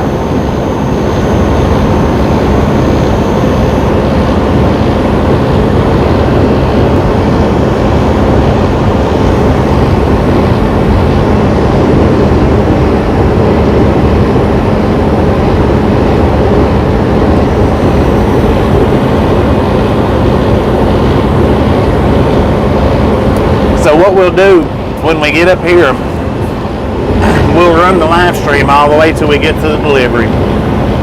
And sometime while we're getting unloaded, we'll stop this stream, maybe right towards the end of the unload. We'll stop this stream. That way I can send in my paperwork, because I do that off the same phone that I run the stream from, and can't do both of them. Oh man, from here we will have to go through freaking Flagstaff, won't we?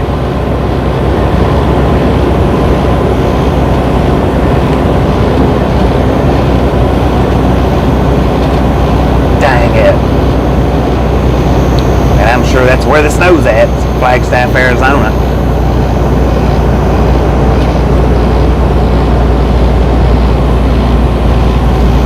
Anyway,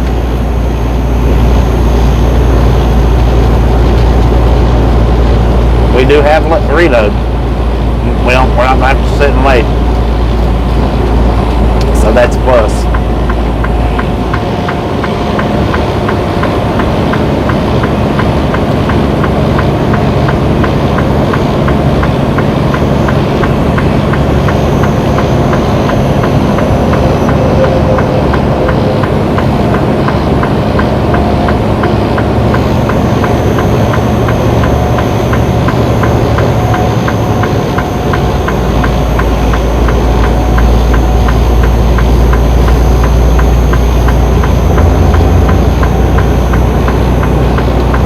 It'll be alright one way or the other.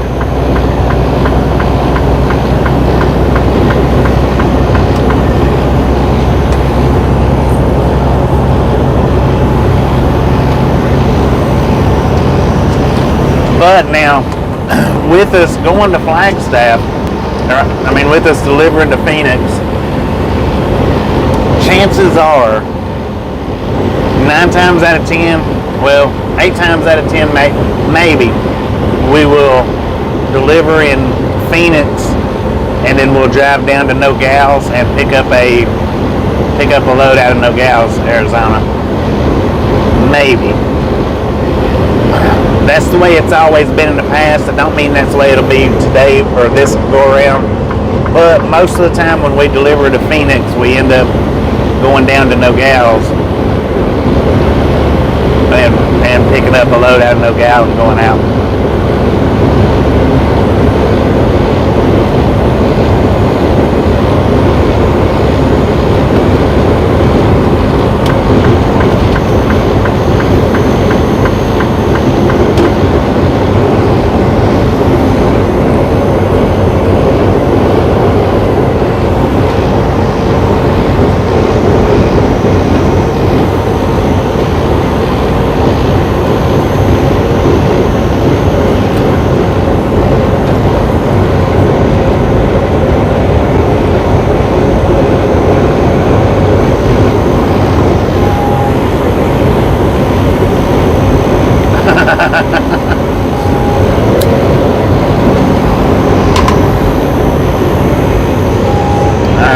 Look real quick, see what we got.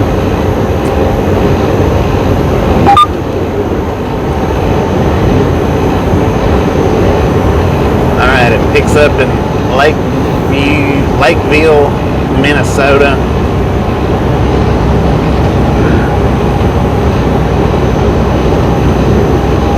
It says at noon. at noon today.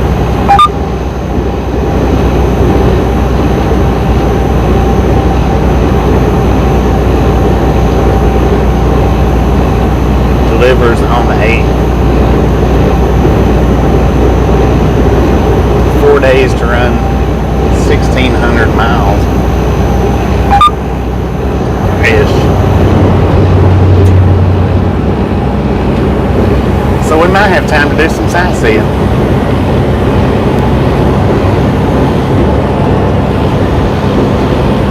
Now we're probably, chances are, making that appointment time, it's going to be slim to none.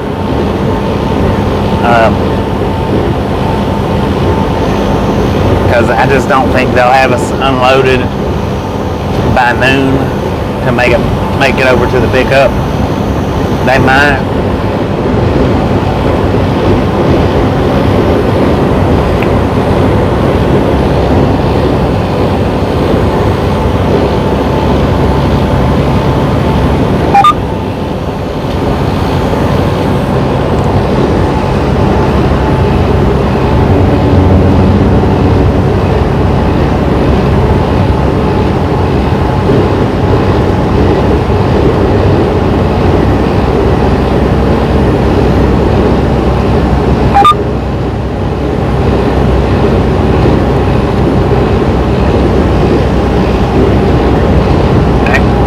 Cameras.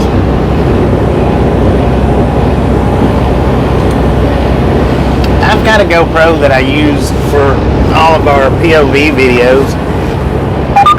I don't think I've ever heard of that. What is that? Is that ASCO?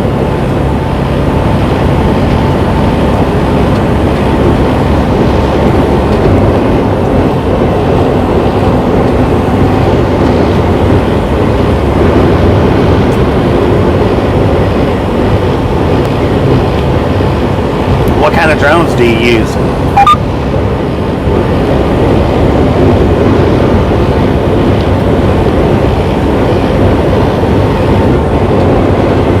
ASCO.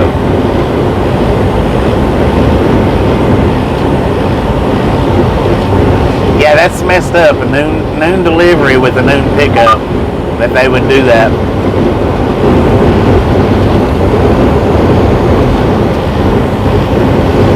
The biscuits that you're testing out in the air fryer, have you done it yet?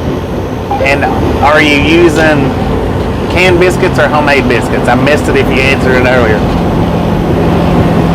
Alright, Daily Life, appreciate you stopping in and hanging out with us, and we'll catch you next time around. Good Lord, man, do you have to stop?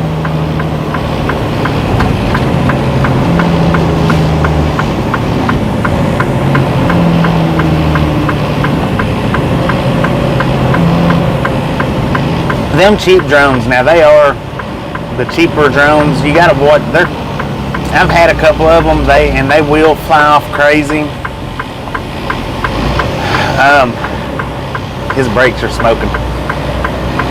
Now, what I fly right now is the DJI Mini, and as far as controllability, it's excellent. But I get grounded a lot with that thing. You know, in other words, what happens is my app doesn't work.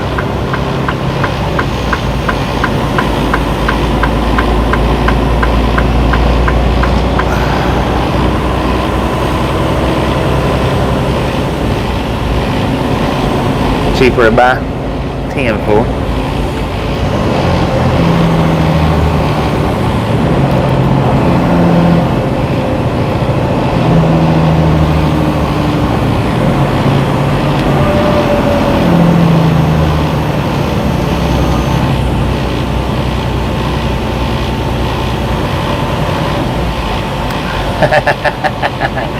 It was excellent, Janet. It was excellent.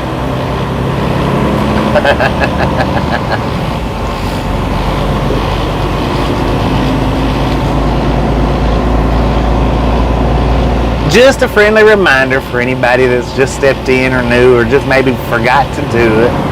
If you hadn't got that thumbs up button yet, smash it, mash it, punch it, kick it, lick it. We don't care how you do it. Just stop sitting on it. We really do appreciate it. If you hadn't subscribed yet, hit that subscribe button. Slap that notification bell. That way, you know when we start up on a daily basis. This is an automatic. It's a 12-speed automatic.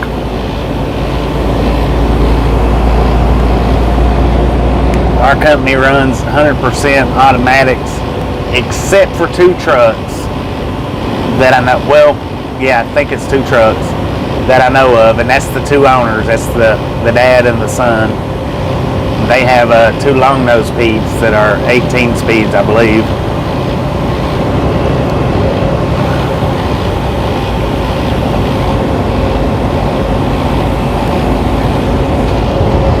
I know the one that the son drives, his has a cat engine in it.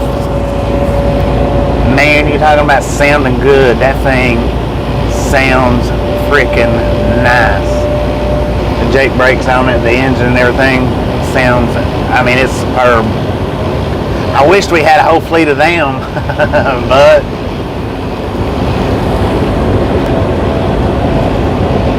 yeah, now, I mean, I've been driving since '99, so yes, I can and have drove manuals.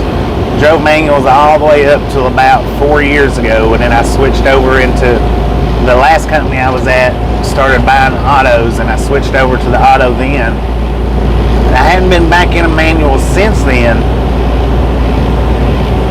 But, you know, I mean, it's just like riding a bike. Once you learn it, you shouldn't forget it. But the autos are nice. They are nice.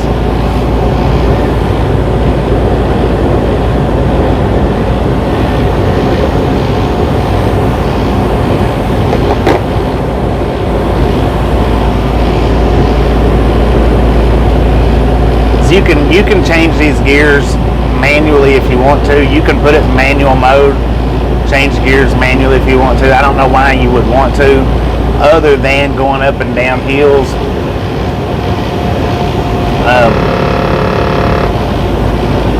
That's the only time you ever see me messing with, or that I ever, not that you see, but the only time I ever mess with my gears is if it doesn't downshift quick enough for me going up a hill, then I'll downshift it manually. But that's just like when we downshift in these trucks here, it's just like flipping your lights from bright to dim. It's identically the same thing. You don't push a button, or you don't this. You just take the little lever that's here on your gear stick column and push it forward to downshift. Pull it back towards or to upshift. You push it forward to upshift. And if you want to downshift it, if it's not downshifting quick enough for you or whatever, just pull it back towards the steering wheel. So it's pretty much just like brightening and dimming your headlights. Manual transmission's good for towing. Yeah, I would imagine so.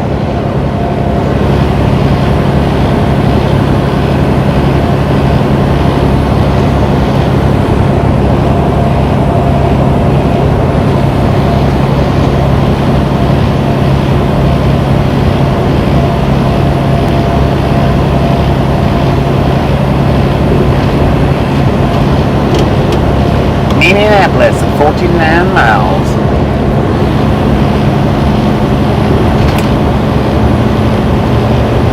Now I still missed if you replied to my question, Gary.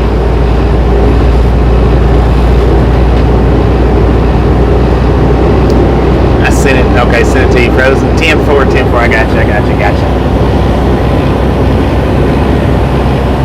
Oh, okay.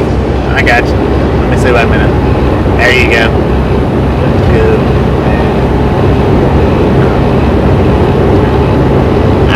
I will check the message out here in a little bit. So 10-4, I got you.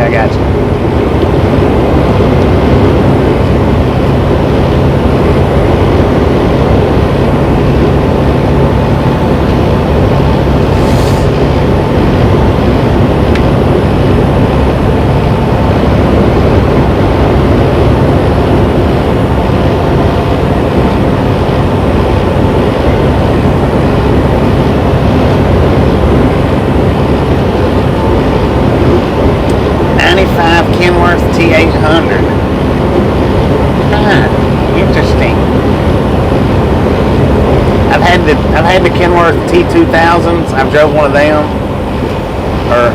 Drove T2000, T600. What was the other one? There was another one that I drove.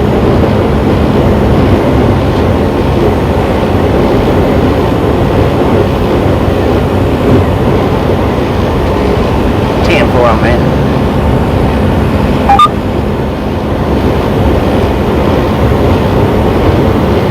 Yeah, I'll check out my routing options, which ones I like better.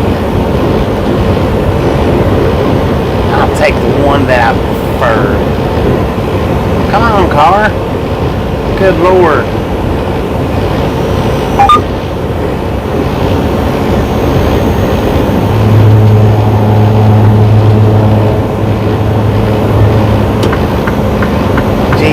People, man, I tell you what, get on around them. There's no sense in that.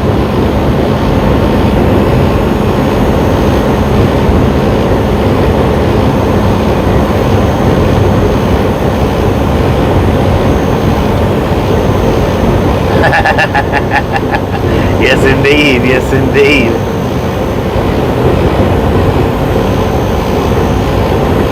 A lot more biscuits and gravy in my future.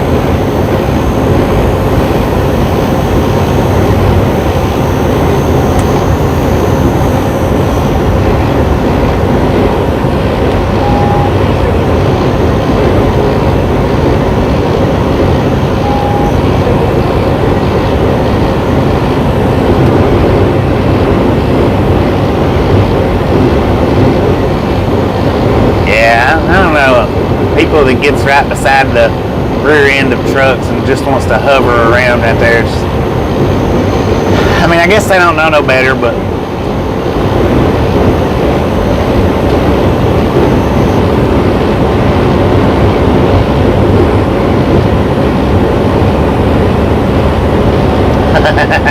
that's right. Put the Red Bull to work.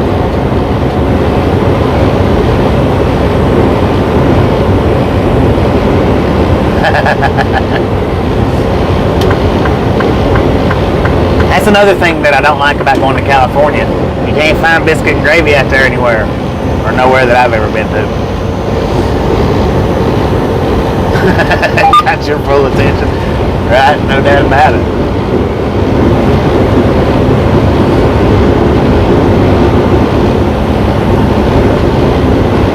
Biscuits and gravy similar to SOS? No.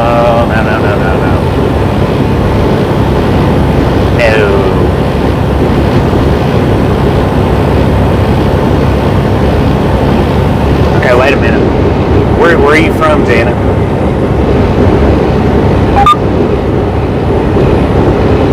I have to ask where you're from. Make your own. Yeah, in California you'd have to make your own, because yeah, he should have stayed behind since he was exiting off like that.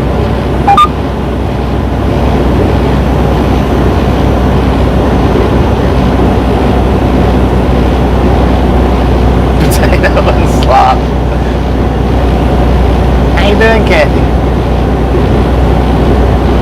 Yeah, they sometimes, it depends really on the biscuit and gravy that I eat, but it can do a number on my stomach. I tell you what kind of gravy that I like. You can find it at Walmart, probably most any grocery store. I get the packet gravy, which is from Pioneer.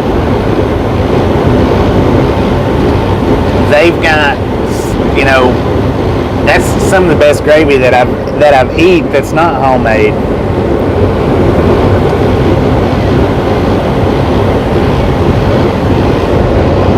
And yeah, Hardee's has got pretty good biscuit and gravy, but I didn't want to eat the biscuit and gravy while I was driving.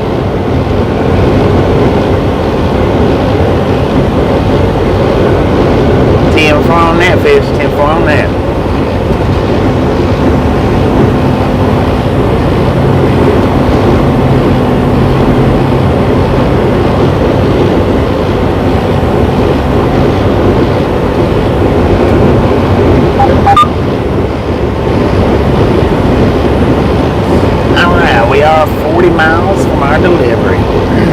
Homemade is the best.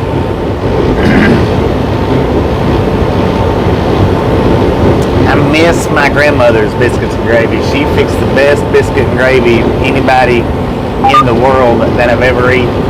Biscuits and gravy. She made it the best. I mean, the best.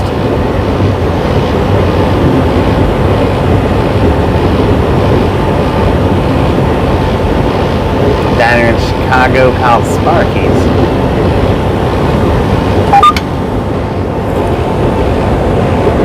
Yeah, tip on that.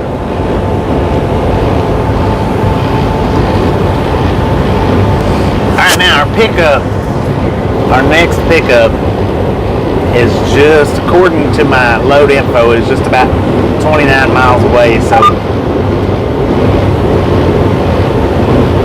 it shouldn't take us too awful long to get from one spot to the other. Hopefully it don't take them forever to unload us and reload us, hopefully. Never had biscuits and gravy, dang. I tell you, that's a shame right there. Never had a biscuit and gravy. I couldn't imagine never knowing what a nice biscuit and gravy breakfast tastes like. Yeah, frozen grands aren't bad.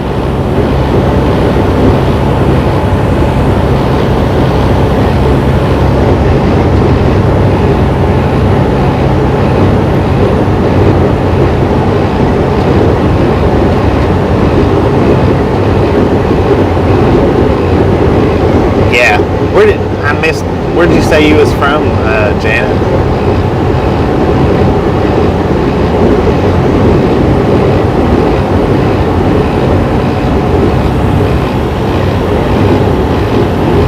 Yeah, you do. Most definitely do. Wait a minute. You're from the other side of the pond, right, Barry?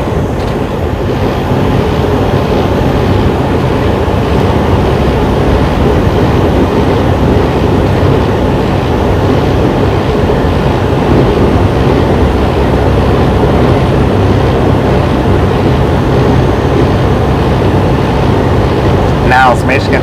Okay. That might explain.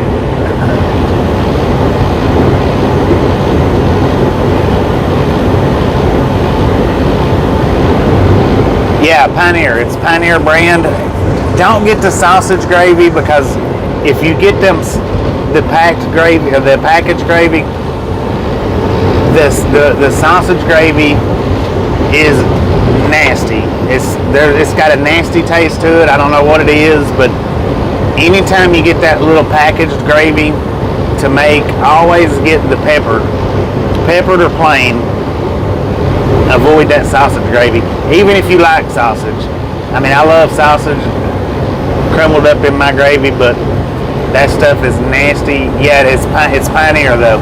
That is correct. That's the best store-bought gravy, in my opinion, that you could get. Betty Crocker, yeah, Betty Crocker's got the good biscuits. I think it's Betty Crocker. But not if you're buying the store-bought. Absolutely no on the sausage, because trust me, if you've never tried it and you try it, you'll never eat it again. That sausage flavored pre-packed stuff is not good.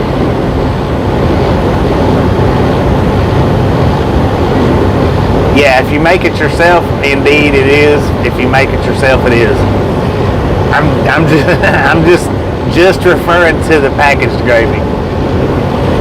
I don't know what kind of sausage they put in it, but God, it's not good. Just grab the peppered or the plain. Peppered's the best, in my opinion. I mean, you can grab every single one of them and try them, but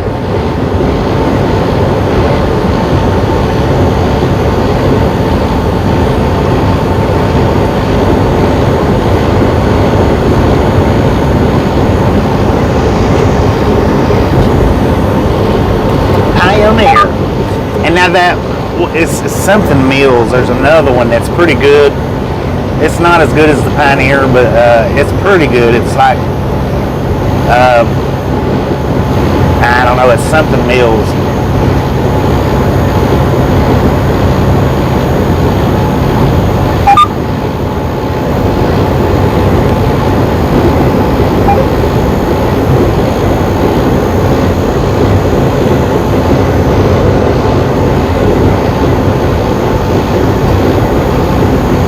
Yeah, and that's that's about right, Kathy. And it doesn't matter what store brand it is. The packaged gravy, that's sausage gravy. It's just, in my opinion, horrible.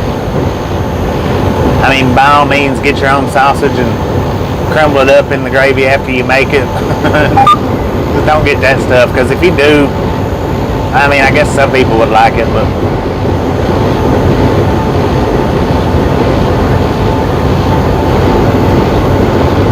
Don't microwave.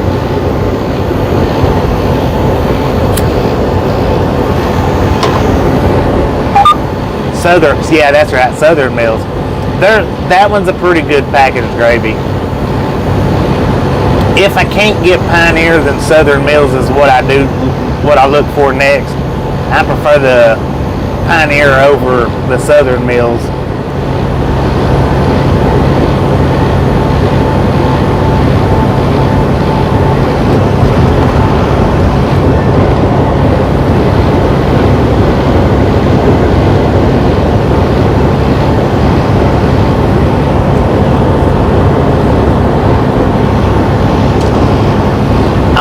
We are 32 miles away. We'll get there at 10:45, and you know, it's quite the possibility that we'll be unloaded and maybe no more than 20 or 30 minutes late, hopefully. I mean, it didn't take them long to load us. Maybe it won't take them long to unload us.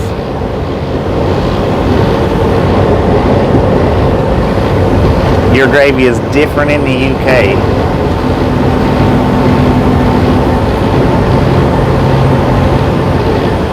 Buttermilk biscuits, heck yeah. I'm glad I eat already, man. You guys would be driving me crazy right now.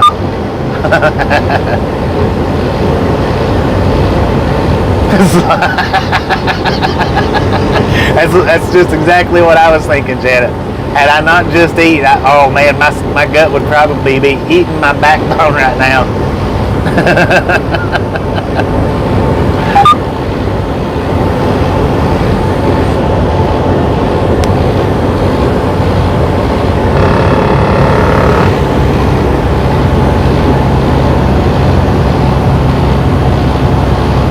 Looks like we got 7 miles to Minnesota.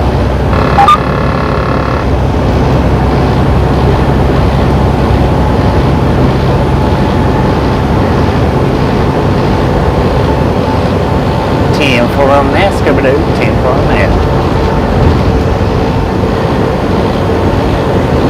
Well, I mean, I don't think it'll be any problem. They'll let us in,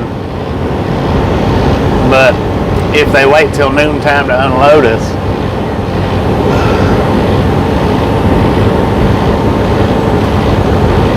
hopefully they don't, but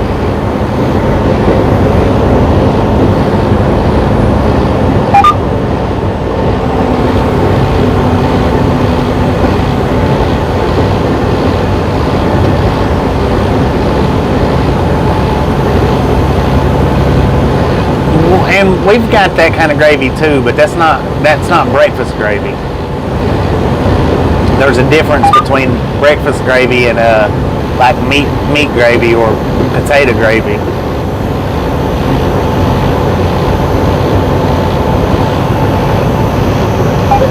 And that kind of gravy, now you wouldn't want to eat breakfast with. You would, you know, that's, yeah, oh doggy.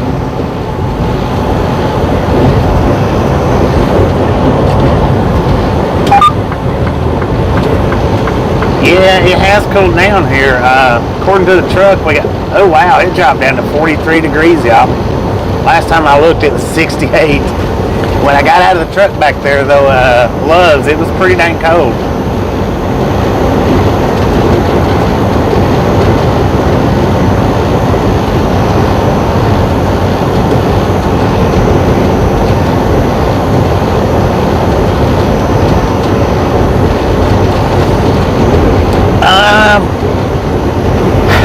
what would be the best way to describe that, guys? Would it be a flour gravy?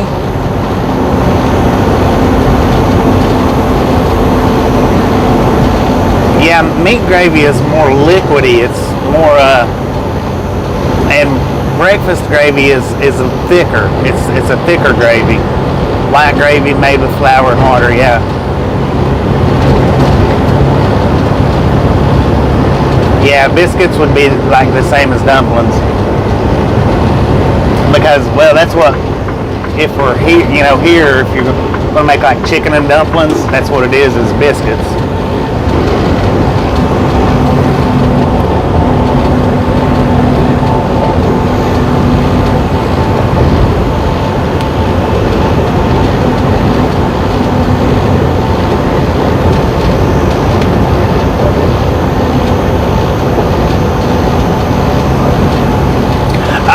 Hey guys, for anybody that was wondering, Gus did leave us a comment last night on, what video was it?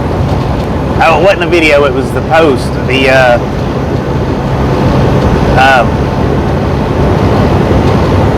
Dang it. The maximum overdrive truck versus Red Bull. What the heck? That post that I put up, he left us a comment on there last night. He's having real severe problems with that disc, that he was having problems with before. He left that comment right after we shut our live stream down yesterday. He just barely missed us, but that's what it is. He's at the what was it he said, the rehabilitation. I guess he might be, I don't know if it's a rehabilitation nursing home or he's in rehab for it right now for the was it the bulging disc? I believe it's the bulging disc.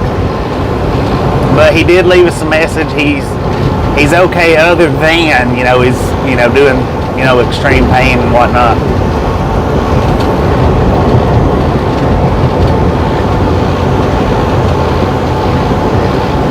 Yeah, indeed.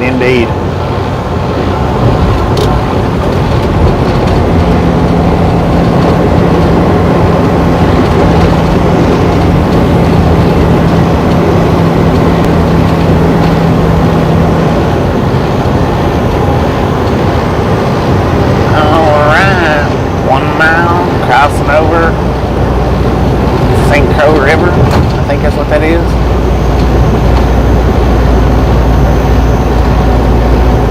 Yeah, I think he's in a rehab facility. I think is what he was saying on that comment. You can go and check on our post. It's the Green Goblin versus Red Bull post that I put up. That's where he left the comment at. You guys, you can swing in there anytime and check that community post out and see what he said. Croix. St. Croix. Can't for him that. Man, I tell you what, if it wasn't for you guys, I would mispronounce everything all the time, every day, without any better knowledge of it. You guys are awesome.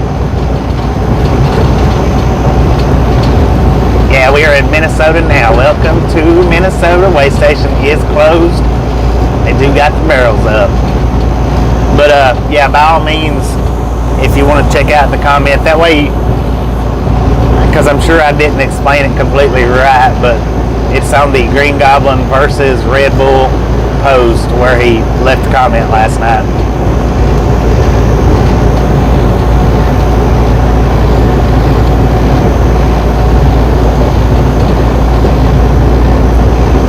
How you doing, Ernie? How you doing? Welcome back.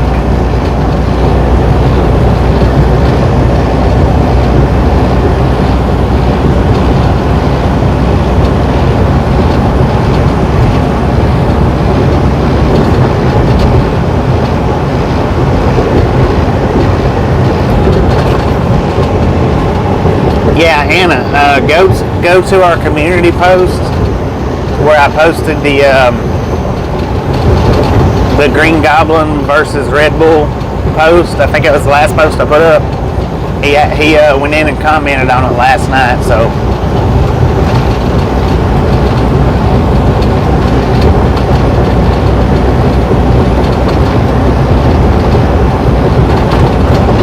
it's a slip disc or a bulging disc. Maybe he said herniated, but I'm not 100% which disc that it was. Slip, bulging, or herniated is what happened to him. I mean, nonetheless, they're all bad, but made at home, 10-4 on that, heck yeah.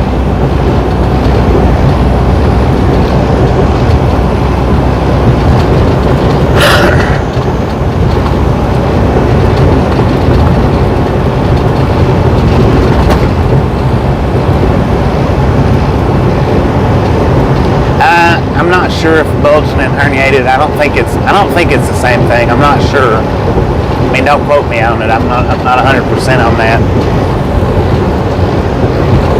And he put in the comment, you know, what it was. I don't remember which one that he said right off the top of my head.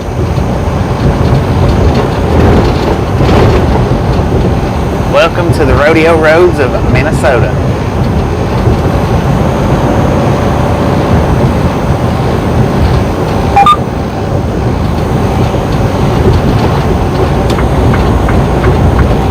Good Lord.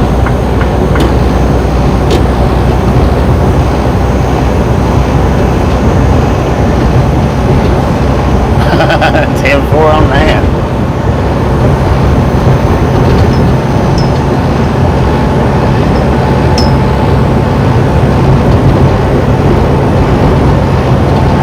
It kind of feels like it.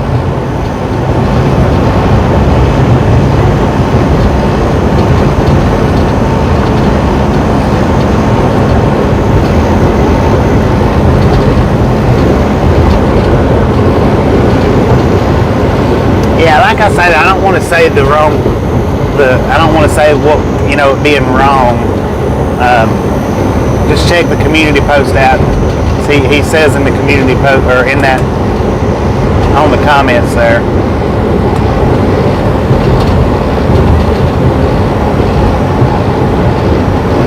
How you doing, Cindy? Lake Elmo population 11,335.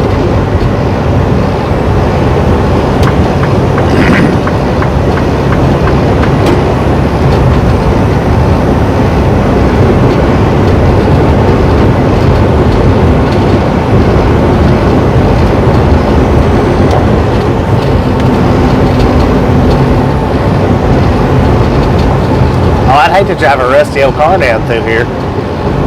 Son of a gun would shake apart by the time you got off the highway. Hang on just a second. Valley High Drive-In. Heck yeah. There you go, Mike.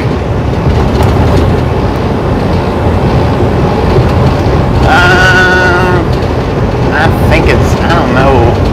I don't remember. I think it's 94. 94, I think.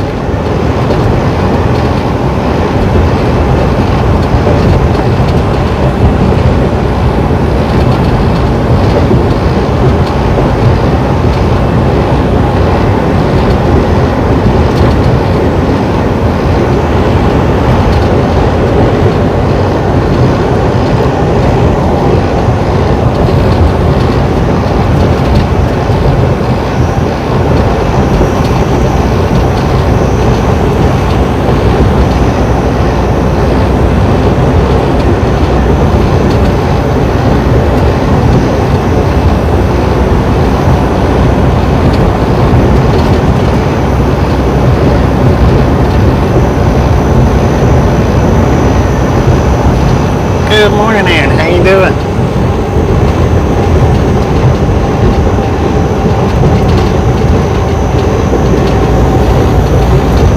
Aaron Gonzalez.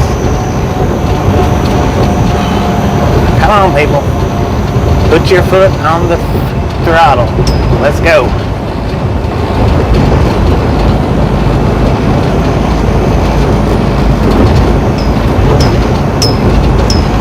Welcome to the city of Woodbury.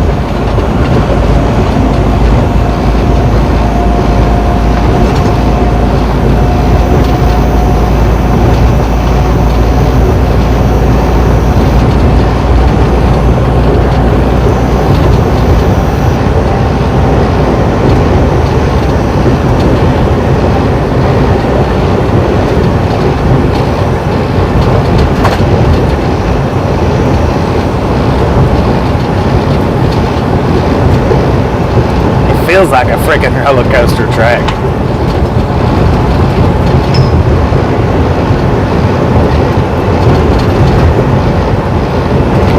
Very close to you now.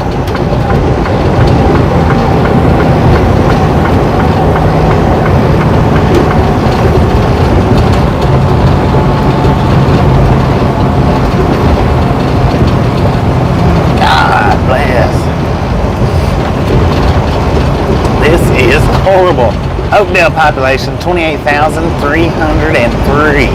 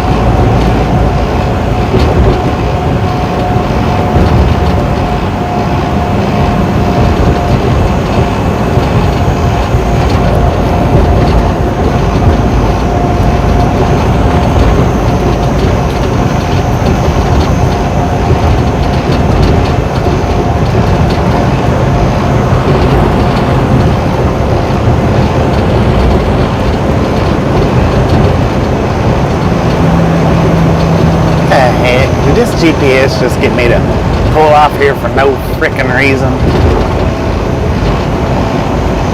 Stupid GPS. God. I hate when that thing does that.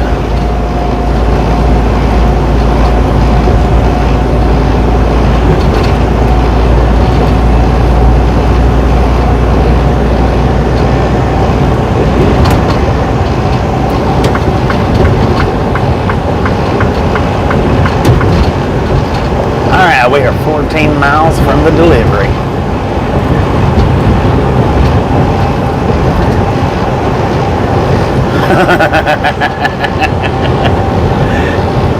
They're pretty bad. That's pretty bad.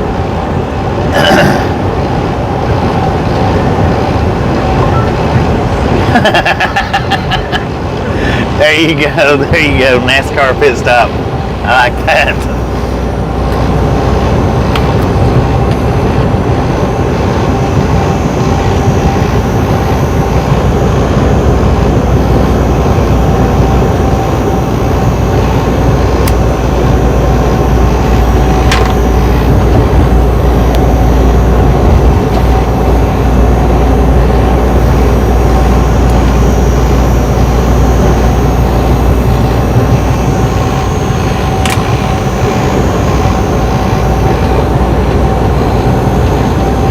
Stupid fan. Good Lord.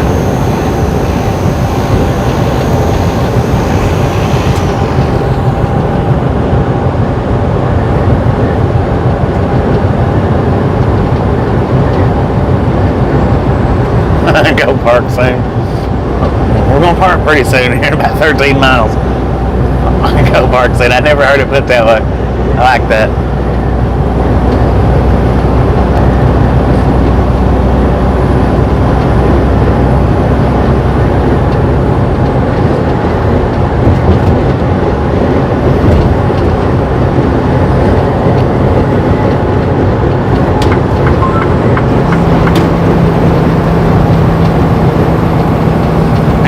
Need to slow down a little bit. Speed limit's 55. I didn't even notice that. I was wondering why she kept telling me to Slow down.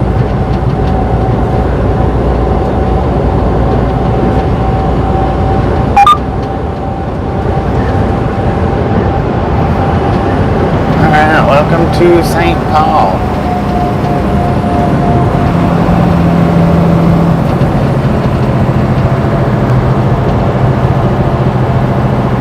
Is that live on patrol there?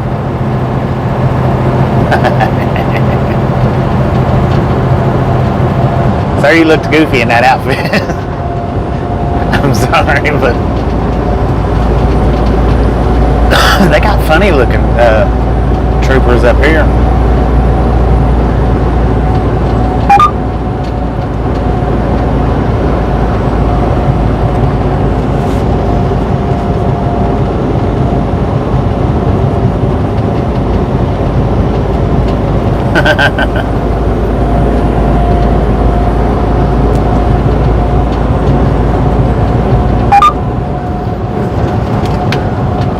I've watched it a few times.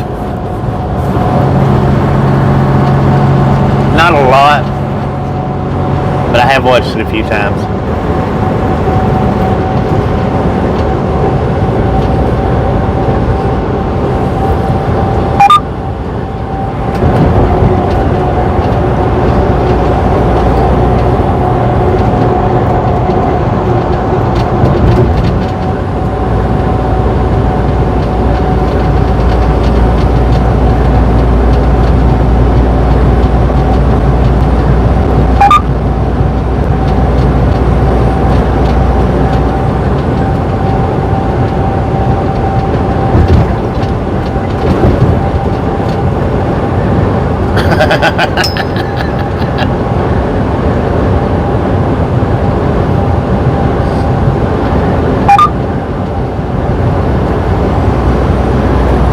Kellogg Boulevard.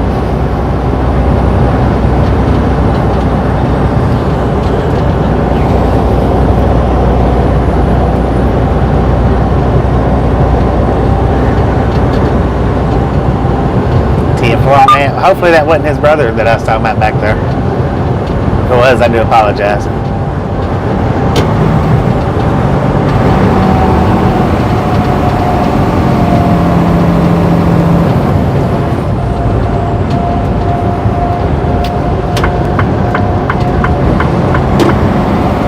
I guess that would be the Capitol building right up there. That's what it kind of looks like.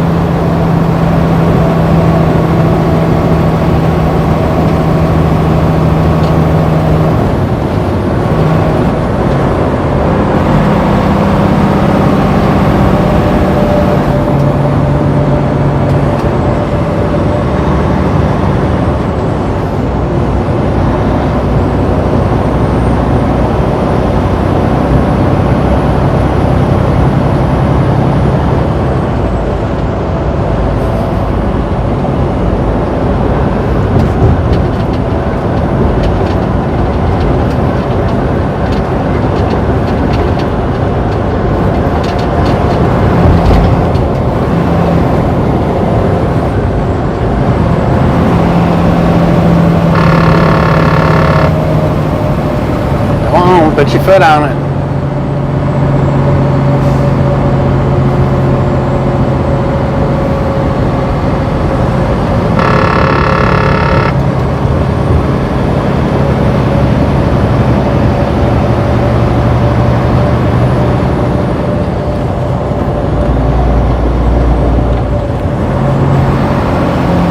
That was a little unnecessary.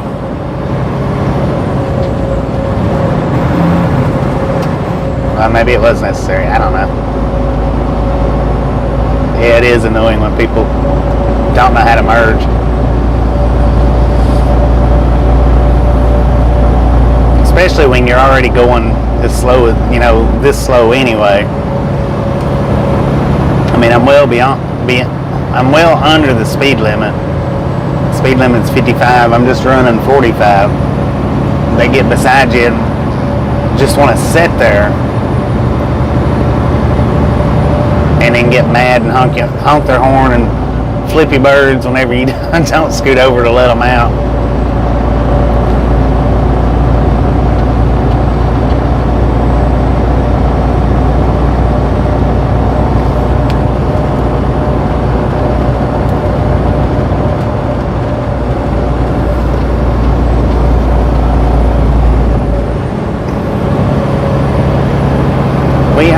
closer, 7 miles away. Minnesota History Center. It's a pretty good sized building there.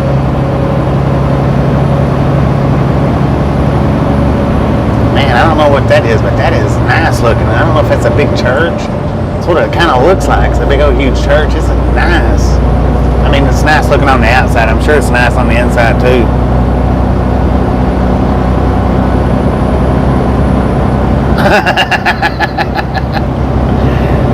Well, when I get into these, areas like this, especially where I've not been a bunch, then I will slow down quite a bit.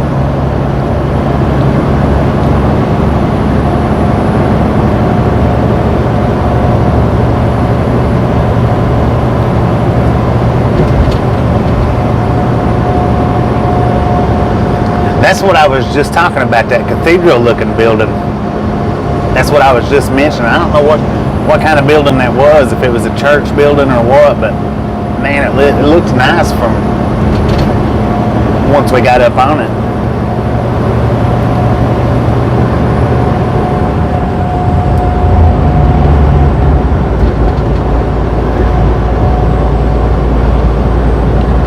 It tries to merge at 30 miles an hour, yeah.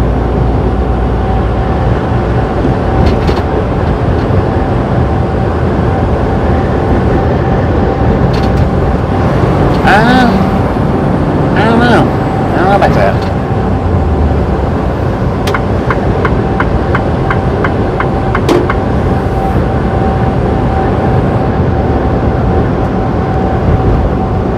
Cathedral of St. Paul, 10-4.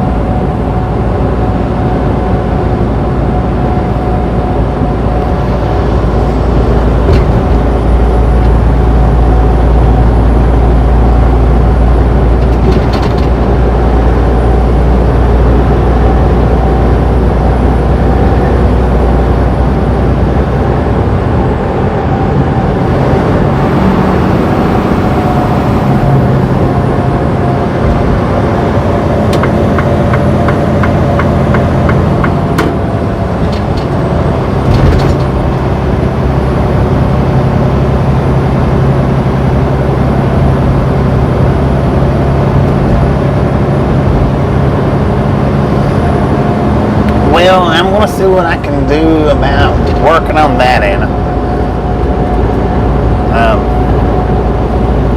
We won't be able, we can't wander around no more than we have in the past, like in the truck, but I am going to see what I can do about when we do have the time to stop and get out and bike around.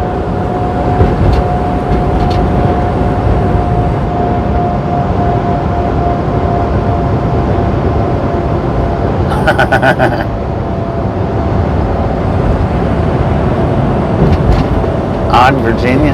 I don't know if I've ever been there. I've been to some odd places, oddly named places, but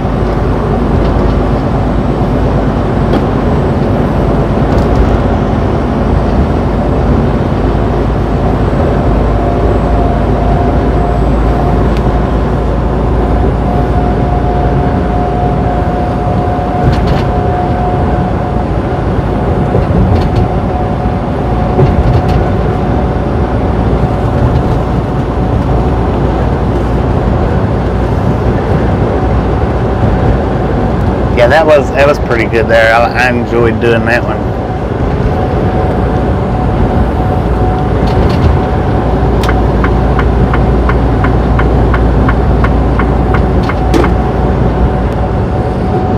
I still need to take, because I filmed with both the live stream camera and the GoPro. I need to take and chop that GoPro video up and upload it sometime or another. Yeah, well, and a little bit of both.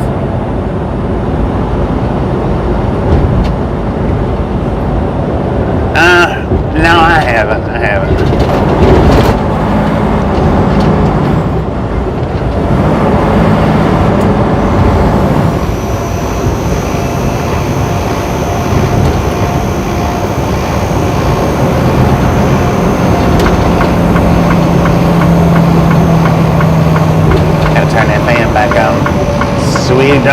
eat.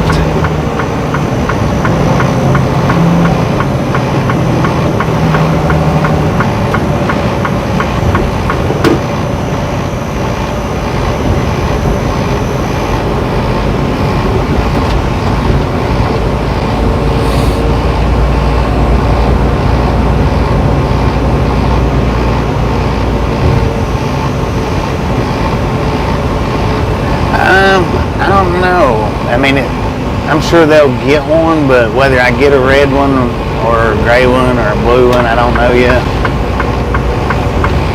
It would be kind of nice, since we've got the truck named Red Bull, to get another red one. Come on, idiot. Man, I hate when people don't give you time to get over.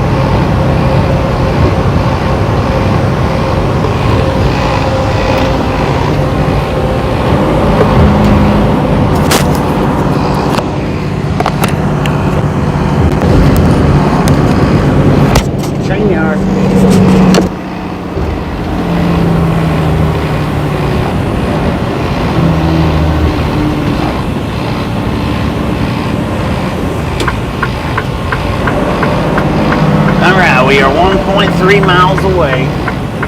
Now when we get up to the gate here, we will flip the microphone on mute till we get past the guard, if there is one.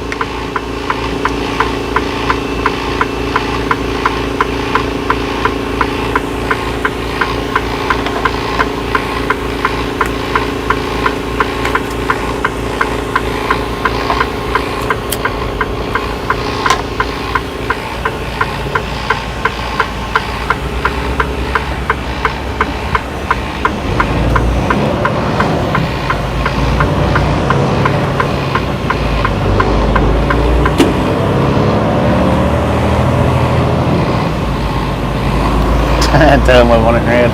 I mean, we might possibly get another red one.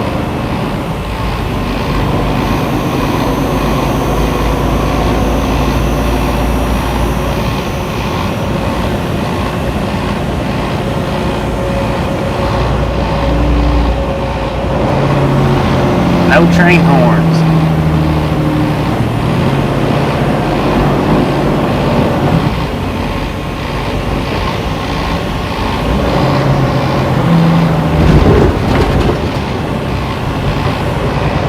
Look at the Union Pacific engine right over here to the right hand or left hand side, my bad.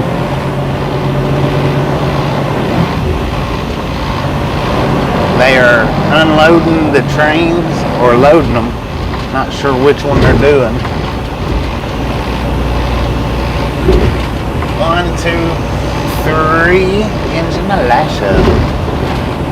I don't know if they're loading them or unloading them right there. It looks like they're unloading them. I can't really tell though.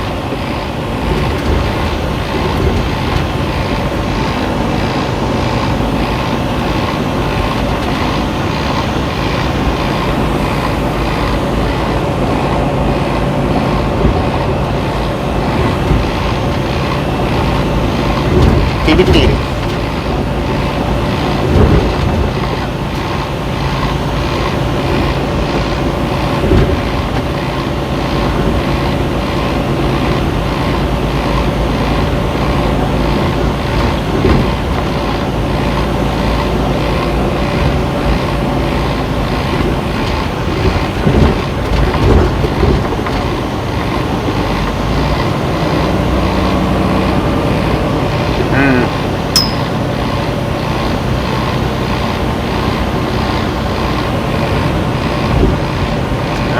See where I think we might be unloading that over there.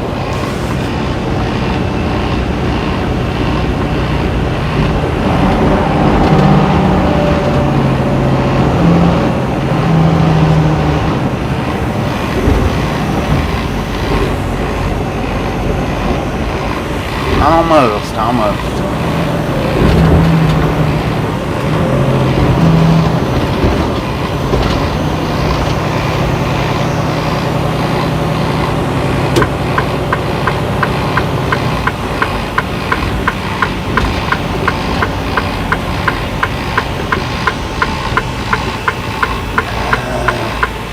Man, I don't know which one of these roads I was actually supposed to take. Maybe this one. Oh yeah, 24.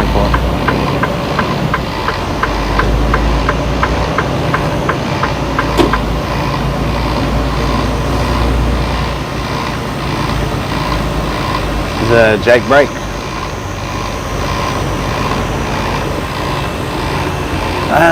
Let's see here.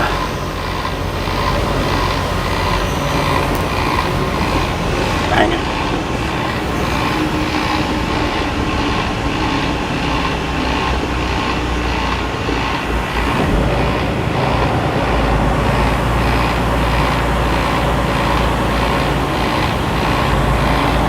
So it is this building right here. I just gotta see how to get in here.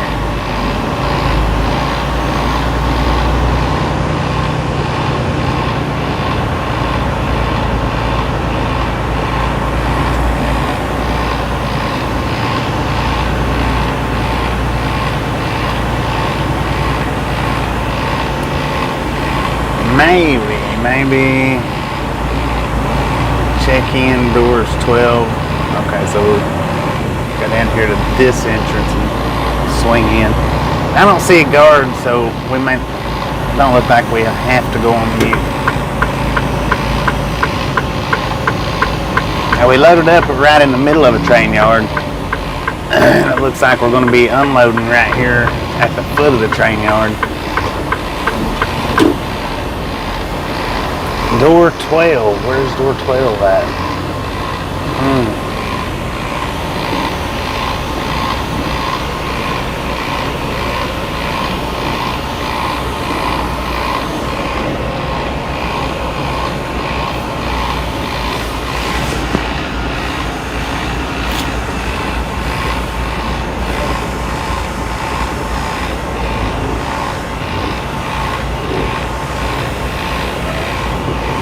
Alright, let me take this paperwork in.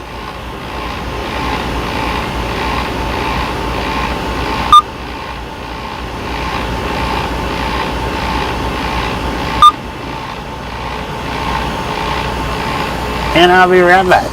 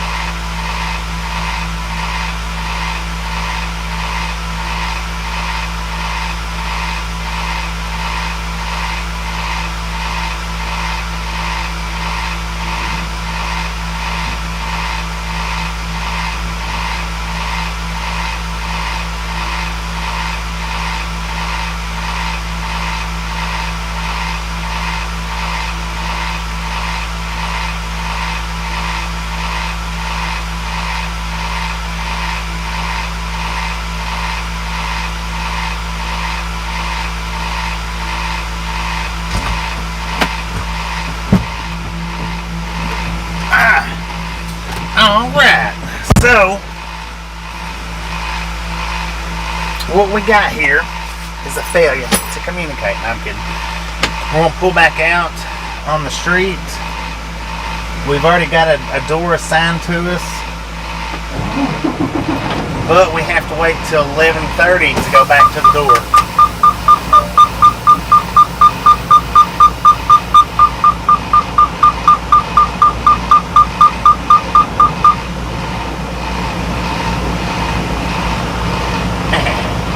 And we're going to leave the camera like this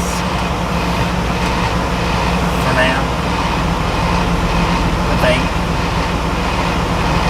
because all we're doing is going back out to the street.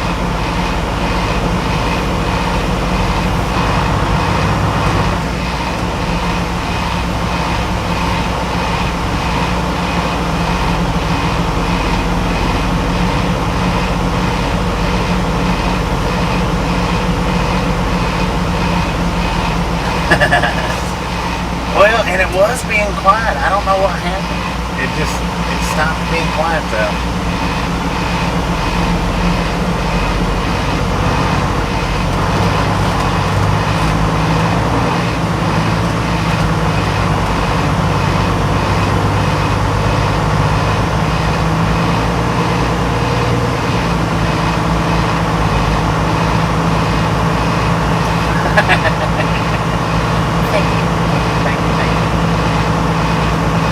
You okay, man? You didn't have to stop and wait on me, though.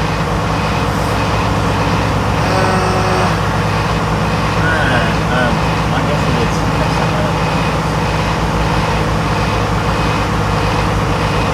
Here, let me show you something real quick.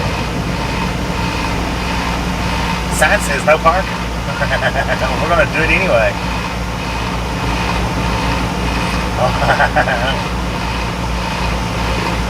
Nah, I don't get nervous backing up nowadays. Even if 157 people was standing out there in the parking lot, I don't pay attention that much.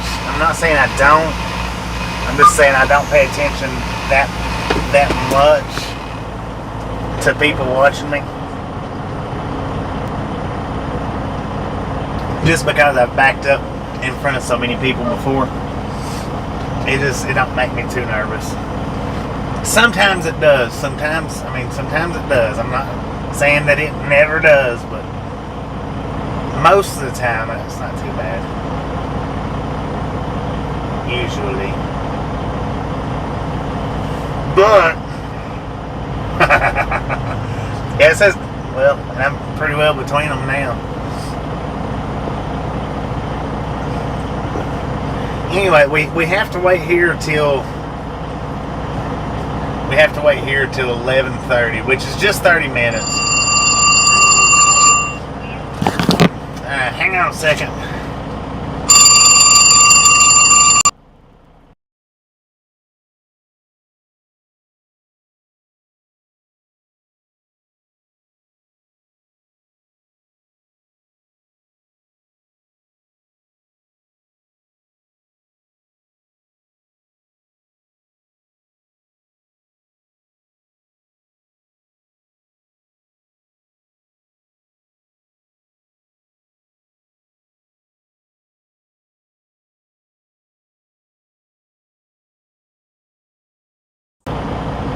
All right, that was our broker for the next load.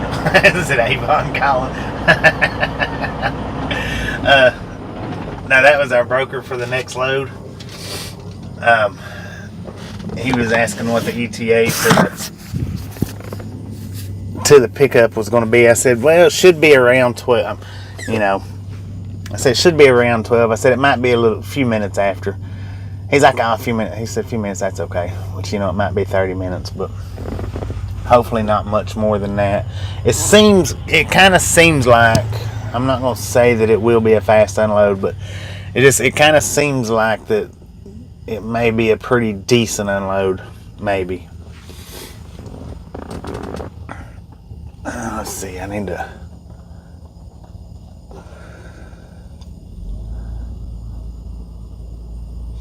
And now, actually, what I could do is I could go ahead and stop and restart this stream.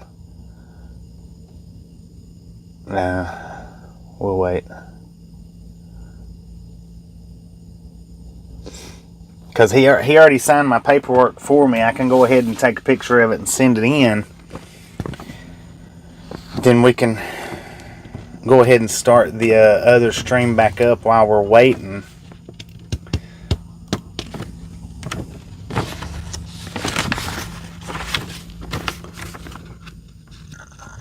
Well, he said there was a bunch of trucks back there.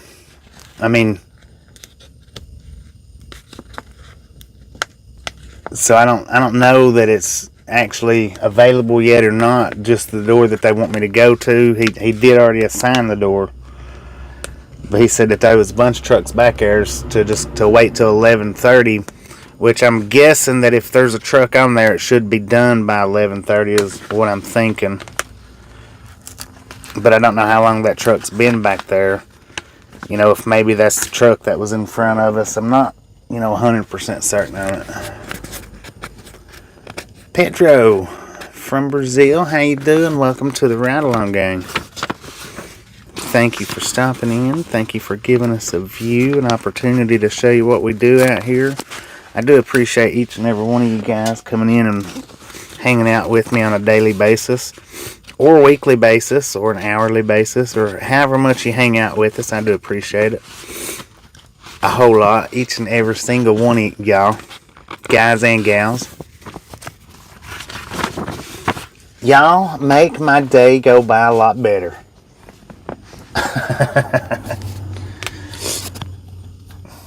Because if it wasn't for y'all, I'd really be... Wait a minute. I gotta turn the camera around for this. For the ones that knows will appreciate it without the camera, but the ones that don't know, I want to turn the camera around so that you can see. What was I gonna say? Dang. I done forgot. Never mind. Never. No. What I was gonna say was, you guys just don't realize that with this job right here, especially since Tasha's been off the truck, without you guys, I would really have my hair pulled out right now.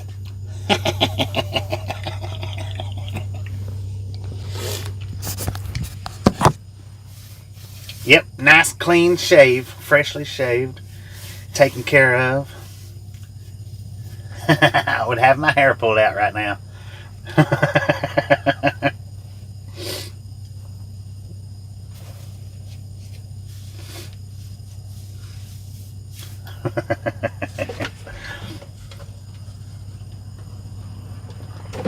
But maybe what can we go ahead and stop the stream, send the papers in, restart the stream, or wait till we get on the wait till we get on the door and do it. We'll wait till we get on the door and do it. That way, for everybody that's here, get to see it. Grow the beards and comb it backwards.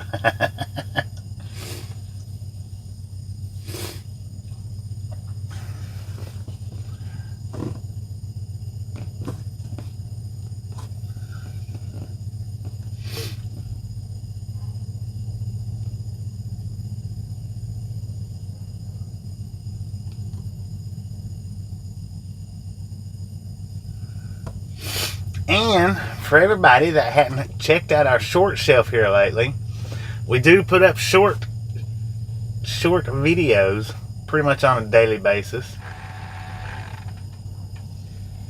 You guys can swing in there and check out the short shelf or any of the uploaded videos that we've done. And yeah, I'm gonna go ahead. I'm gonna go ahead and stop this one. I'm gonna send our bills in, that way we get paid for them, and I'll start the stream back up. It shouldn't take but just about 10 minutes to restart. Yeah, about 10 minutes or so. So yeah, give me just about 10 minutes. Everybody go grab them some food. We'll throw out popcorn for everybody. We'll start the stream back up here in just a few short minutes.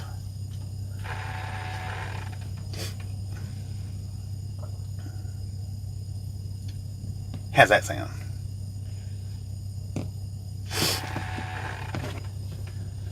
And then, like I say, we're only 30-ish miles from our pickup.